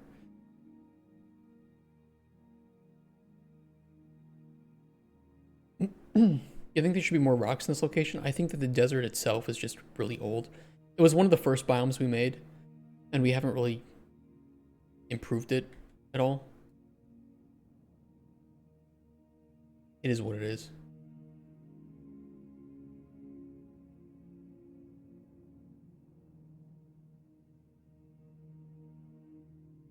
There's ingredients here, there's some potions you can collect, but there's not really any points of interest.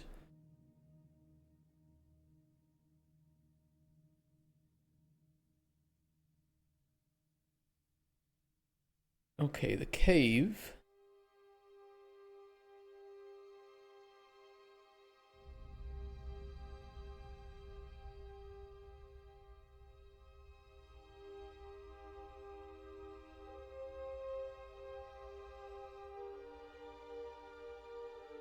Old equals less rocks, more sand. I like the way you think. Find excuses to not have to do more work.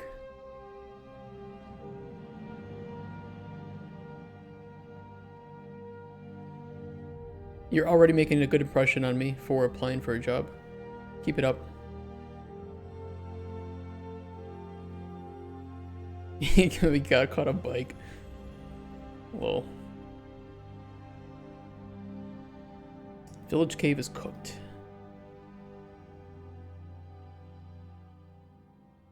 Are only big rocks, no small rocks like these? Want to add them? No. Nope. That would require a some new meshes or new landscape material.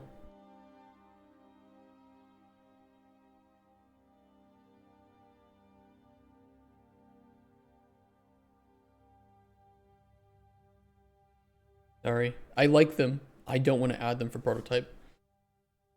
You can make sure to ping the lead artist when we get one. and he or she can deal with it. It's not that we won't have them, it's just they're not going to be a prototype. Because they don't add anything to the game, really, and I would just have to source more assets that would need more textures, which would overload more VRAM for players. Not good. Like I said, when we get the lead artist, you can ping them with your requests, and he or she can determine what we do with those.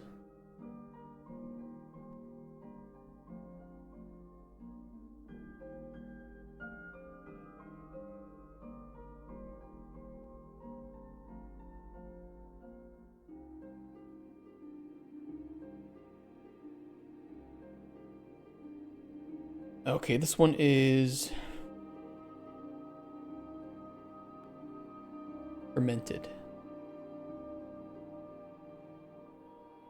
A turtle, damn. I like turtles. All right, next place. Next place is the Waterfall Cave. See, already I like this already because now I can tell players, hey, you can explore this world and you'll find ways to improve your alchemy from this. This is good. It's a good thing. I'm sad that it took me so long to finally address progression, but I'm glad that we're getting it done. What is a noticeable thing that the player will investigate here? I think I could place like a fallen over table.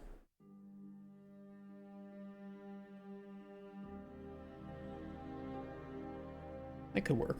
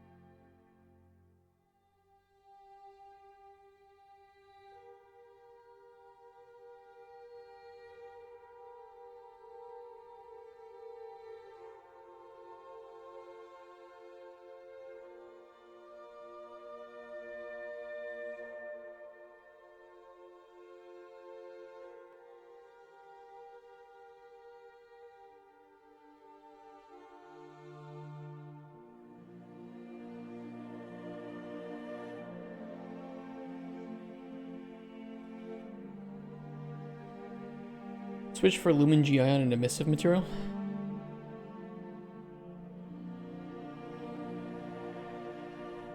Have to switch for Lumen. What about it? Because I do know you can turn off certain things affecting Lumen. Could hide there a filthy little book from a goblin? I'm not writing that book.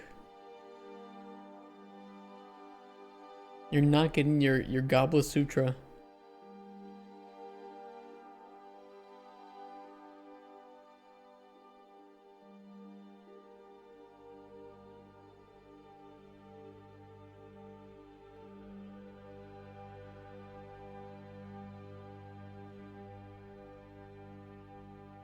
Something lighting this up would be nice.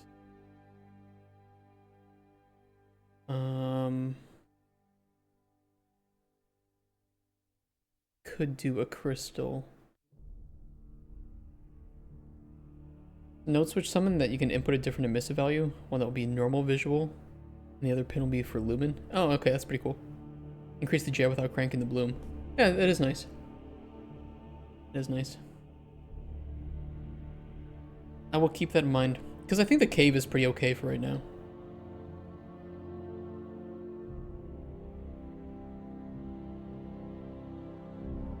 I'm a dirty bloom enjoyer though. I like a little bit of bloom.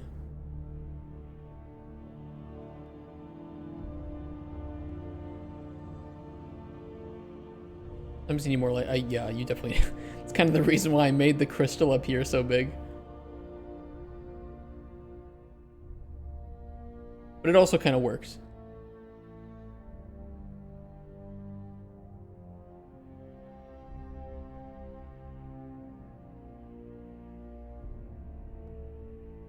Okay, which one is this? This one was cut.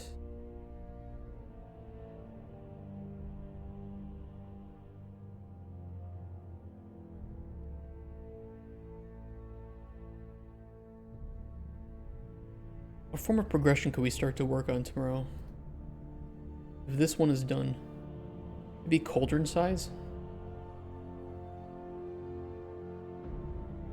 I was tempted to tie that to ingredient discovery though.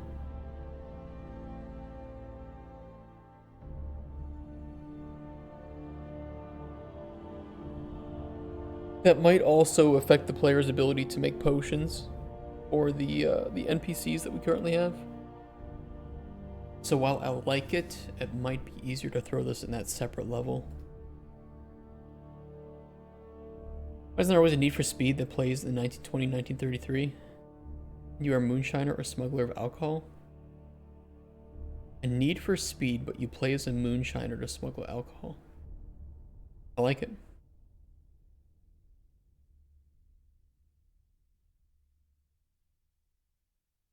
Oh, it's not infinite. Well, I'll let the lead artist handle everything with that. I'll show him or her this. They'll tell me that I was stupid and there were so many better ways to optimize it. I will counter with, well, it's a prototype, so we didn't need to. They will say, I agree. And then I will say, you've been hired to work on this. Do your best work. And I will never touch art again. They will say, thank you, that's good. You should never touch anything artistic again. And I will say, good, I never want to. And then we will work well and we will make a proper game. Yeah, I'm already prepared for it.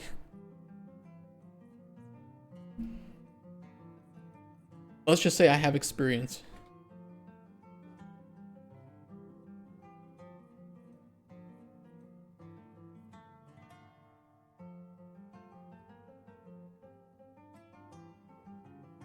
A big one.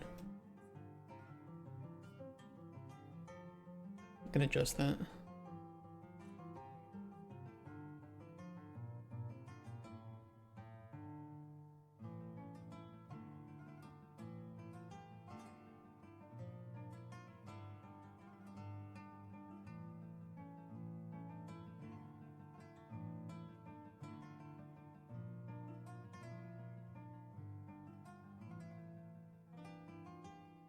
Trolley and a bike. I've already prepared how he's gonna fight the team. No, this is how it will cost more if you want to contribute. Dude, it really would. I'm hiring people to do all the things that I can't do well, which is exactly how you should make a game. Especially, at least something of this size and scale. It's really not going to be doable alone. Unless you want to spend the next 10 years making a game with no possibility of financial success because you've already put too much time and effort into making it. A couple of potions would be nice too.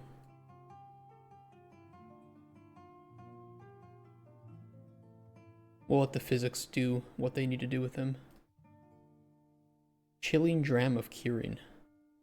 Cure disease, druid sense chill.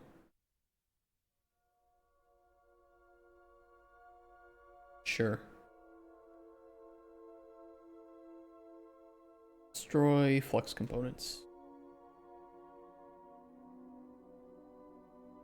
That'll help bring the player over too. Players are like little fireflies or moths. Just put some lights around it, it'll draw their curiosity. Alright, last one is the dungeon distilled. I know where I want to put this. Where's my dungeon? Here it is. You're a bat. Let's see, shit all over the floor. Get eaten by Chinese people and cause diseases. That'll get me banned.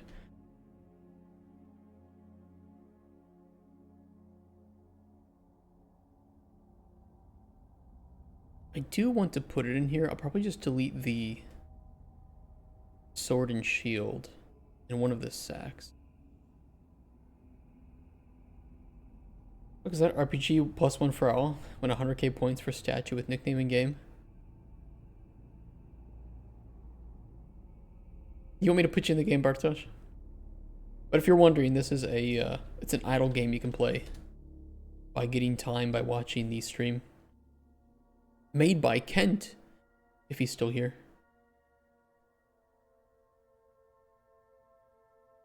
Oh, I have 24 hours of game time. Damn. We can mine some iron. Where's iron mining?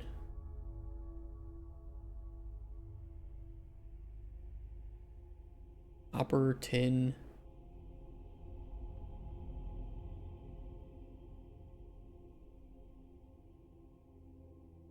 Oh, here's some iron rock.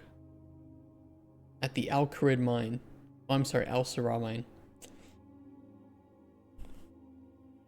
Playing games and work looks fun. Hey, research.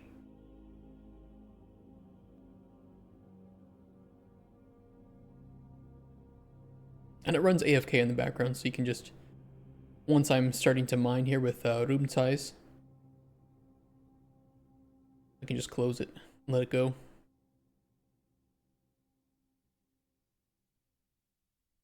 Blueprints, collectible, processing station. This is a bit big. I could just scale this down a bit though.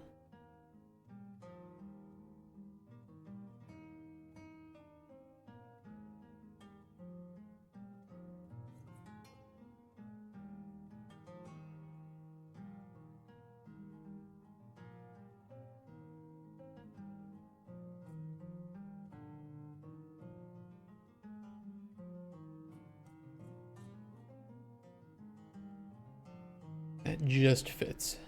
Beautiful. You can play AFK, Necro, and PoE.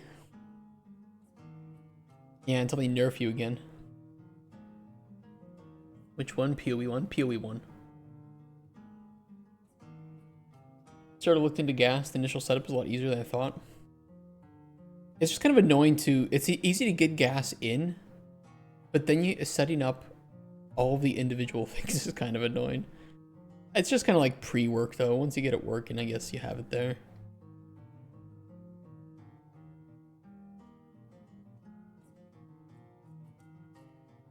I'm still curious how gas works, or how well it works at super big scale. But I imagine it's fine.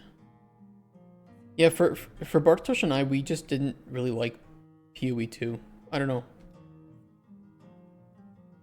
Maybe they fixed it a bit more, but to us it was slow, unrewarding, and it was difficult to engage, especially in like crafting, because of the scarcity of materials that it dropped.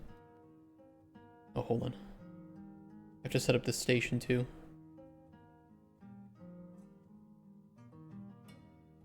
This one is distilled.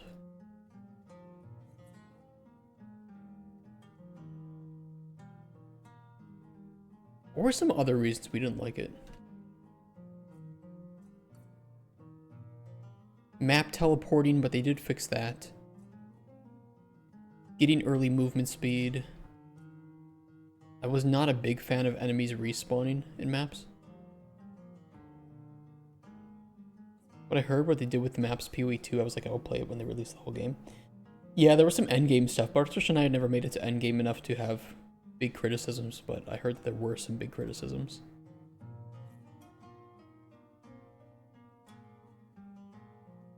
Tonic, we do not have a lead artist yet, by the way. It's a cave, this is a dungeon.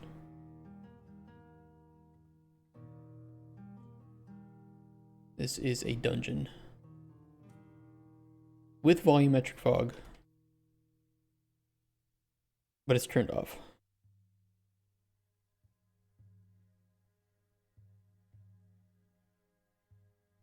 Cave? No, it's a dungeon. What are you talking about?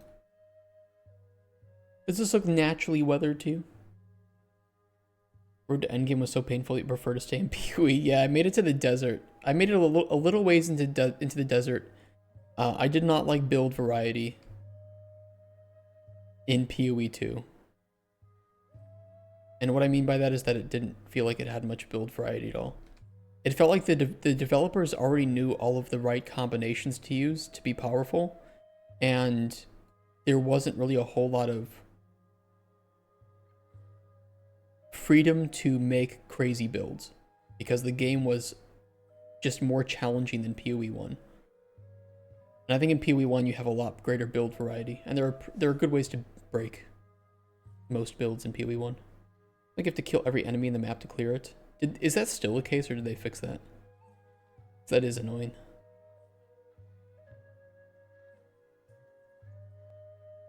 Alright, let's go collect all the processing stations. Make sure they all work properly. Will take a little while. Drop, disappear if you die, yeah. Like, I think the game was fine. I just don't think that it fulfilled the power fantasy that I wanted from the game and look for in ARPGs. Because it felt like every time I leveled up or I got any sort of power, by the next map, they had already adapted to that power. And that was one thing that I really enjoyed from Last Epoch. I think Last Epoch has much better feeling of gaining strength. Okay, there's ground. Go try to remember where all these were. Get the dungeon one first. Games that in reverse, you don't have to kill the enemies that they made the challenge with, so it's just skipping half of a map.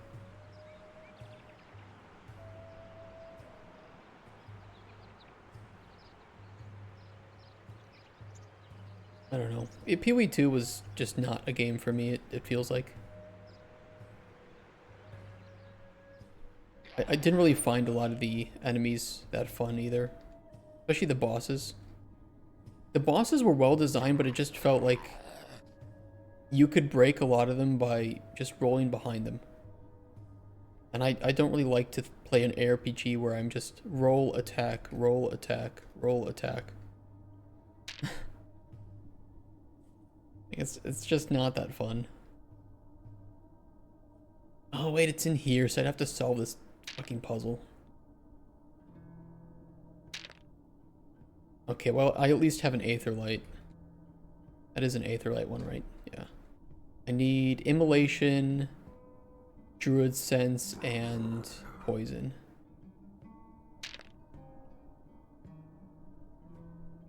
I don't know if they fixed it. No, they kind of fixed it last. Go away. Fuck off.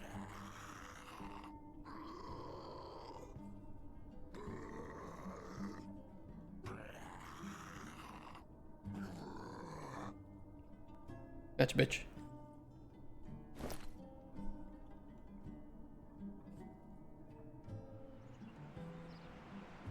Let me go make some potions.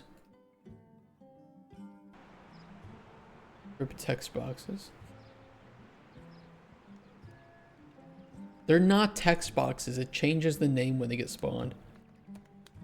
PoE 1 Redder recently played and had more fun in PoE 2. Yeah, I even went back to PoE 1 and Last Epoch, and I played new characters from fresh to see if I was just nitpicking PoE 2 and the way that I felt. And of course, this is still just my opinion, even though if I say my opinion here. But they both felt like they had better power progression. And both games had a much better job of giving players enough crafting materials to fuck things up at the start of the game. If that makes sense. Oh shit, I don't know any potion knowledge. So I can't just quickly make a potion of immolation. Okay.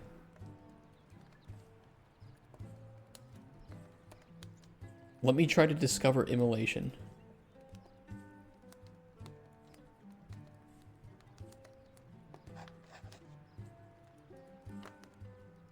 It's working. Okay, let's try to make a potion of What am I thinking? Poison. Fermented mushroom. Toxicap. 100% is gonna have that. I do kind of wish you could rename potions after you make them, though. Okay, immolation, poison, and we need druid sense. Actually, this tells me about druid sense.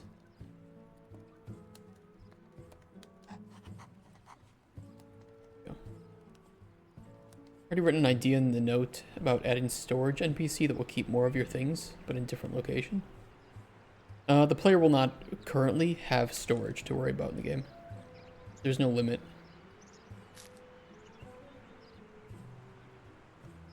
Just add timers for cooking potions and a cash shop. Shut up. Get out of here. Dragon's Eye, Druid Sense, and pink flower. PoE2, they up the drop rate so it's better at the beginning. Okay, but the first boss is way too strong in PoE2 because it causes bleeding. You don't get bleed removal till later in the game. Yeah, I'm just going to wait until it's more finished and then I'll try to play it again. That should allow us to solve the puzzle. You wish there will be a store. Why do you want there to be a storage limit? Yeah. And it's not that I think you're wrong, but if you can properly explain why there should be a storage limit, I'll consider it. And maybe you can convince me.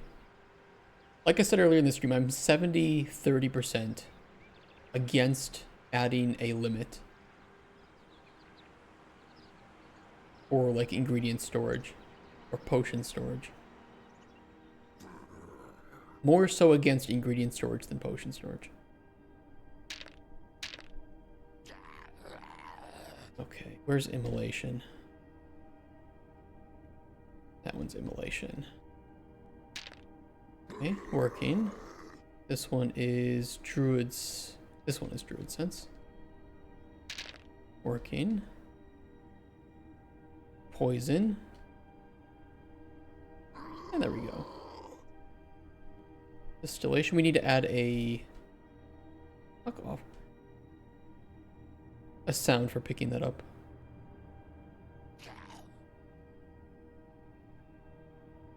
We'll get a sound for that.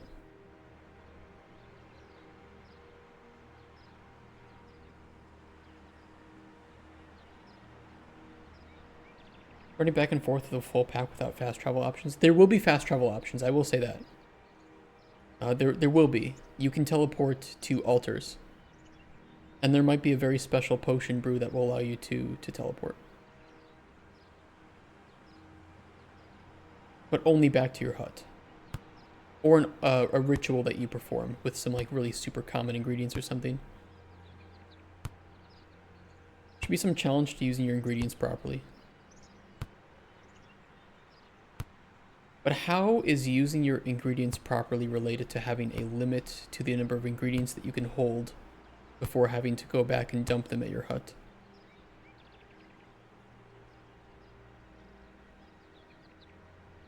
Okay, solution to the puzzle is this one.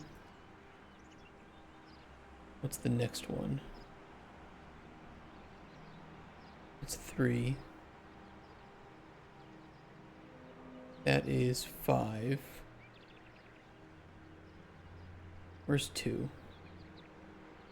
Well, that's 4. Where's 2? Oh, I know where it is. Sneaky, sneaky, it's over here. 2.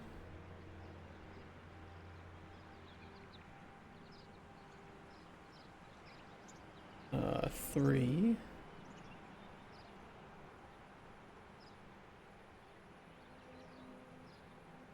That's 5. 4. 5.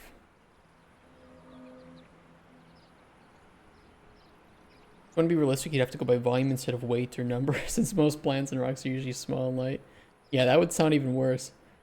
You can't always have an infinite amount of storage because you won't have any challenge to use that. What if I don't want there to be a challenge like with encumbrance in this game specifically?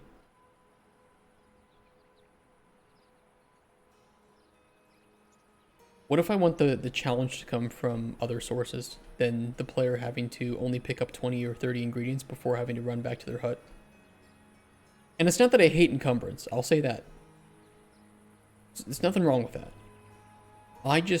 If we're going to include it in the game, there needs to be a very viable reason to include it in the game, if that makes sense. Most games with inventories to limit the amount of heavy things you collect, such as weapons or armor, none of which you have here. That, and also that there is a more of a focus on economies in those games.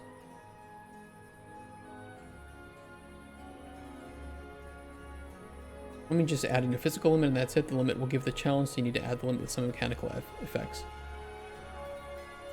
But would that be fun? For the player to go out, pick like 10 flowers, and then if they pick an 11th flower, they get slowed down.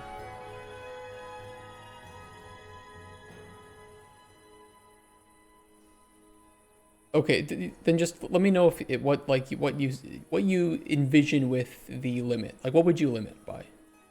And again, it's not that I think you're wrong, just that what would you envision limiting it by?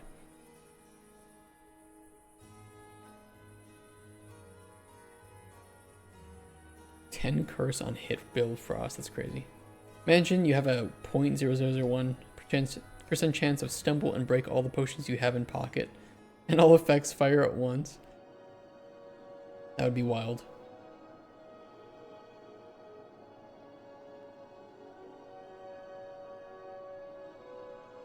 Encumbrance is a relic of bygone era of games being both more realistic and limited by harbor memory. I think that encumbrance is still a good thing. It just depends on how it's framed. It depends on how it's implemented.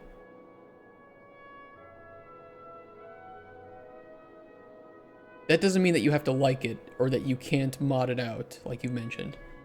Oh, I'm going past it. Hold on. We had a really, really good reaction to Tim Kaine about encumbrance. Good, it has more of an impact than just go to town, you slop. I think encumbrance works really well. Hey, Tenek, limit to max value of integer 32. I see you like small numbers. What happens if you die? You drop your equipment, or you can't die? Do you keep all the items with you? No penalty. Right now, if you die, my intention is that I could drop a sack of your ingredients that you're carrying. I would have to separate the ingredients that the player is carrying with the ingredients that the player has in their alchemy table, but I could do it. And they just not put a limit on that. Where was the last one? It was at the tower, right? We haven't gone there yet. Let me go do that instead of getting distracted by beach balls. Yeah, I could drop. Like, you wouldn't lose anything. It would just drop in like a sack that you could then loot later. Maybe potions too. I don't know.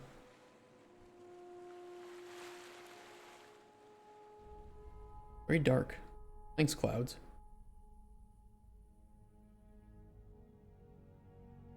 I agree that the challenge in CC is about like the interactions and such. And oh, it's snowing. And you are already limited by your knowledge of what you will find when you go out to explore, and maybe not having the potions to do it properly, right?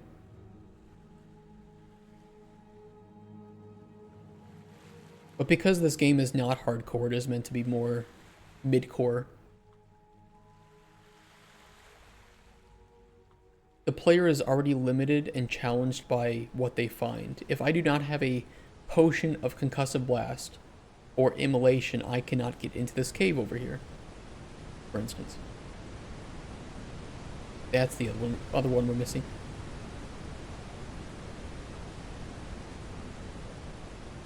There are merchants in the game, yes.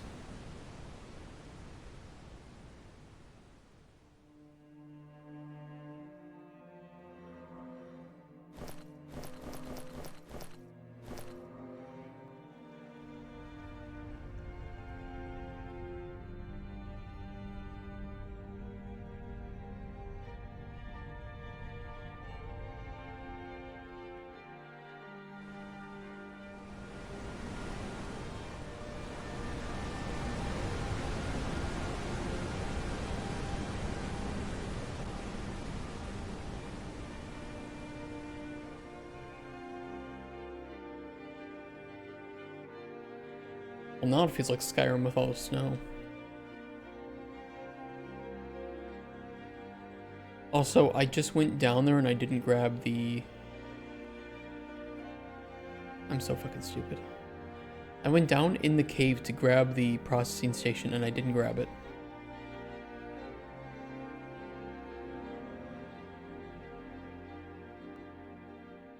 Classic.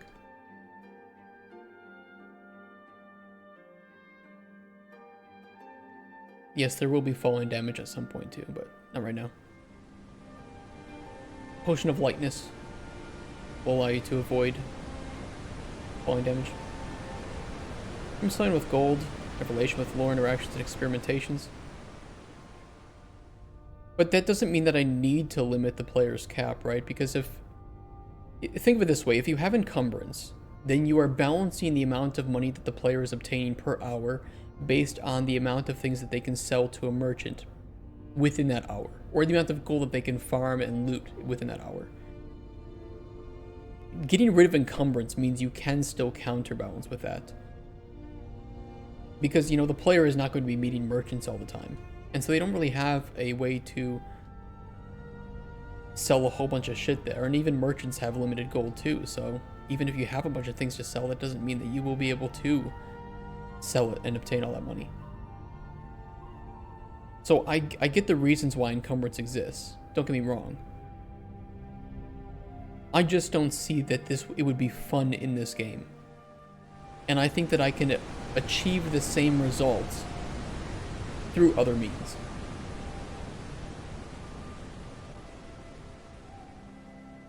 If we want to implement it as maybe some sort of option that the player has, sure, I could see it. But by default, I don't think that there will be a limit at this point. Sometimes I find limited better for better overview of stuff. There are better ways. Yeah. Yeah, I agree.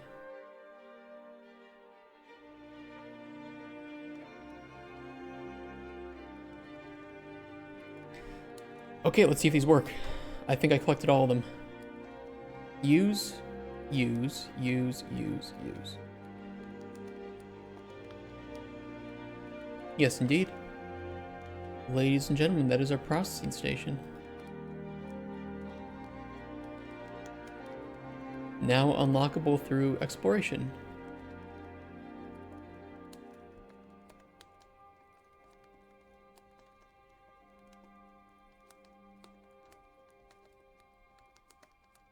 Bootyful.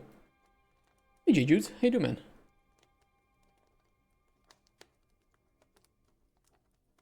See if there are any errors.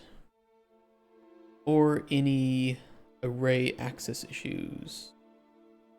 Uh-oh, attempted to divide by 0.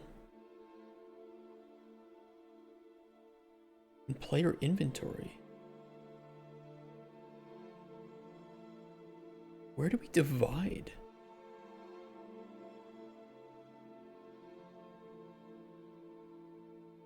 Applying a potion?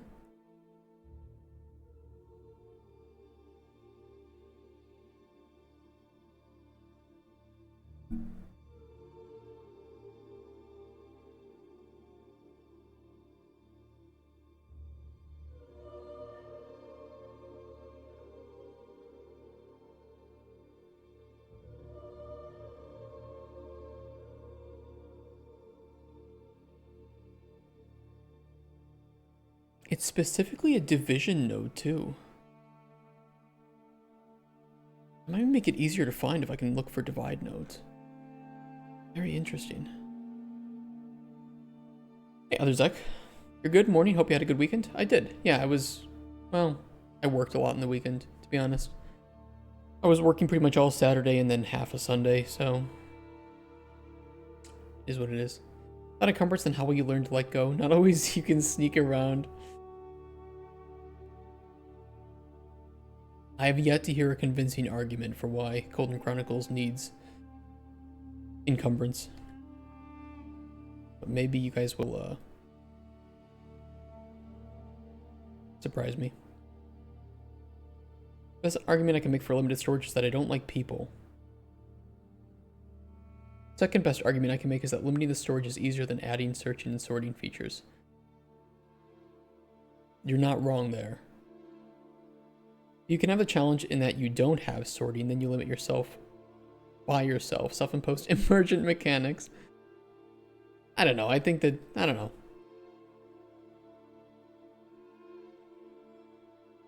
I agree. Having encumbered certainly does make inventories run faster. Divide by 0. Where could this have been? In Brew Potion?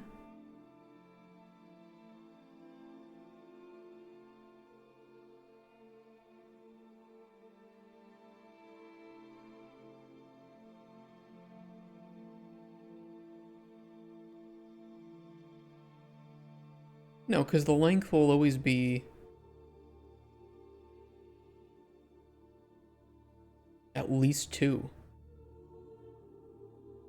So it can't have been that. Check potion for knowledge, maybe? Yeah, but again, the length would be at least 2 here.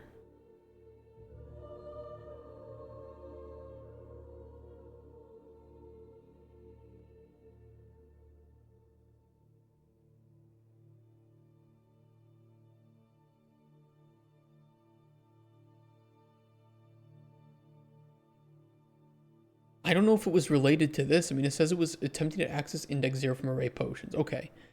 I don't know what function that's in, but I can easily find the function where that might have happened.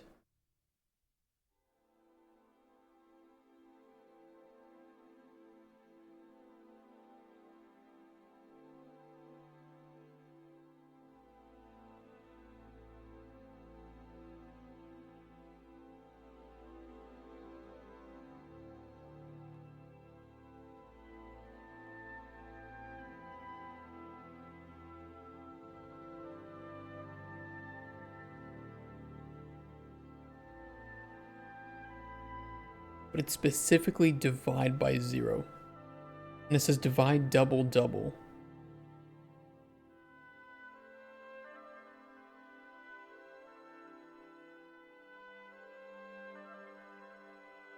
Been working weekends too. Oh shit, wife and I made a weekend getaway with this weekend. It was refreshing to take the time off. Yeah, I need to do something like that too. I think maybe this weekend, because I'm taking off on Friday. Maybe I surprised the wifey with something. Maybe.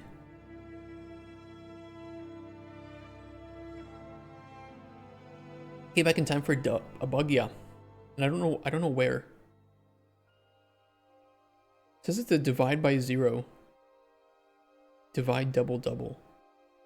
In my function library. I have no idea where that's occurring. And I don't know if it's related to this. But it might be. Especially if it's, index 0, right?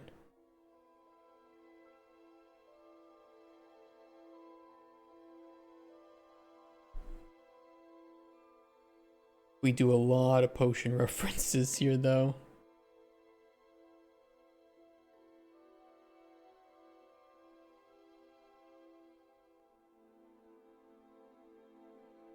This is just in the function library, by the way.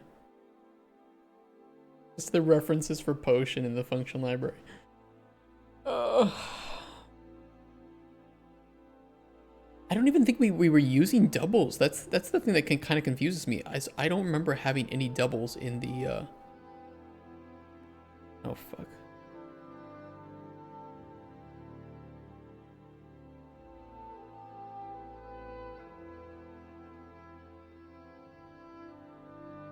Well, I dragged it up too much.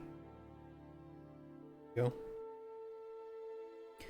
It feels good for you to gather items without challenge. You can add limit and make it expandable through secret quests, which will give you small clean chests.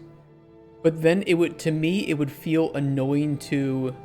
Number one, it is adding complexity without much benefit. Like it's artificially hindering the player, which is not itself a bad thing. Keep in mind. What the fuck is it doing? Hold on. What is it doing? What is this cursed?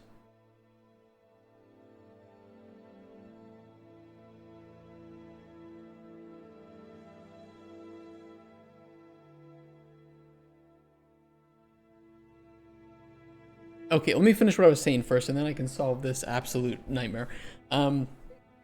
Artificially hindering the player is not a bad thing, but it is a common way to do progression, right? And encumbrance is an immersive excuse to artificially hinder the player. I just don't see how, when there are so many, when your core goal is to go out into the world and to loot things, to loot ingredients, at the point where it would feel okay to hinder the player, I feel like you would, the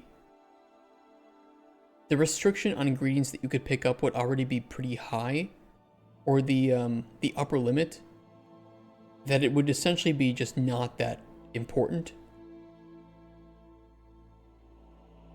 Like, would it really be fun to only have a storage limit of 20 ingredients? And you have to go out, collect 20 ingredients, come back, dump to 20 ingredients, go out, collect 20 more ingredients, come back, dump it off. No. Okay, so I can increase the limit up to like 50 or 100. But then I have to ask, is the player going out and collecting 100 ingredients before going back to the hut? Probably not. In which case, why have the limit in the first place? So I don't know. I don't know. Check your divides. I checked my divides. Nothing is... I'm gonna put print on all of them, but I don't know if it's related to the potion. I don't know why it would, but they appeared at the same time. I'm just gonna check all of them.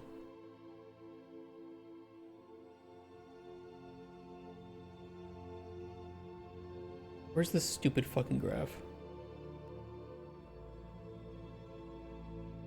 There it is. Okay, we got that fixed. Good old Slate bug. Slate is fun, agree. By fun, I mean I'd rather write UI code for Blender than dive into Slate. I said the question of what is your game trying to be in Skyrim, Fallout, or Arma? Yeah, it's like encumbrance can work, it just depends on the game.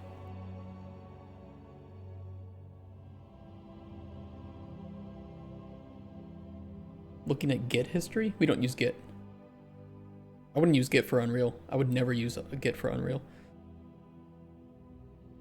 Depends on how open the world is, how large the world is, and what the player would be collecting. Yeah, I agree. I think that's... I could make a limit, and I could allow the player to upgrade that limit. I just think that there are other forms of progression in the game that would be more fun. Get history plus. No, I don't think it was... I don't think that would be recent. Because we just have one function library. Why never get for Unreal? File size limits. And I think that both diversion is looking like the much better option actually at this point. Better than perforce, better than Git.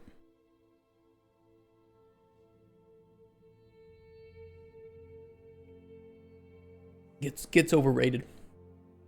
Perforce is overrated and expensive. That's really the worst one. Oh, Git and GitHub are different. I don't fucking know. I still wouldn't use either. I don't know anybody working in Unreal professionally that uses Git or GitHub. How can you sell weight limit boosters in the game store? You want storage sorting to be a really small percentage of time. Well, the game already sorts for you, right? Like if you go up to the alchemy table, you already have sorting and filtering. Like I said, I could see a reason for like potions. Like you have like a potion harness or something, right? And you can only put 5 potions on there. And you can buy better harnesses. At least then I could say, okay, well, these are your tools out in the world. And limiting the player by the amount of tools that they can use, I could see it. I don't know if I'd want to, but I could see it. Git is for source control. Well, that's what I mean. Git has a... Git specifically, or GitHub, whatever. GitHub has a file limit storages. If you want to use Git with some other storage, you can, but GitHub for sure has a file limit. And the one that I would use really, after everything that I've seen and heard, not Division. Sorry, Division is on the mind, as you can see, is this. So I don't even know why you would use Git or GitHub at this point, especially when you get 5 users and 100 gigabytes of free storage.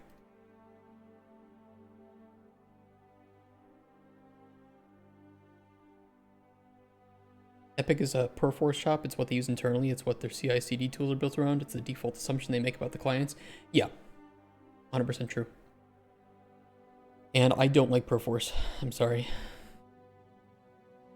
But I will be switching to this at some point, and we're going to see how it works. Again with hating on USB drive version control. Don't call that version control. We'll call that a disaster waiting to happen.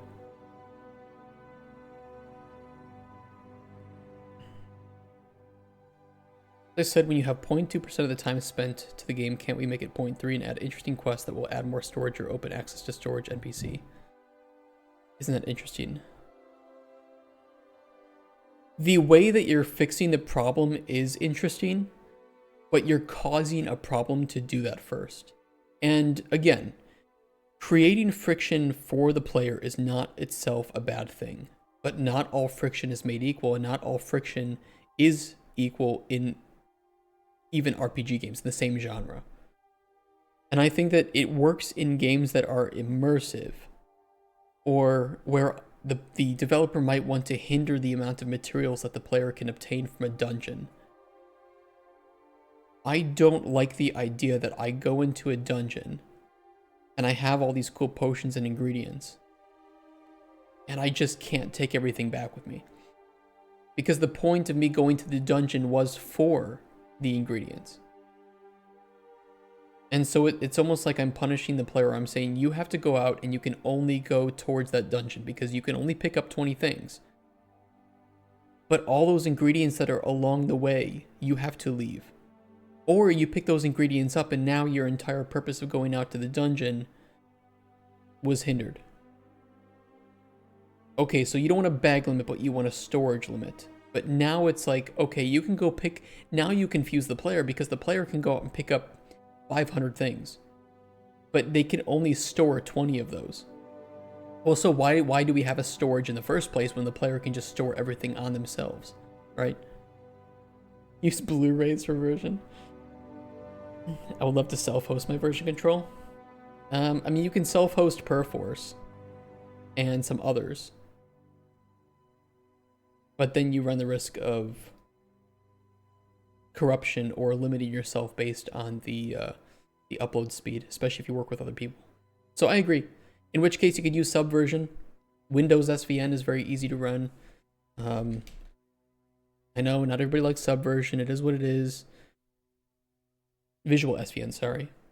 And this one is self-hostable with custom permissions and everything. That works. If you kept any potions you carry, you'd have to base that on the gameplay. For example, does the dungeon have numerous enemies you have to slay before you fully explore? You are 1,000,000% correct. Like, you would have to, you're 100% correct. You would have to balance the game around the number of potions that the player has on them, which is doable. You know, but it's like, do I really want the player to have to come back to the dungeon just because they forgot a potion?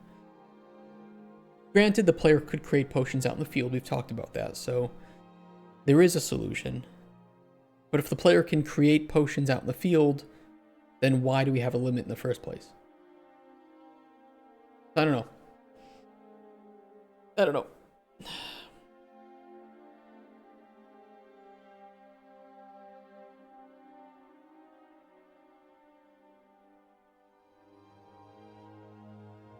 I did self-host, I would want to back up another server, which just has a copy in case anything fails. Yeah, just set up a raid then.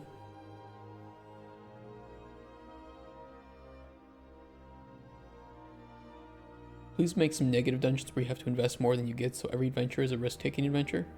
Negative dungeon where you have to invest more than you get. I don't really like that because I don't like the idea in this kind of like mid-core game of having negative progress. I'm not a big fan of negative progress in the first place. I think that the worst thing that you can do to a player is, number one, waste their money, and number two, waste their time. And in a lot of games, a death already wastes enough time that is already frustrating to the player. But it depends on game. I'm not saying that every game should be like that. Negative Dungeons is that anti-game design. I mean, maybe you can make a game like that where you have to choose what resources to use.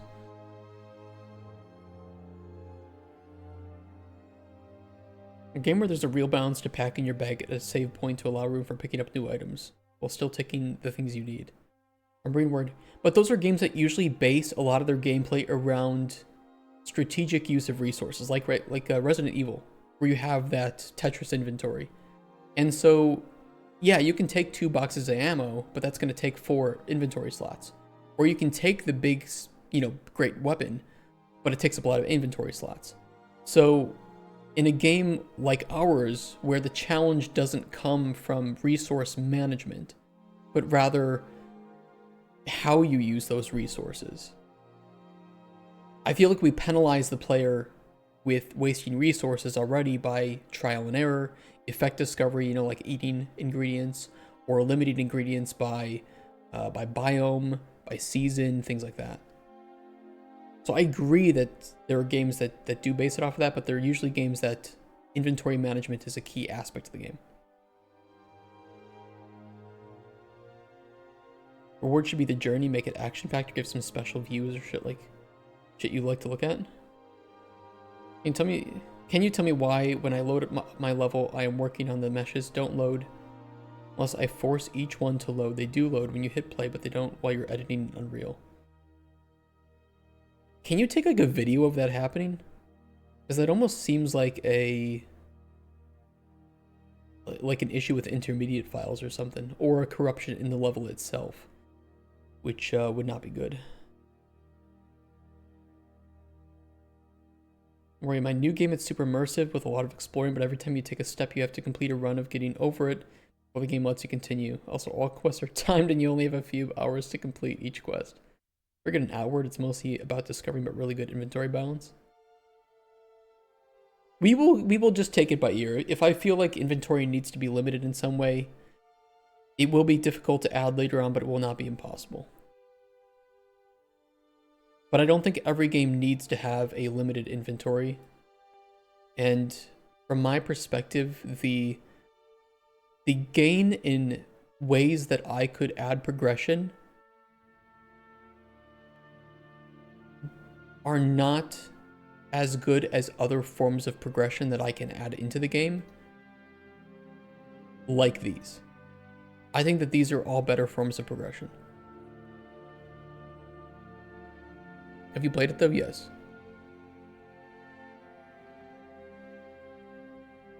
I can take picks. Yeah, take picks. I would avoid the limited inventory for this game, though I would consider a cooldown. Can't throw the same 5 potions within the same 20-second window. It's worth thinking about. We'll see. Combat in our game should not be really that difficult.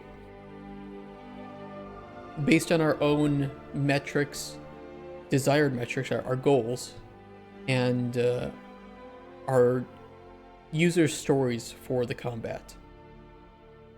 It's already kind of wasteful to throw a bunch of potions in order, and you're using up a lot of ingredients.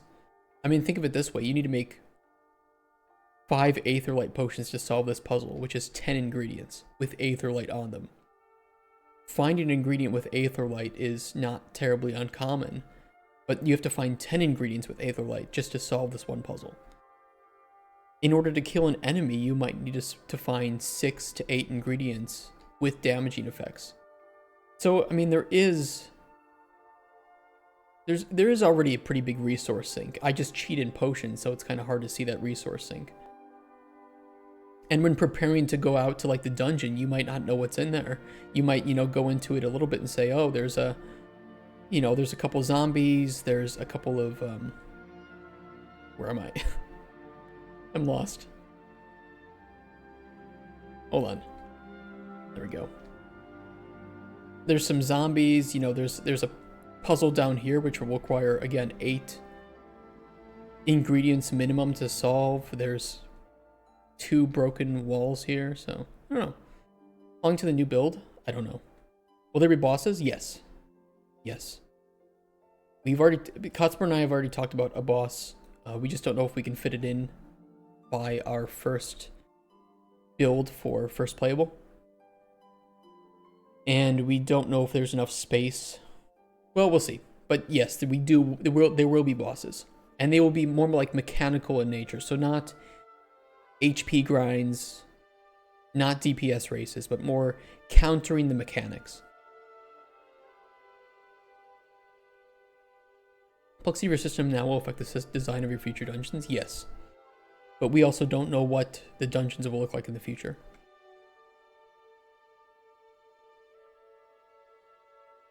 Just to make it aware, if we get funding for this game, it's not like we will immediately start work on the vertical slice.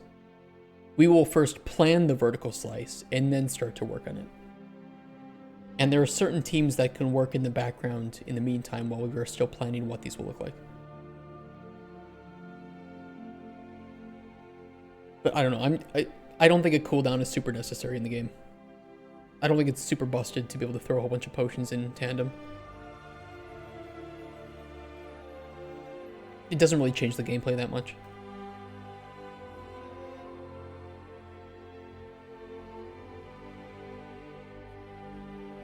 Let me get the other desires for progression into U-Track. And I'll have to make a decision of which ones that we can do in the prototype world and which ones we want to do in that separate level that we have planned. Let's pour with some vodka so you could work for free. Shanem Niha would be my choice. Alchemy Revenue Service. I hate that I like that. Set it in Discord? Okay, let me check.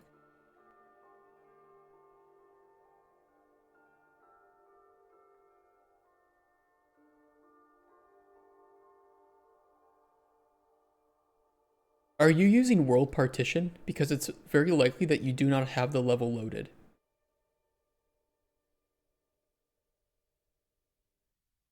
Do you know what I mean when I say that? Out of curiosity. Oh, potions behave differently from weather. Like when it's freezing or shit, you have to add alcohol to liquidize. Potion effects will behave differently depending on weather. For instance, if it is raining and you use a chill effect, it will freeze the enemy. If you make an enemy wet first and then you throw a chill, it will freeze them. Can you cook vodka? Game where the boss battles are union negotiations rather than fights, but the rest is a standard dungeon crawler would be fantastic. A union negotiation, that sounds wild. Kind of an NPC that demands you pay taxes from. Demands you pay taxes. I think that would be the sort of person that needs potions from you, but you can choose to poison. That would be pretty funny. Kind of like a Joji character from Papers, Please.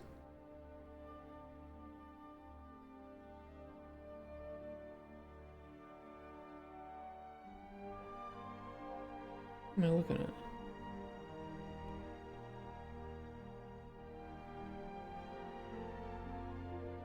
Oh. I have weird Discord notifications. Why'd you play a game if there's no Pepsi crafting? Let me show you what I mean, Trillduck.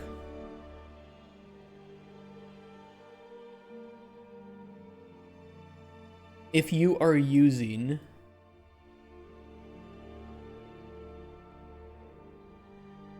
level partition or whatever it's called, world partition, whatever they call it, I don't remember what the fuck they call it in Unreal 5.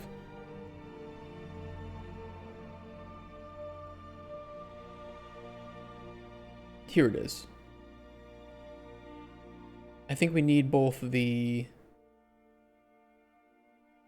Which ones do we need open? Data layers, outliner.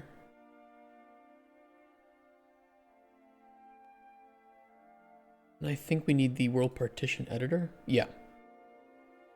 And I think if you unload this, you just wouldn't see your game at all.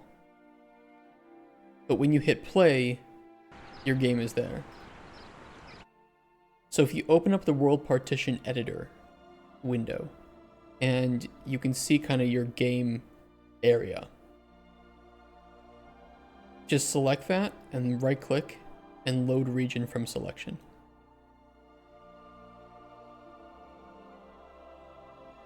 That's probably likely the issue that you're facing.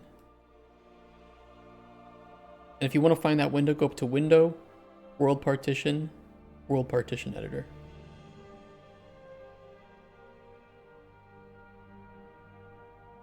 You got it? Nice. Kind of confusing. It's like, why the fuck can't I edit my game? Data layers are kind of similar too.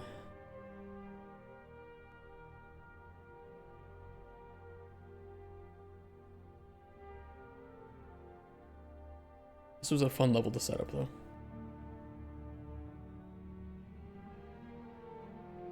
And here's a map if you don't use World Partition. Because you're such an old Unreal dog that World Partition didn't exist at this time. World Partitioning makes sense from I want to use them perspective, but I don't know how they work. They work by making your game a lot more optimized. And I think you're meant to combine them with data layers in a very intelligent way. And I didn't do that in this map, which is part of the reason why it runs like shite. But it works. Works for prototype.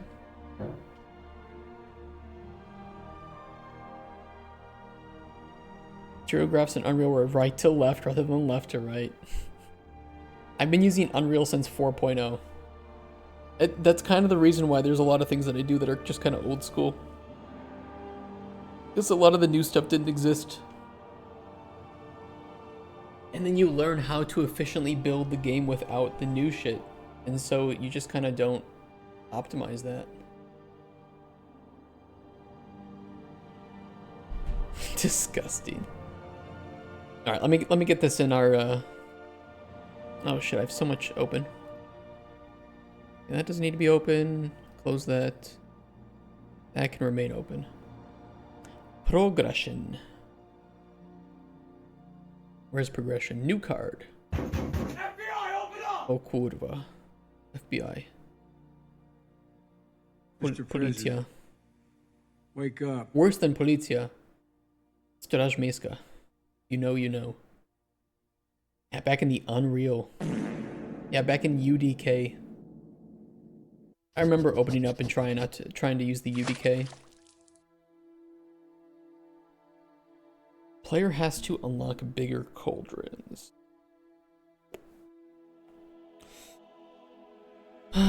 Bigger cauldron unlock. Sorry, I'm gonna have to write these in on the other screen because that's the only way that I can make new tasks.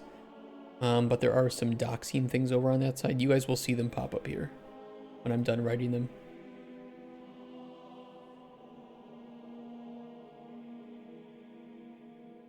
I won't write any descriptions for now though. Tried Unreal 3, then I went to Unity. I tried, yeah, that is pretty disgusting. I went to Unity, and then I went to Unreal Engine 4. And I never looked back. Best decision of my life. Fuck it, I'll make my own engine. Good luck. Good luck on that one. Parts of the world only accessible during different seasons. Season locked regions. That one we can put into the seasons corruption map. Very, very easily. In fact, no, I'll save that for tomorrow.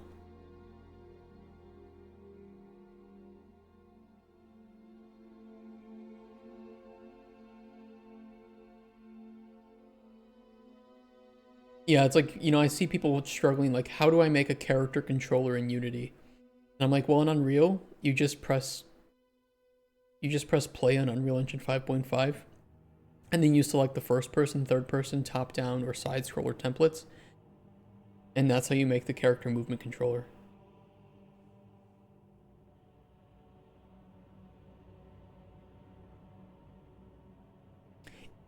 Yeah, I mean, look, I'll say what I want. I'll say whatever I need to, but Unity does have its place. It is a very good engine. It's much better than Unreal in a lot of cases. But there are things I don't like about it. Some designers at studios with proprietary engines that'll do their prototyping in Unity simply because they hate their in-house tools.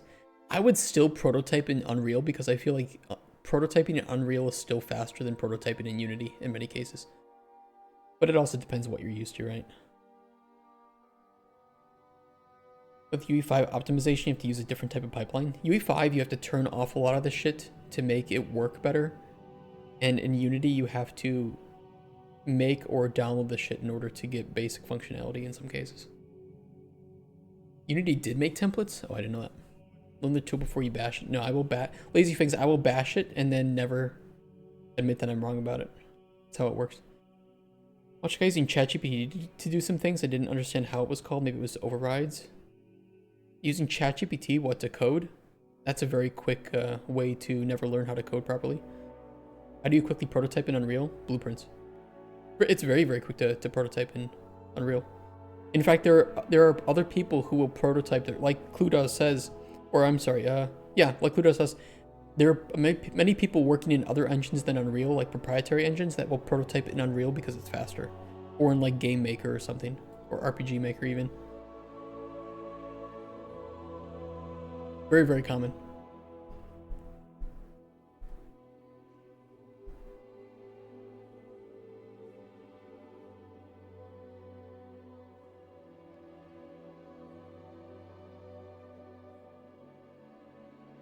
Unity's basically people Unity is easier because of C# instead of C++. Yeah, that's not really true. I think it's easier with C# because there's just less of an overhead with the API to learn about Unity than with Unreal.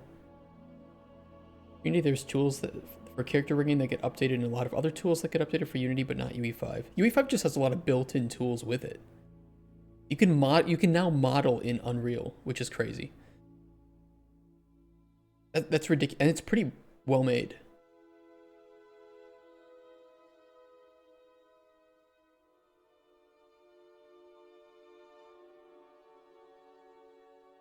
Not really true. Which one's not true? Seeing this on Unity versus UE posts on internet, which one? Saying that C# is easier than C++. I mean, they're pretty much, they're kind of the same. A little bit different ways of working. It does just feel like a complete studio of tools. It really does, yeah.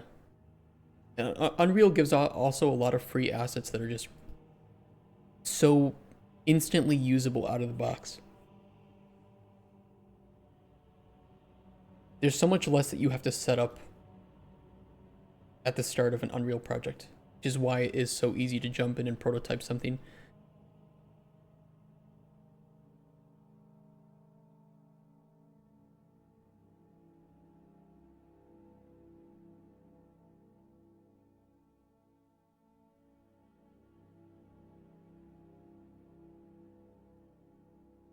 Alright, let me get back to writing these.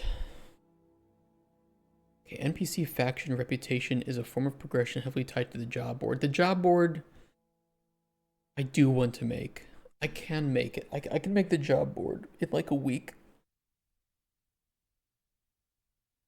2 weeks max. Do I want to do that?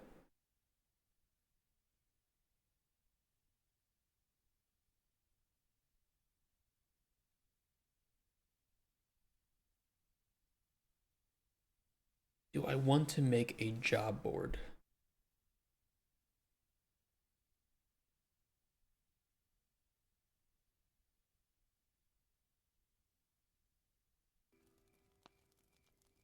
It just depends on how much time I have. I do want it.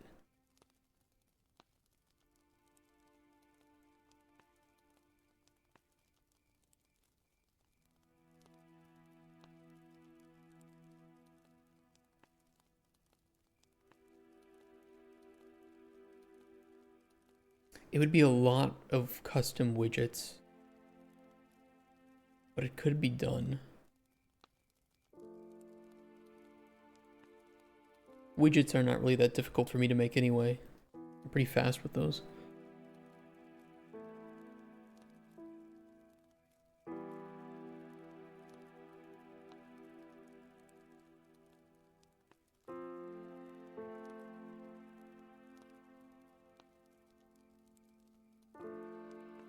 Would it be beneficial to have in the prototype? It does play into effect discovery.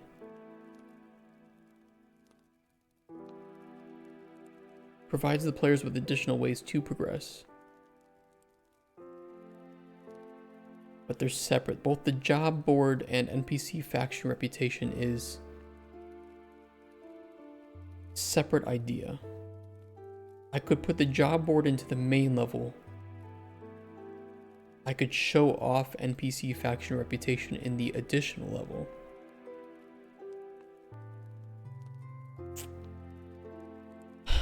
I'll add it as a card, but I don't know if I'll get to it in prototype. But I want to. It'll depend. Best engine is no engine. I'm not saying you should make your own. I'm saying you should abandon technology, go live in the forest. Fair enough. I'm using sheets for calendars because it kind of works pretty well, and I can share this with community so they can see what I'm working on and when I'm working on it. Way better than calendars. Arguably, this is faster to update than Google Calendars.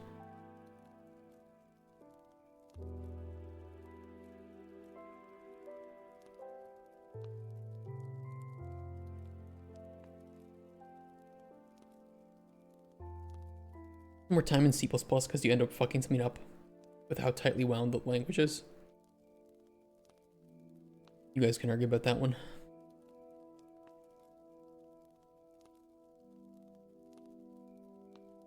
Unreal is easier than Unity. I kind of agree.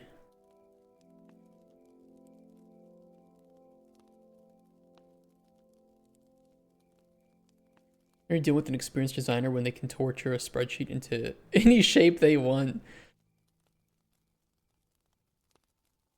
I can't find any falsities in that statement. But yes. Is this not faster? Plus, if I just need to change a week, I can just be like, okay, yep, this day's off, done. And then you guys can see this spreadsheet too, if you want to know if I'm working that day or not. Like this week, I have Friday off.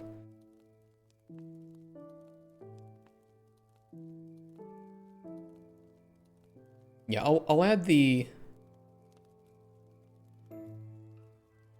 Oh, this is actually not the hidden one, but whatever. I will add the NPC faction to the separate level. We'll see. But progression... NPC faction reputation. I don't know how that should look yet. It's just an idea. We'll see if we can go with it. Create. Ball and chain was at your wedding? Yes.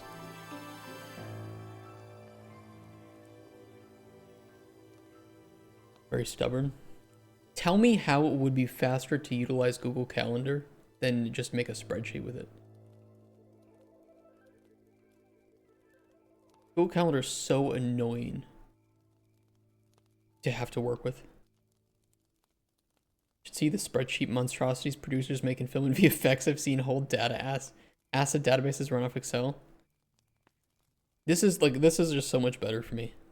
I know somebody, I'm not going to name names, he probably isn't watching right now, who would do this all in Engine. He would make every individual row, and if he needed to balance it, he would do it in Engine.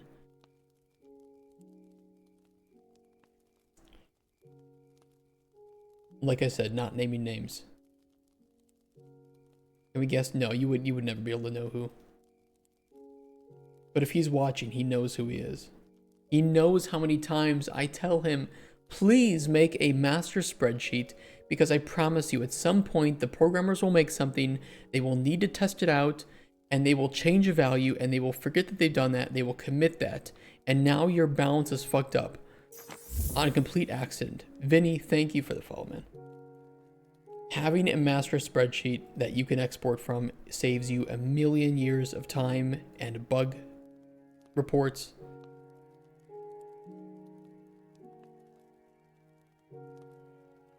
tendency to do everything in engine is an indie sin. They get tunnel vision. They treat the engine as the only runtime they can use. I get it, right? If you have like really complex structures, I get that it can be hard to know how to, I don't know. If you're like a professional game designer, this is normal. This is natural. It's easy. If you're not, this can be a kind of a big step. Let's spread shit and then import in your engine when needed. I will have my spread shit. That's very true. I'd make the first item but then export the sheet mainly to make sure the code will work correctly. I mean, Unreal tells you if the CSV is wrong when importing so, and it tells you what's wrong.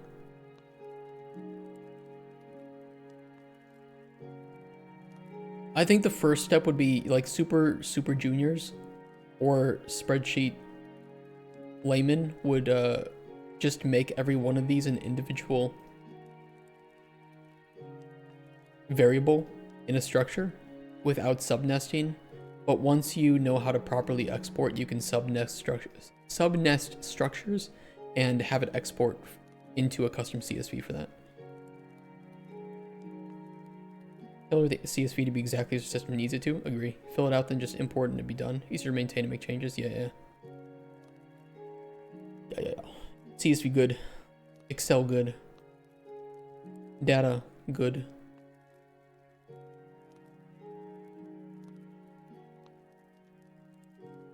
Train game, I made all the custom data for that. Just still not sure how I can spread the CSV to all like enemies, for example, without massive headway. Well, every enemy is an object, right? And every enemy has basic information about it. So it should be very doable. Yeah, like you said, Zach, being able to query the data. I mean, especially for a data-driven game, not being able to run my own queries and checks, which you can't do in Unreal, would be hell. Like I honestly could not work on a data-driven game without being able to do balancing in Excel. It's just a necessity. And your energies to ref the sheet on spawn. I mean, you could do it on construction script. If you wanted to just pull out like BP_enemy and just use a row name or a data table row structure handle, whatever it's called, and then just on construction script build the enemy, and they can switch that immediately. Hey Casper. We do that for ingredients. Blueprints. Where's this shit? Collectible ingredients standalone. So this one you can change the ingredient ID for ing carp n, and I update the color on construction script. But I could also do other things. Make blueprint accessible. A lot of callbacks to ability system. Which blueprint?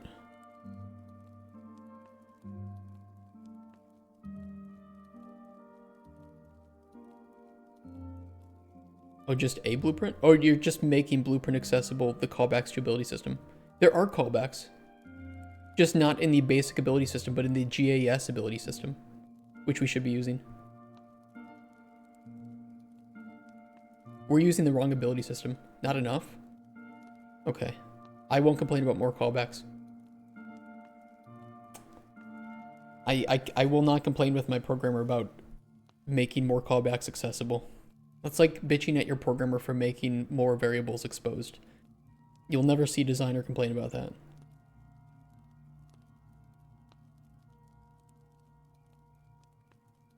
You exposed more variables for me to balance? How dare you? Comes to my components, there's callback delegate for every function the user can call, so that it acts like a black box. And the information you should expect in any part of the system can get those. That's nice. How dare you expose me? Data. More U-Truck. Where is U-Truck? We're just chilling today. Okay, so I put this here. I will put in the depth level article with ideas. I will not dox myself if I open that, right? No. I will open that. Well, actually, I just need to make the article for it, to be honest. Let me go make that.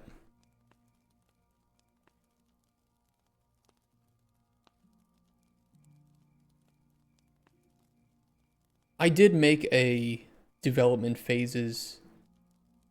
This would be nice to expose actually to you guys, but I made this for Microraptor, which explains all phases of production and what we need as a company to consider that phase complete. Sony Santa Monica has an entire proprietary language for entity definitions. Remedy switched from their proprietary language to Lua and stores their entity defs in SQLite database. All those systems started as a spreadsheet-driven ones. It's pretty cool. Yeah, I've always wanted to work with Sony just because if you become a Sony-owned studio, it's like you've unlocked decades of experience and help that they will just give you. Like, oh, you need this cool technology that this other studio of ours developed? Okay, here it is. Done. You know how much time that can save? That's crazy. Let me make a new sub. What's it called? This would be depth level. And I'll just start it out by posting this in here.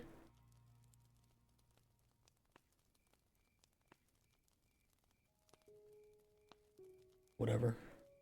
We gotta properly write that. It'll be saved as draft, right? Yeah. We can edit that later. Gives experience in some really awkward CLI tools. If you work with a team, you should make a wiki for every system you set up.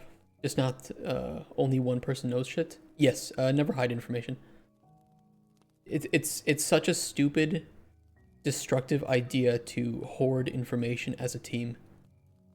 All that should be public. And you know what? It's even good for the person who, for you, if you're the person that is maybe used to hiding information, never be that way. Because if you go on a vacation and you leave proper wiki articles or information of how to fix something in the balance, or you leave you access to your master spreadsheet, somebody can just fix that while you're on vacation. And now they don't have to contact you. You will never gain anything by hoarding knowledge from a team. And if you ever hoard knowledge working for Microraptor, you're fired. I will give you like one chance to understand that that is not acceptable. After that, gone. I am playing no games. Alchemical artifacts the player can restore by infusing ingredients into them. This is secondary level. I like this, but secondary level. Good form of progression, will not make it into the main level or prototype. I meant to trust my code. Dangerous, dangerous. Wall of artifacts, pictures, whatever that the player obtains based on NPC fates. Should be distinct enough. I could make something like that, but we don't have any unique art for that. Hypnotize. Back from Magic the Gathering, who will you fire?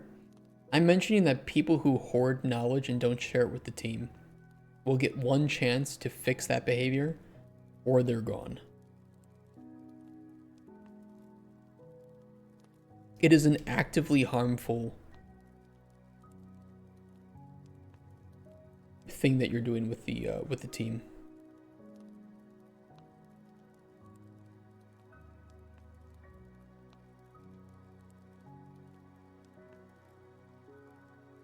Oh, interesting. OSRS Sailing Alpha begins March 20th. 3 days. Thursday, nice, okay. Having been on teams that ended up testing their bus factor, the documentation can be the deciding factor for whether the project continues. I've also learned by bad experience, right? I get you.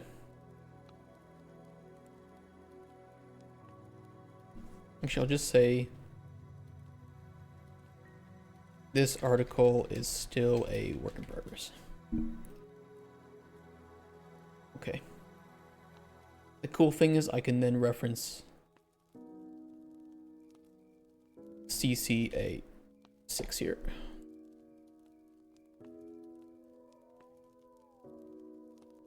Boom, referenced.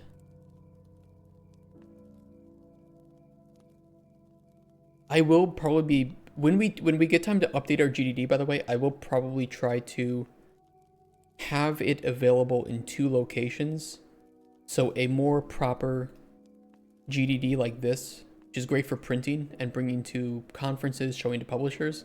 Publishers fucking love this shit. And then one for more internal use, which will be this one.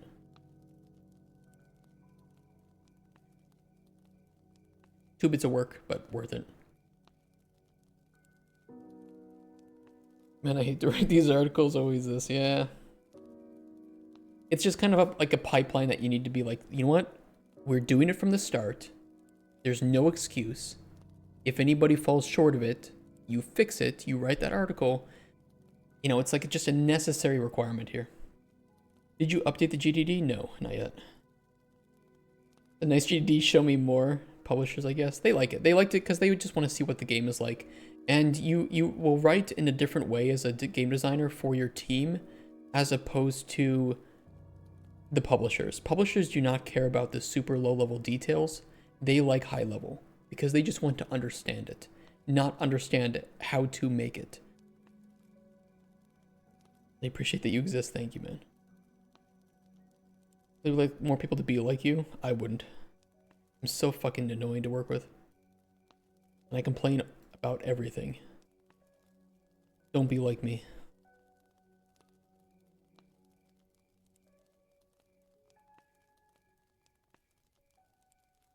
Okay, I will just add the card for the hiding of processing stations, but then just set it to finish so that I know that we added it. Processing stations unlocking. And then I'll create it, write init, solved, exploration, through exploration, because exploration is a tool, remember, not a feature of your game. Never let any developer tell you that they have a big open world to explore. You should then ask, well, what is there to discover? Through exploration, the player can discover the usable junk objects.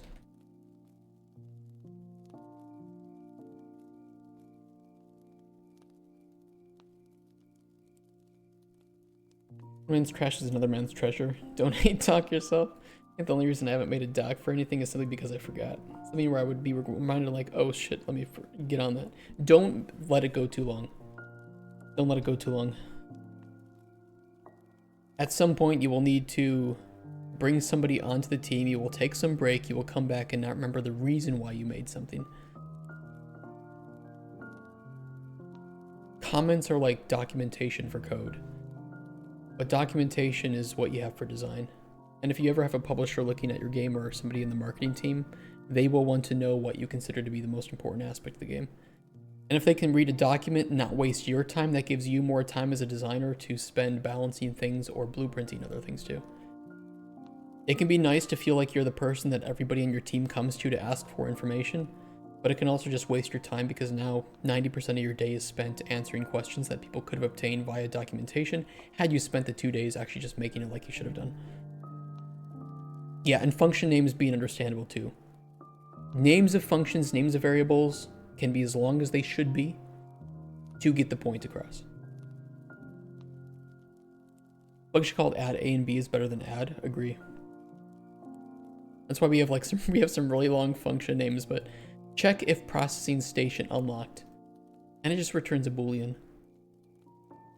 But that's because if I want to check if the processing station is unlocked, I can just type in processing station or, you know, getter, checkers. Check prostrate.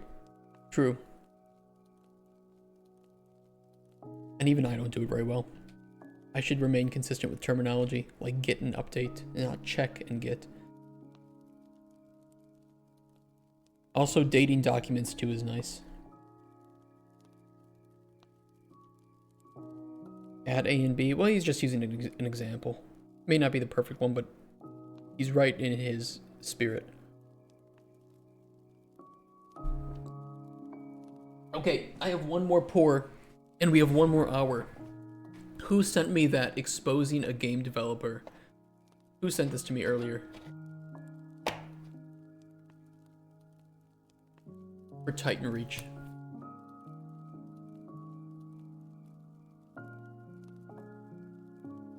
Who did? Am I gonna turn this into like an hour and a half or 2 hour long reaction?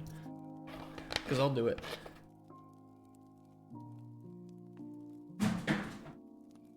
Like a million bottles. You just listen it well? Yeah, but I don't just listen, I yap. Reach for the Stars 3 hours? I don't think I have any video reaction that is 3 hours. I think my longest reaction is some Tim Kaine one that I spent like 2 hours on. Incorrect assumptions? Oh, this is such a good one. Oh my god. Oh, this is such a danger. I really want to... Okay, hold on. Fuck it. I'll watch both of these today.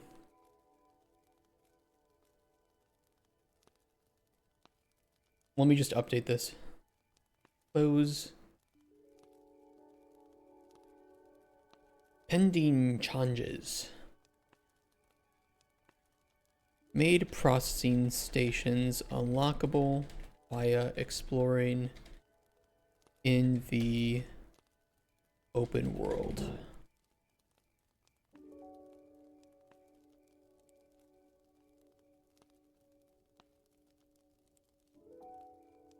What is the black goo you drinking? Chemicals. Chemicals. Lots of chemicals that don't need to be in my body, but will be. I didn't make any changes. Calendar, close that. I will end my YouTube recording for the dev stream there. There is a... Wait! I'm not ready yet. So say bye-bye to YouTube. Bye, Mom. She's the only person that watches.